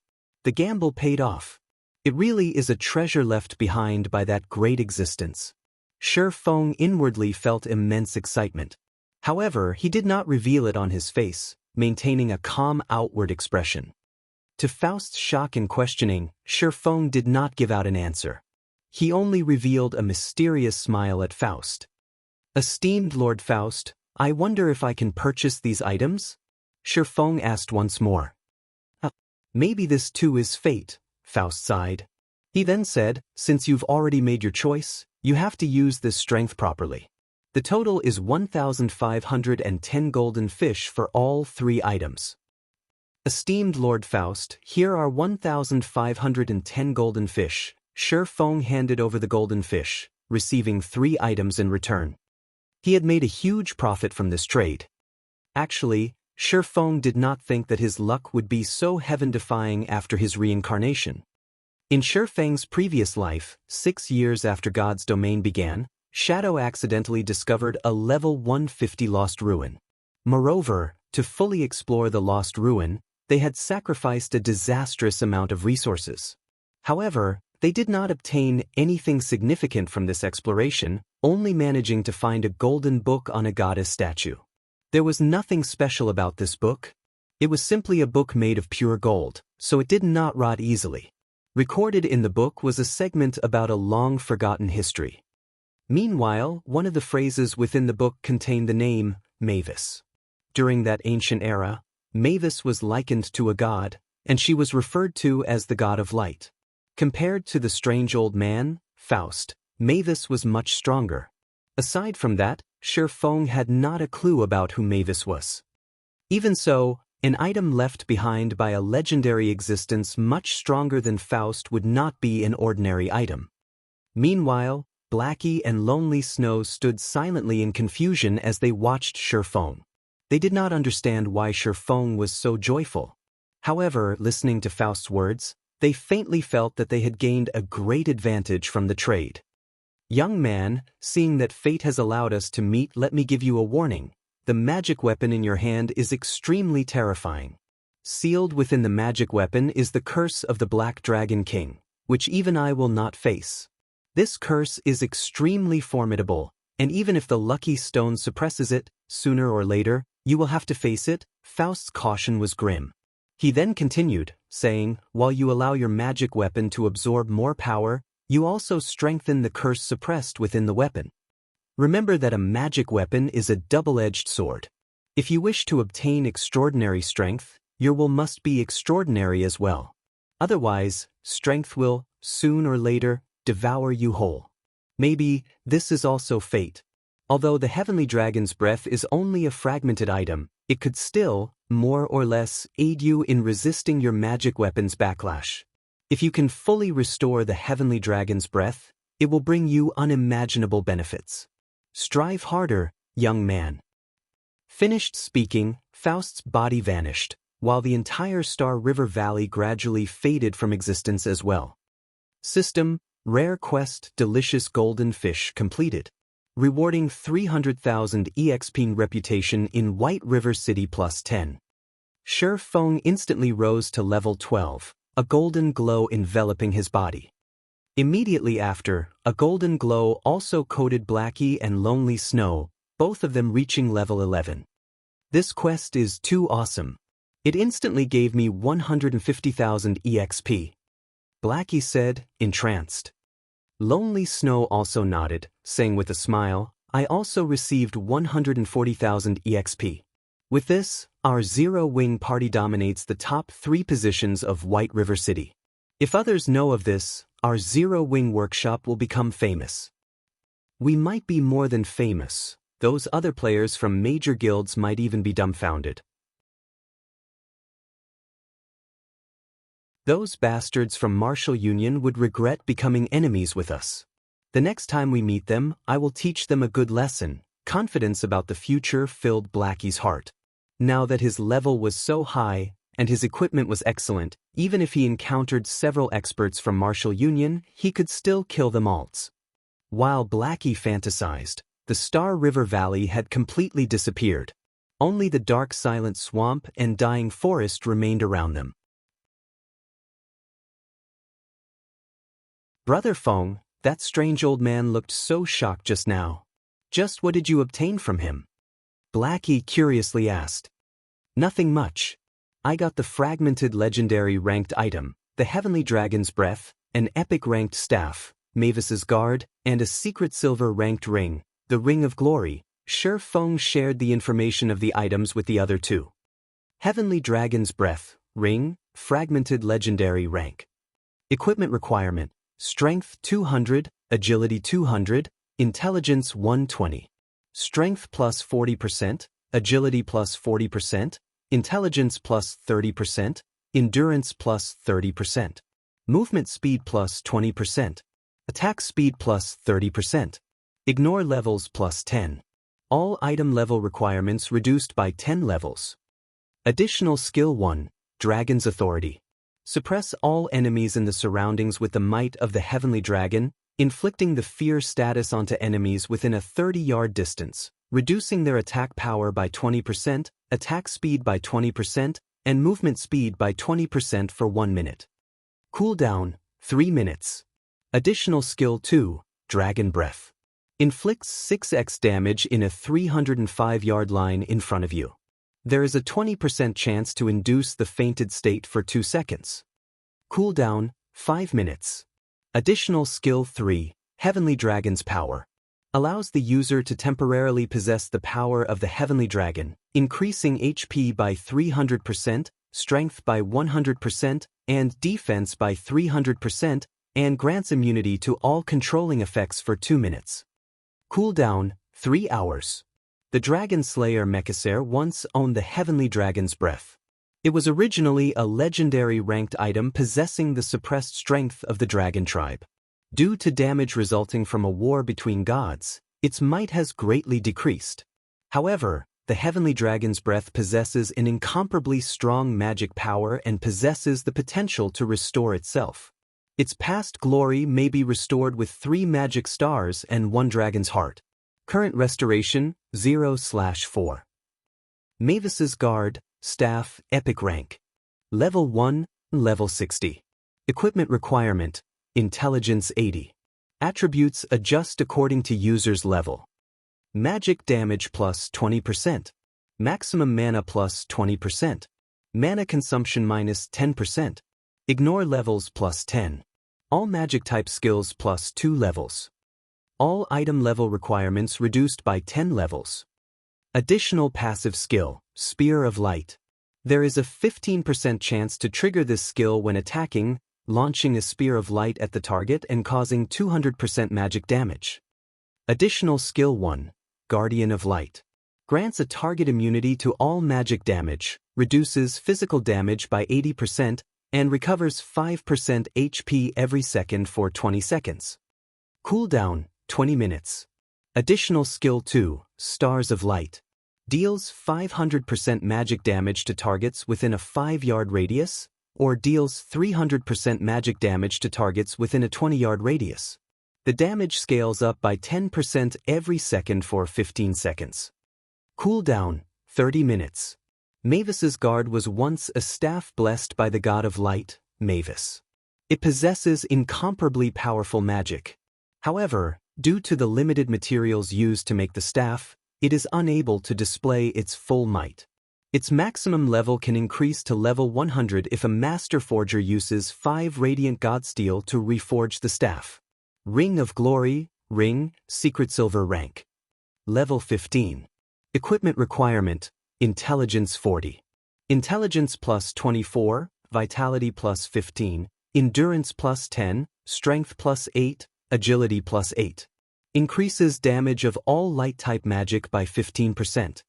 These are a fragmented legendary ranked item and an epic rank item. Aren't they too OP? Blackie and Lonely Snow's eyes nearly popped out of their sockets when they saw the attributes of the 3 items. Previously, they thought that the attributes of a secret silver weapon were already powerful. Only now, after seeing these attributes, did they understand that no matter how strong you were, there would always be someone stronger than you. In the face of fragmented legendary ranked items and epic ranked items, secret silver ranked items were simply trash.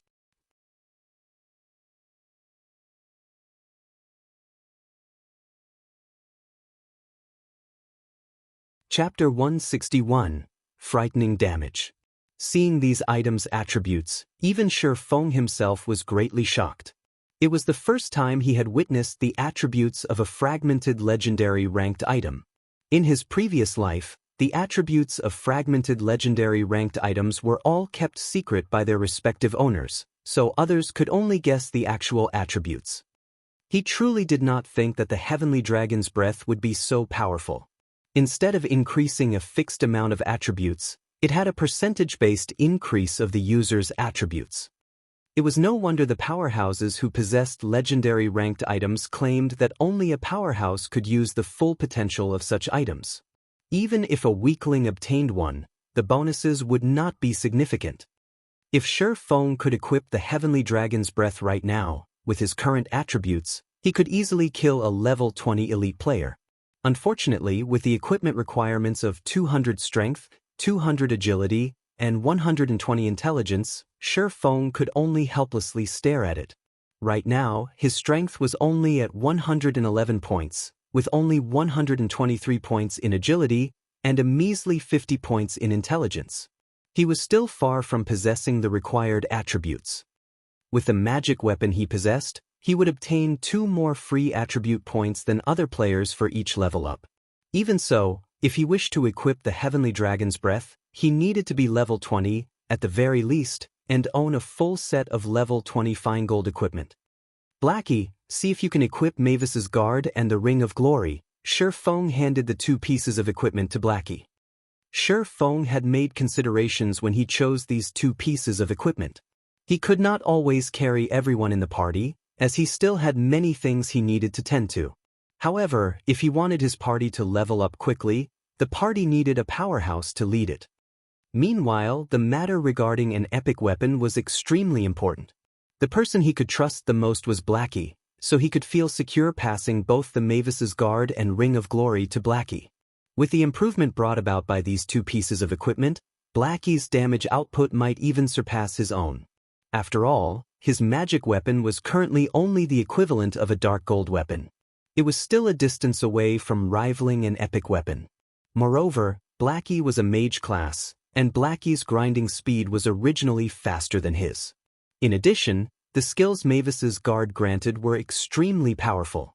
Blackie would have a much easier time leveling up the party than he would. All right then. At first, Blackie hesitated. He felt that he did not possess the qualifications to wield this epic weapon in the least. However, looking at Shifeng's serious attitude and trust, he nodded his head earnestly. Although the requirement of 80 intelligence was very high, Blackie was already level 11. His character's attributes massively increased. He also had a few pieces of secret silver equipment. After he added all his attribute points he received from leveling up into intelligence, he just barely reached the staff's requirement, managing to equip Mavis's guard. Right now, Mavis's guard was a level 11 epic-ranked staff. The staff increased numerous attributes. There was also an additional critical attribute that gave a 20% chance of magical attacks achieving a critical hit. It was much more powerful than Blackie's original goal. Mavis's guard also reduced the level requirement for equipment by 5 levels. After Blackie equipped the Ring of Glory and the previously obtained level 15 mage class mysterious iron equipment and bronze equipment, he was completely born anew. He now gave others a faint oppressive feeling. This isn't real, right? My intelligence has reached 186 points. Blackie exclaimed, looking at his attribute panel. Compared to before, the 186 intelligence was more than double what he had before, not to mention the increase in his magic damage. His overall attributes had exceeded even the currently most powerful mage class by at least twofold. He could possibly one-shot a properly geared level 10 MT. Too powerful? Lonely Snow gazed at Blackie's dazzling attributes with admiration. Even so, he would not feel jealousy over Blackie. After all, this was a natural matter as he had only recently joined Zero Wing Workshop. Just the aid he received in leveling up and the amount of secret silver equipment were already unimaginable, not to mention receiving an extremely important item such as an epic-ranked item. On the other hand, it would be extremely strange if he received an epic-ranked item that he could use right now. Moreover, when Lonely Snow looked at Shifeng's carefree reaction as he gave Blackie the epic-ranked item, he knew that as long as he performed well in Zero Wing Workshop, there was bound to be a day where he could obtain his very own epic-ranked item as well. Hence, he did not need to be jealous over Blackie. An epic weapon is as frightening as expected, Shifeng said with a smile, looking at Blackie's attributes. Normally, an epic-ranked item's level would grow along with its user. Only when Blackie reached level 60 could he display the true potential of Mavis's protection. The potential displayed by the level 11 Mavis's guard was but the tip of the iceberg. Moreover, Shifeng knew of plenty of locations which hid epic-ranked items. However, he did not have the ability to retrieve them right now. He also did not have a powerful team, so he had no way of obtaining those epic-ranked items at the moment. He could only wait until his workshop developed before setting out to claim them. Brother Feng, let's go kill some elite monsters. I want to see the awe of an epic weapon. Blackie looked at Shifeng, restless with anticipation. Fine, let's go look for some then, Shifeng replied with a smile. During that year when he held his first epic-ranked item, he, too, was as excited as Blackie right now. He had been extremely eager to test out his strength on powerful monsters. Very quickly, under Shifeng's leadership, the trio located a level 17 rare elite, the Swamp Lizard. Swamp Lizard, rare elite. Level 17. HP 200,000/200,000. I'll lure it over. Lonely, try to restrict it as it attempts to spit out gray fog and use caution. Blackie, pay careful attention while you kite it. Make sure you maintain your distance from it, Shifeng spoke in the party chat. The Swamp Lizard was the most challenging rare elite in the Silent Swamp. If it was not for reaching level 12, the Abyssal Blade having upgraded to level 10, and Blackie's possession of Mavis's guard now, he would not have chosen to fight this monster at all. The Swamp Lizard was a physical melee-type monster. However, it could deal a lot of damage. With a single claw attack, it could take away more than half of a normal level 15 MT's HP. Its attacks also carried an additional petrification effect that slowed the target.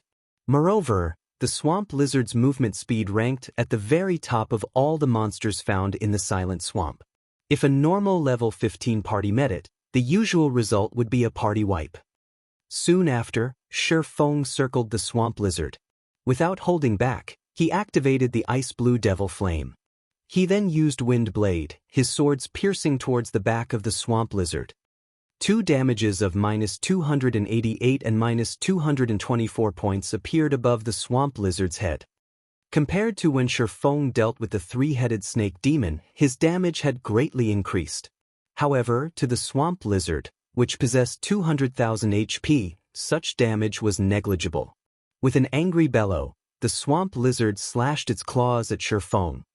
Shi Feng dodged to the side, sending a level 7 chop slashing towards the Swamp Lizard's waist. A damage of -1058 popped up above the Swamp Lizard's head. The Swamp Lizard immediately released a pained wail. Its steel-like tail turned into a black shadow as it swiped at Shi Feng. Shi Feng quickly reacted. He leaped into the air and dodged the attack, distancing himself from the Swamp Lizard at the same time. Lonely Snow took this chance to use Charge on the Swamp Lizard, interrupting the Swamp Lizard's follow-up attack. He then sent a violent strike at the Swamp Lizard's back, causing -28 damage. Lonely Snow nearly spat out blood when he witnessed this damage. However, he was utterly helpless about it. Not mentioning the level suppression, the Swamp Lizard's physical defense was extremely high. Moreover, Lonely Snow could only deal this amount of damage due to reaching level 11 and wielding a secret silver weapon. Otherwise, he wouldn't even deal over 10 damage. "Let me see just how amazing you are, Mavis's guard." Blackie had waited in frustration. He shot out a level 7 dark arrow strengthened by the Mavis's guard. When the skill blasted the Swamp Lizard's body, a damage of -712 points appeared above its head. Immediately after, Blackie's attack triggered the passive skill on Mavis's guard, the Spear of Light. A silver-colored Spear of Light struck the Swamp Lizard once more, landing a critical hit of -1,354 damage. The damage was far more powerful than Shi Feng's attacks. Immediately after, Blackie used Evil Whip. 9 thick chains constricted the Swamp Lizard. When the Swamp Lizard broke free from one of the chains with much difficulty, a damage of -116 points appeared above its head. By the time it broke free from all the chains, Evil Whip had caused close to -1,000 damage. Due to Blackie's intelligence reaching over 100 points, he activated the intermediate hidden passive skill for intelligence, Quick Chant. The passive greatly reduced the time required for chanting spells, increasing Blackie's rate of attack. As a result, damages in the hundreds continuously appeared above the Swamp Lizard's head in quick succession, its HP decreasing like water flowing from an open tap. This is too powerful. This is an epic weapon. Lonely Snow was tongue-tied from watching this scene. Blackie was similarly dumbfounded. In addition to Shi Feng controlling and damaging the Swamp Lizard, before even a minute had passed, the Swamp Lizard fell dead. It dropped 4 items in total, a level 15 mysterious iron equipment and 3 rare materials. "Come on, let's look for a place with plenty of monsters to release the Stars of Light." Seeing that even normal spells were so powerful, Shi Feng highly anticipated witnessing the staff's additional AoE spell.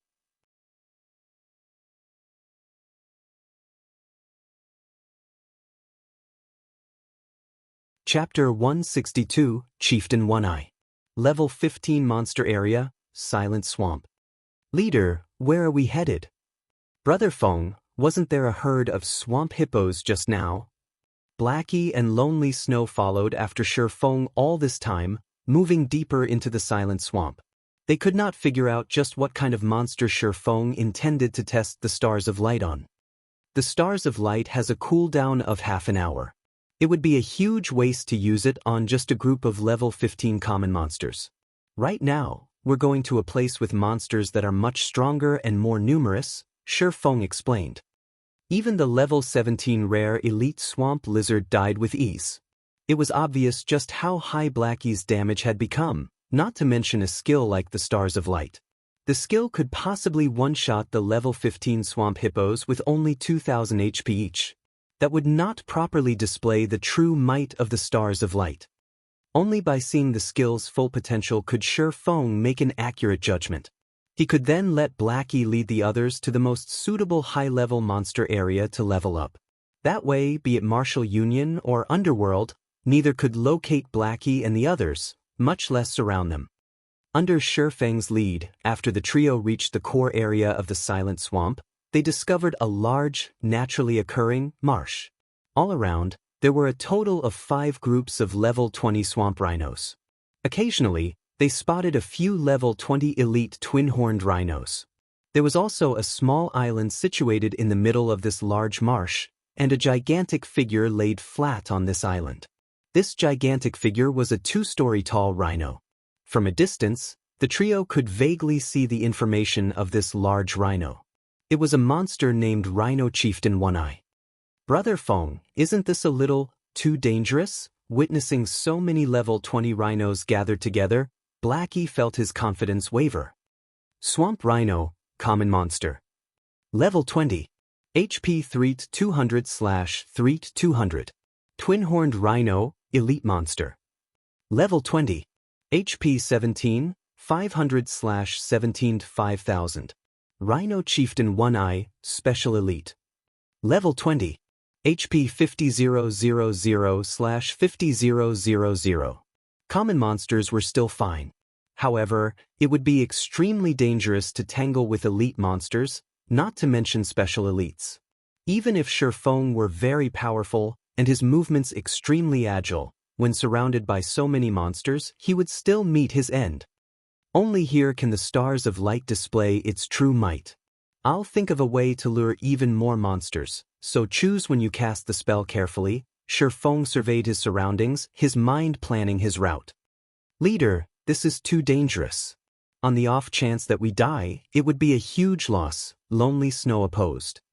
The monsters here were not numbered in the 20s or 30s, but in the hundreds. Every one of them could trample a level 15 player with ease, not to mention the elite monsters or the special elite monster. Moreover, with their currently low levels, the monsters would have an easier time discovering them. They could easily be surrounded, and at that time, only death awaited them. If I activate a speed scroll, my speed will be faster than theirs. However, when I lure all of them over, Blackie, I need you to use Guardian of Light on me, then use Stars of Light. You don't need to panic. Just maintain a calm heart, and you will be fine. Seeing Blackie's nervous expression, Shifeng spoke with a smile. I get it, Blackie nodded, suppressing the panic in his heart. Soon after, Shifeng sent Blackie and Lonely Snow to a slightly elevated location. On his own, Shifeng activated a speed scroll before rushing towards the rhinos. The rhinos immersed in the marsh quickly discovered the intruder. After all, Shifeng's level was simply too low. He was only level 12, and there was a huge distance from level 20. In addition, Shifeng did not attempt to hide his movements in the least, making it even easier for the monsters to discover him. Within moments, over 20 rhinos stood and rushed towards Shifeng. Although the marsh did not reduce movement speed by half, it still reduced it by 30%. Fortunately, this movement speed reduction was also effective against the rhinos. Now that Shifeng had used a speed scroll, catching up to him was impossible. Shifeng followed along the route he had planned before and circled the central island. He intended to lure all the rhinos in the marsh, aside from the one atop the central island. The Rhino Chieftain One-Eye on the central island was extremely difficult to deal with, and it would be a huge loss if he lost his life as a result of an accident. Hence, Shifeng had no intentions of luring it. Brother Feng. Leader's movement technique is truly powerful. If I were in his place, those rhinos would have already turned me into meat paste. Standing on high ground, Blackie and Lonely Snow watched Shifeng use various movements and methods to dodge the attacks from the group of rhinos. They could not help but wipe away the sweat permeating their foreheads. The number of rhinos Shifeng lured grew larger and larger. He had only run half the distance, yet he lured over 100 rhinos. Every time he dodged an attack, the rhinos would dangerously scrap past his body. However, after witnessing this scene repeat itself over and over, Blackie and Lonely Snow discovered that Shifeng successfully dodged every single time. He would always dodge the attack at the very last millisecond. He relied purely on technique to do so, and there was not a hint of luck or coincidence at all. Blackie and Lonely Snow both engraved this scene deeply into their minds, resolving themselves to learn from Shifeng in the future. With an expert like Shifeng demonstrating the moves, they would not have to spend time slowly exploring these techniques. After watching for only a moment, the two of them had benefited greatly. They could not help but wish they could try out these dodging techniques right this instant. Just when Shifeng thought that all was within his control, an elite twin-horned rhino suddenly appeared in front of Shifeng, charging at him. Although Shifeng used parry to block this attack, his entire person was still sent flying. By rotten luck, he landed on the edges of the central island, alarming the rhino chieftain One Eye.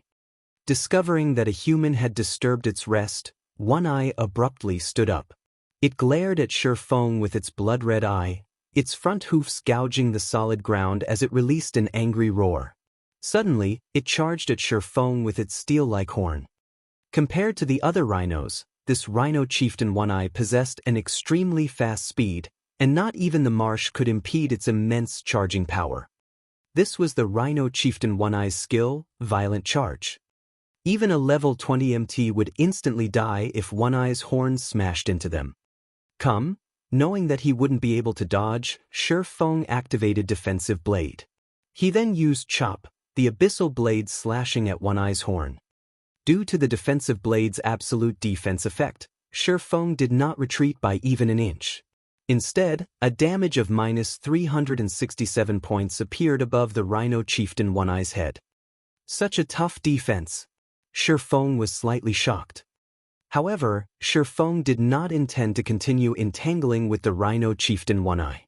The moment One Eye used War Trample, Shifeng used Silent Steps to appear behind a swamp rhino that was 30 yards away, successfully evading One Eye's attack. One Eye became further enraged when it saw that its target had evaded. It immediately charged at Shifeng. However, it did not use Violent Charge this time, so its speed was only slightly faster than the other rhinos. Blackie used the skill. After arriving at the appointed location, Shifeng stopped and spoke into the party chat. Although his plan did not include luring the rhino chieftain One Eye, the plan still had to proceed. He simply had to be more careful now. Leave it to me, Blackie had long since waited with anticipation. Immediately, a golden brilliance descended upon Shifeng's form.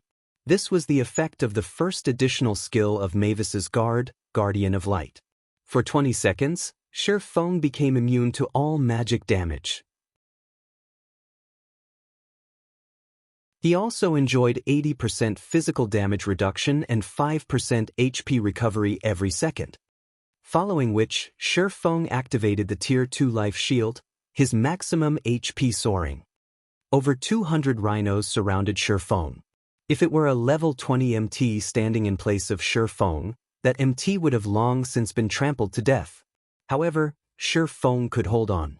Through evading alone, Shifeng managed to dodge over 60% of the attacks sent at him.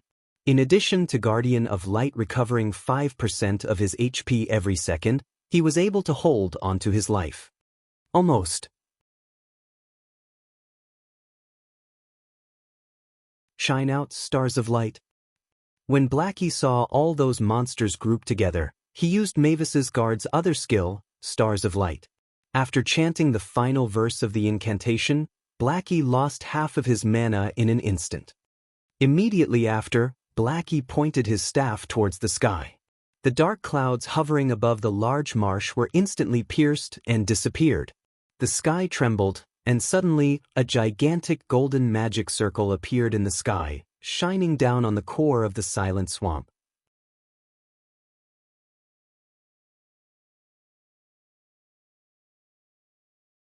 Chapter 163, Mad Leveling. This is. Shifeng looked towards the sky, discovering that this magic circle was much more powerful than he imagined it to be. Even a Tier 2 spell wasn't as mighty as this. The magic circle actually shook the sky. This was definitely not something a Tier 2 spell was capable of. Although Shifeng did not know exactly how powerful the Stars of Light was, as long as its might surpassed that of a Tier 2 spell, it would be enough to deal with the rhinos chasing after him. Such a powerful magic power. Blackie looked at the sky, towards the light element that madly gathered in the magic circle, with eyes filled with disbelief. This was the most powerful magic he had seen since he started playing God's Domain. As the magic circle in the sky gathered an endless amount of magic, the rhinos on the ground panicked. They started sieging Shifeng desperately from all corners in an attempt to dispel the fear in their hearts. As a result, Shifeng had to deal with the simultaneous attacks from over a dozen swamp rhinos. The space available for him to evade was extremely limited. Fortunately, he had a physical damage reduction of 80%, and he could generate 5% of his HP every second. Faced with no chances of dodging the incoming attacks, Shifeng abruptly leaped into the sky and activated the ice blue devil flame. The clear blue flame instantly covered his body, while the power of thunder and fire gathered around the abyssal blade. Thunder flame explosion. The moment the abyssal blade struck down, thunder and fire engulfed and devoured all the monsters within a 5-yard radius. Damages of -626 points appeared above the heads of the monsters, and there were even some rhinos who received critical strikes, succumbing to over -1,000 damage. All the rhinos Shifeng's attack struck fell into a fainted state, unable to move for 4 seconds. The monsters surrounding Shifeng in a fainted state formed a natural barrier, granting Shifeng a short breather. Is it starting? Shifeng detected that the golden magic circle in the sky had finished gathering magic power. The magic circle then transformed into a shooting star, falling from the sky. Before the shooting star collided with the ground, Shifeng cast Thundering Flash at the Rhino Chieftain One Eye. Unfortunately, the 3 streaks of thunder did not deal much damage to One Eye. All 3 attacks only caused around a total of -900 damage. However, Shifeng's aim was not its damage, but the additional 20% damage amplification effect. It would allow the Stars of Light to inflict massive amounts of damage to One Eye. Finally, the golden shooting star reached the ground, landing in the center of the rhinos. An explosion occurred, and a blinding light devoured every inch of the large marsh. From a high position, Blackie and Lonely Snow saw damages of over -1,000 points appearing above all the rhinos in the marsh. There were also plenty that received critical strikes, receiving over -2,000 damage. Furthermore, the rhinos close to the epicenter received damages of over -3,000 points, and some even received frightening damages of over -6,000 points. A level 20 swamp rhino only had 3,200 HP, while the elite twin-horned rhinos had 17,500 HP. Even the Rhino Chieftain One Eye only had 50,000 HP, -3,000 damage was not a light injury. Ayo! One Eye was enraged. It immediately directed its furious gaze at Blackie. It was not just the Rhino Chieftain One Eye. All the other rhinos also redirected their rage to Blackie, as the damages Blackie caused were simply too high. There were many swamp rhinos that instantly died from this single attack. However, during the time these rhino monsters directed their angry gazes towards Blackie, a second golden-colored shooting star appeared in the sky. Two descended. This time, the impact of the shooting star caused 10% more damage than the previous one. This attack wiped out all of the level 20 swamp rhinos, and only the high HP elites and Chieftain One Eye remained alive. However, this was not the end. With every passing second for a total of 15 seconds, A shooting star would appear and descend from the sky. Moreover, each shooting star would deal 10% more damage than the previous one. The elite-ranked twin-horned rhinos could only hold on until the 5th shooting star before dying out completely. Meanwhile, Chieftain One-Eye remained alive.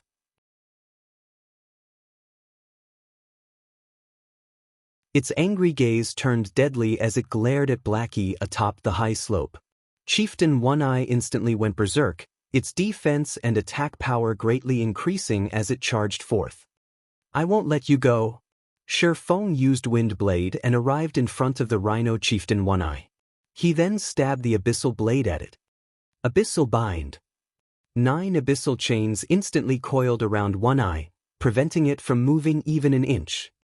Following which, streak after streak of stars of light crashed down into the marsh.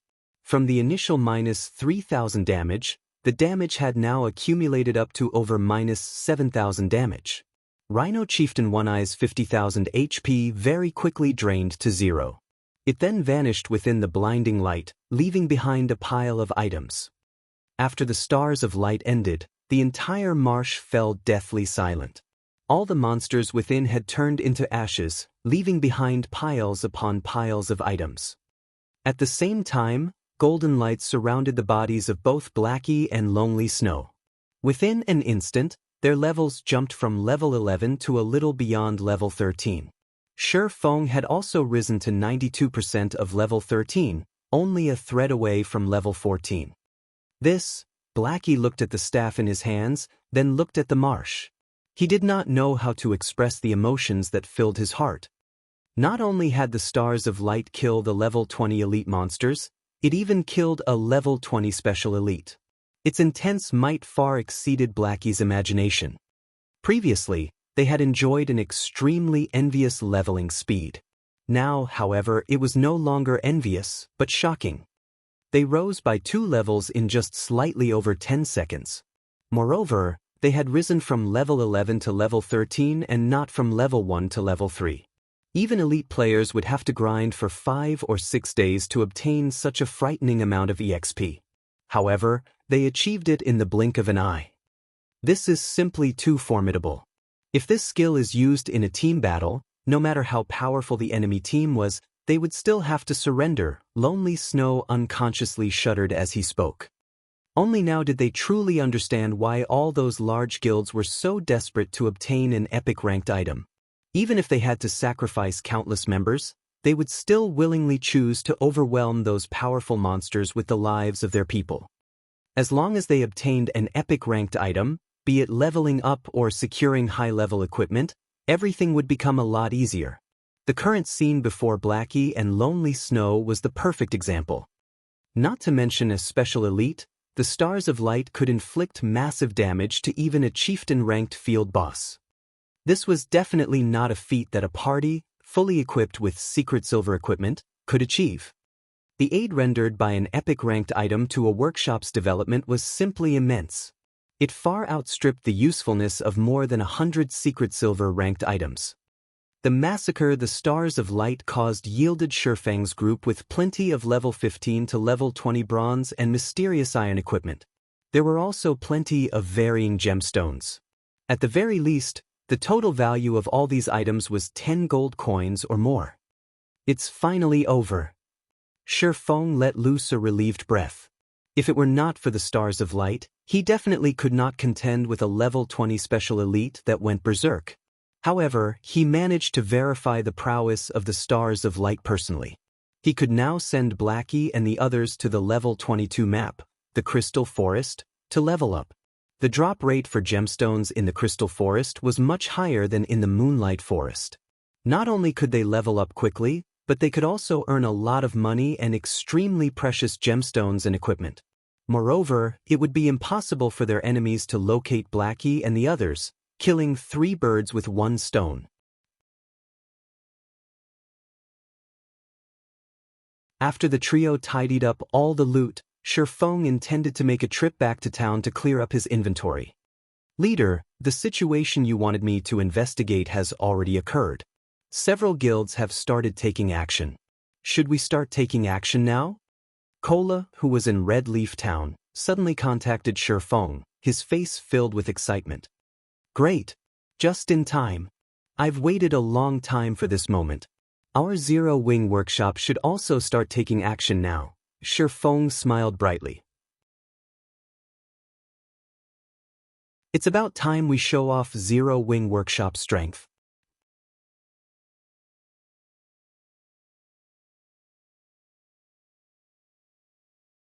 Chapter 164, The First Crisis.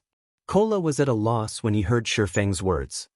Show the strength of Zero Wing workshop.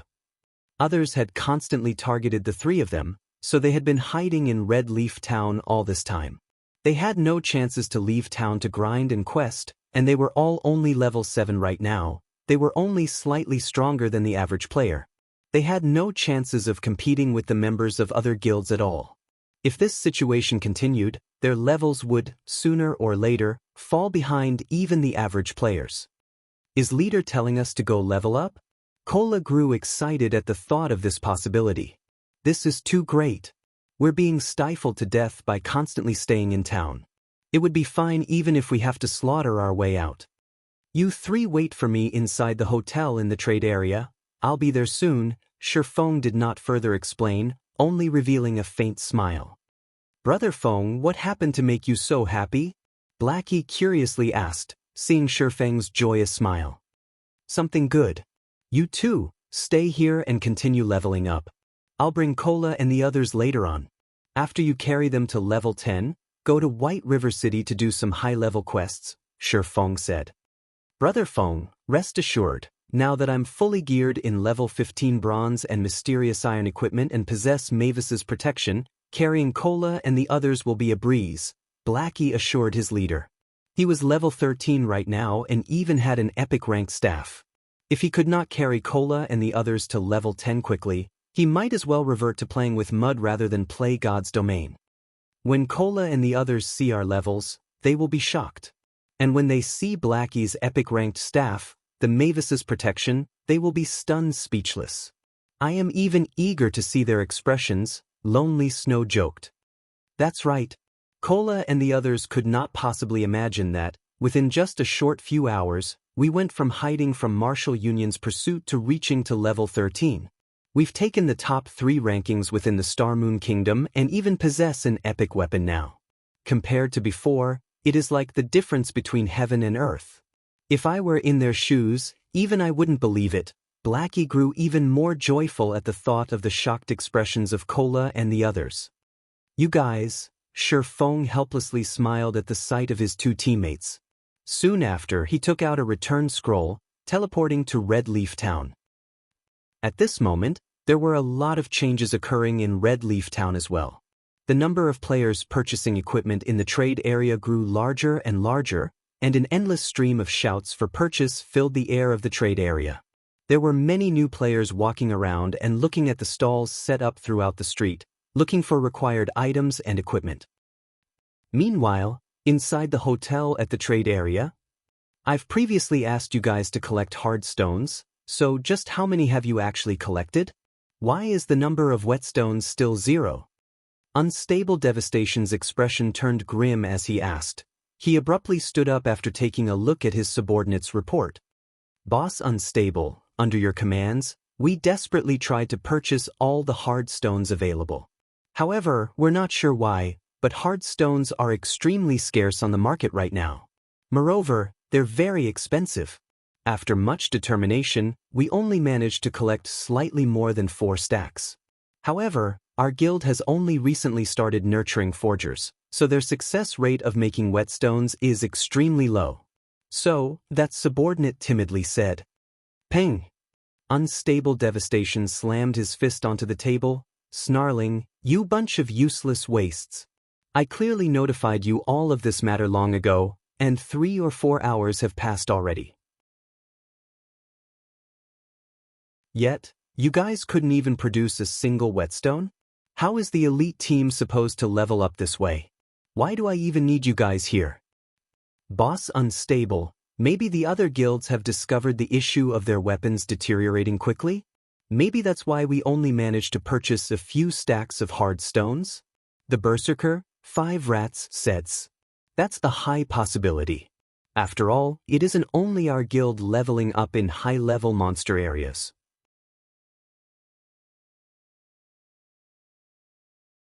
However, hard stones aren't exactly rare, and they can be obtained from level 2 monster areas or above. Moreover, normally nobody touches those things, so there should be a huge stockpile available in Red Leaf Town right now. There should also be plenty of players selling them on the auction house. We also discovered this matter fairly quickly, so even if the other guilds have taken action, it is impossible for them to buy them all out immediately. Unstable Devastation nodded, then shook his head again. He could not make any sense of the situation. After they started hunting Yifeng's party, they discovered that the durability of their weapons fell extraordinarily fast. In the beginning, they paid no attention to it, only focusing on leveling up and their search for Yifeng's party. However, before they found Yifeng, their equipment and weapons were already close to scrap. Without a choice, they had to give up their search for Yifeng, returning to town to repair their equipment. Although the journey back wasted a lot of time, the elite team's equipment was extremely precious. If they did not repair it all in time, resulting in their equipment turning into scrap, the guild would suffer an irrecoverable loss. Moreover, without the equipment, they would also have no way to grind and level up. Thus, they needed to return and repair their equipment. After repairing their equipment, Unstable Devastation began hearing complaints from his subordinates. The repair fees were too expensive, they said. The cost of repairs had nearly depleted all the money they had. As for classes that wore plate armor, they were even forced to borrow money from others for the repair fees. This situation dumbfounded Unstable Devastation. These players were all elites amongst elites. Normally, they carried a lot of money on their persons, and they were considered wealthy. However, their wealth was not enough to cover the fees. Unstable Devastation quickly discovered the crux of the problem. The lower the remaining durability of a piece of equipment was, and the higher the level of the equipment was, the more expensive the resulting repair fee would be. Grinding high-level monster areas greatly depleted equipment's durability. Making a trip to and fro from town to these high-level areas also required them to waste at least 2 to 3 hours. Moreover, they could, at most, stay for 3 to 4 hours at these high-level monster areas before they needed to return to town to repair their equipment. This meant that they had to spend almost half their time in God's domain just traveling. As a result, the time needed for a single level up almost doubled. If they could negate the travel time, their leveling speed would surpass the other players.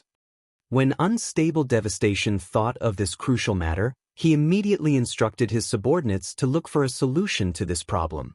The resulting solution was the whetstones. Although this item could only repair a small amount of durability of a weapon, even that small amount was enough. Compared to equipment used for protection, a weapon's durability decreased at a much greater rate. If they used whetstones to repair their weapons, the total cost would be much less than repairing it at the smithy. Hence, Unstable Devastation quickly ordered his subordinates to purchase whetstones. However, they quickly discovered that forgers did not normally create this item as its cost was simply too high. Moreover, whetstones normally did not sell at all. Unstable Devastation could only take a step back once again, and instead choose to purchase hard stones, the materials required to make whetstones. Hard stones were also relatively cheap items. They were mainly used to create whetstones and certain engineering components. Each stack was only around 30 copper coins, and there were 20 in a stack, which meant that they could make 20 whetstones from a single stack of hard stones. However, Unstable Devastation had received even more shocking news. If they could not purchase whetstones directly, then so be it. However, how could hard stones be difficult to purchase as well? In reality, it wasn't just Martial Union who had discovered this problem. The other guilds had also discovered this issue. By the time they tried to purchase hard stones, they suddenly discovered that, be it the auction house or the stalls in town, there were only scarce amounts of hard stones remaining. It was far from enough for the forgers in their own guilds to create whetstones with. Elsewhere, Xianxia had just set foot on the main street of the trade area. He watched as the various large guilds tried to purchase hard stones at a high price. They purchased each stack for 80 copper coins. The price of hard stones had more than doubled. Immediately, Shi Feng felt an intense joy in his heart. The moment he had long awaited had finally arrived. However, this was only the beginning. He still wanted to add oil to the fire, causing the price to soar sky-high.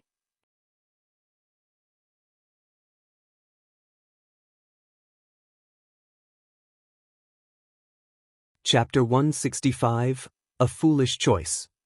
Shi Feng completely ignored the high prices these guilds were willing to pay. He headed to the appointed hotel directly.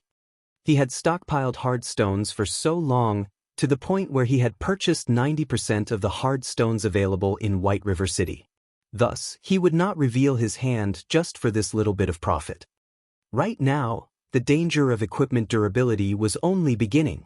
Along with the constant increase of players' levels, they would head towards monster areas of a higher level.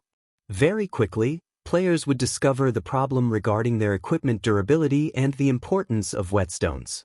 If they did not possess whetstones, it would greatly affect their leveling speed, and as a result, others would increase the gap between them. This result had caused the demand for whetstones to soar. They were as popular as the commonly used regeneration potions and mana recovery potions. Meanwhile, hard stones were required to make whetstones. Along with the growing demand for whetstones, the prices of hard stones would still increase by several folds. In Shi Feng's previous life, hard stones once sold for a maximum price of 3 silver coins per stack. Its price had increased by 10-fold from the original. Right now, due to God's domain's evolution and the investment of major corporations, the available resources were more precious than in Shi Feng's previous life. Most likely, the prices of hard stones would increase to record highs. The current price of 80 copper per stack was only the beginning. Red Leaf Town, Trade Area, Black Rose Bar. At this moment, Fire Dance had gathered her entire team to discuss matters regarding the team's future development. Fire Dance's team often frequented this Black Rose Bar. As it occupied a more secluded region, very few players came to this place. Thus, this place became the gathering spot for Fire Dance's team. Every time they completed a dungeon raid or obtained some precious item, they would come to this bar to celebrate. Fire Dance, we understand what your intentions are. However, I will still tell you the same thing. We are only playing God's domain to pass the time, and we don't have any great ambitions. We prefer to be free, and we aren't planning to earn any achievements through God's domain. If you want me to join that person called Yi Feng's team, I can only tell you that I'm sorry. That's right, Fire Dance. If it were a normal situation, maybe joining would be fine. However, Yi Feng has a beef with Martial Union, and right now Martial Union targets us too. Martial Union has already put out the word that, if we do not sever our relations with Yi Feng and apologize to them, we won't ever need to think about leaving town to level up and quest. If we leave town, they'll just kill us and send us back. If we join Yi Feng's team, won't we end up in an even worse situation? That's right. Martial Union is just too powerful right now. There is no way Yi Feng can establish himself in Red Leaf Town. If you want us to join Yi Feng's team, I can only look for another way out of this. I too share this opinion. We have lost a lot of our levels, and our average right now is only level 5. We can only apologize to Martial Union if we want to have the possibility to continue mingling in Red Leaf Town. If we join Yi Feng's team, we'll truly be finished. According to my investigations, the Martial Union branch in Red Leaf Town is completely under the control of that person called Unstable Devastation.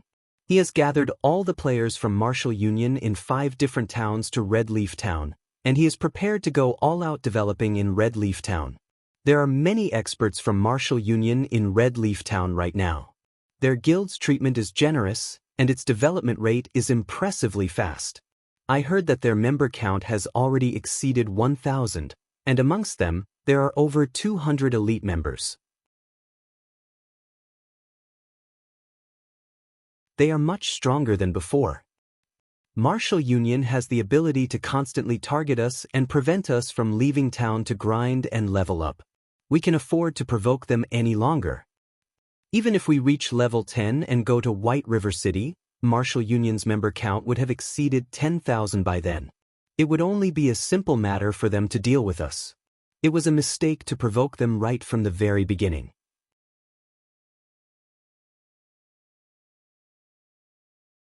Our only way out of this mess is to offer them an apology. Right, I agree as well. Our original goal in playing God's Domain was simply to mess around. We are completely different from that Yi Feng who has embroiled himself in a fight with Martial Union. If you, Fire Dance, wish to join him, please don't drag us in as well. We don't wish to be under surveillance 24 hours a day.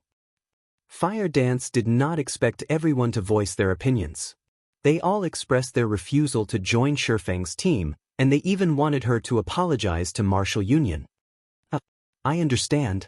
I'll only ask this one last time, then. If there are any of you willing to join Yifeng's team with me, please stand by my side.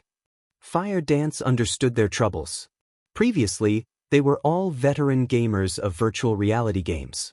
However, the virtual reality games they played before only had a player base in the hundreds of thousands. Even until the later stages of the game, a top-tier guild would only have several thousand members. On the other hand, God's Domain had made clear to them the true meaning of a large guild and the true power of a game with over 2 billion players across the globe. God's Domain was completely different from any other virtual reality games. It had utterly shattered their concept of virtual reality games, as it was practically a second reality. Previously, they didn't think there was anything special about the various large guilds. Only now did they truly understand how frightening a guild could be in a virtual reality game. Just the members of Martial Union inside a single town reached the thousands, and it was still increasing. If they reached White River City, their member count would break into the tens of thousands. A team of independent players like themselves could not afford to provoke such a large guild. Moreover, such a large guild like Martial Union was only an unrated guild. As for third-rate, second-rate, and first-rate guilds, they were tyrannical existences. Although Martial Union was a very frightening existence in Red Leaf Town, Yifeng's shocking performance had been deeply engraved onto Fire Dance's soul. She truly thought that she had wasted her time playing those other games before. Right now, only the thought of following Yi Feng filled her heart. She wanted to get to know and experience the world of Apex experts.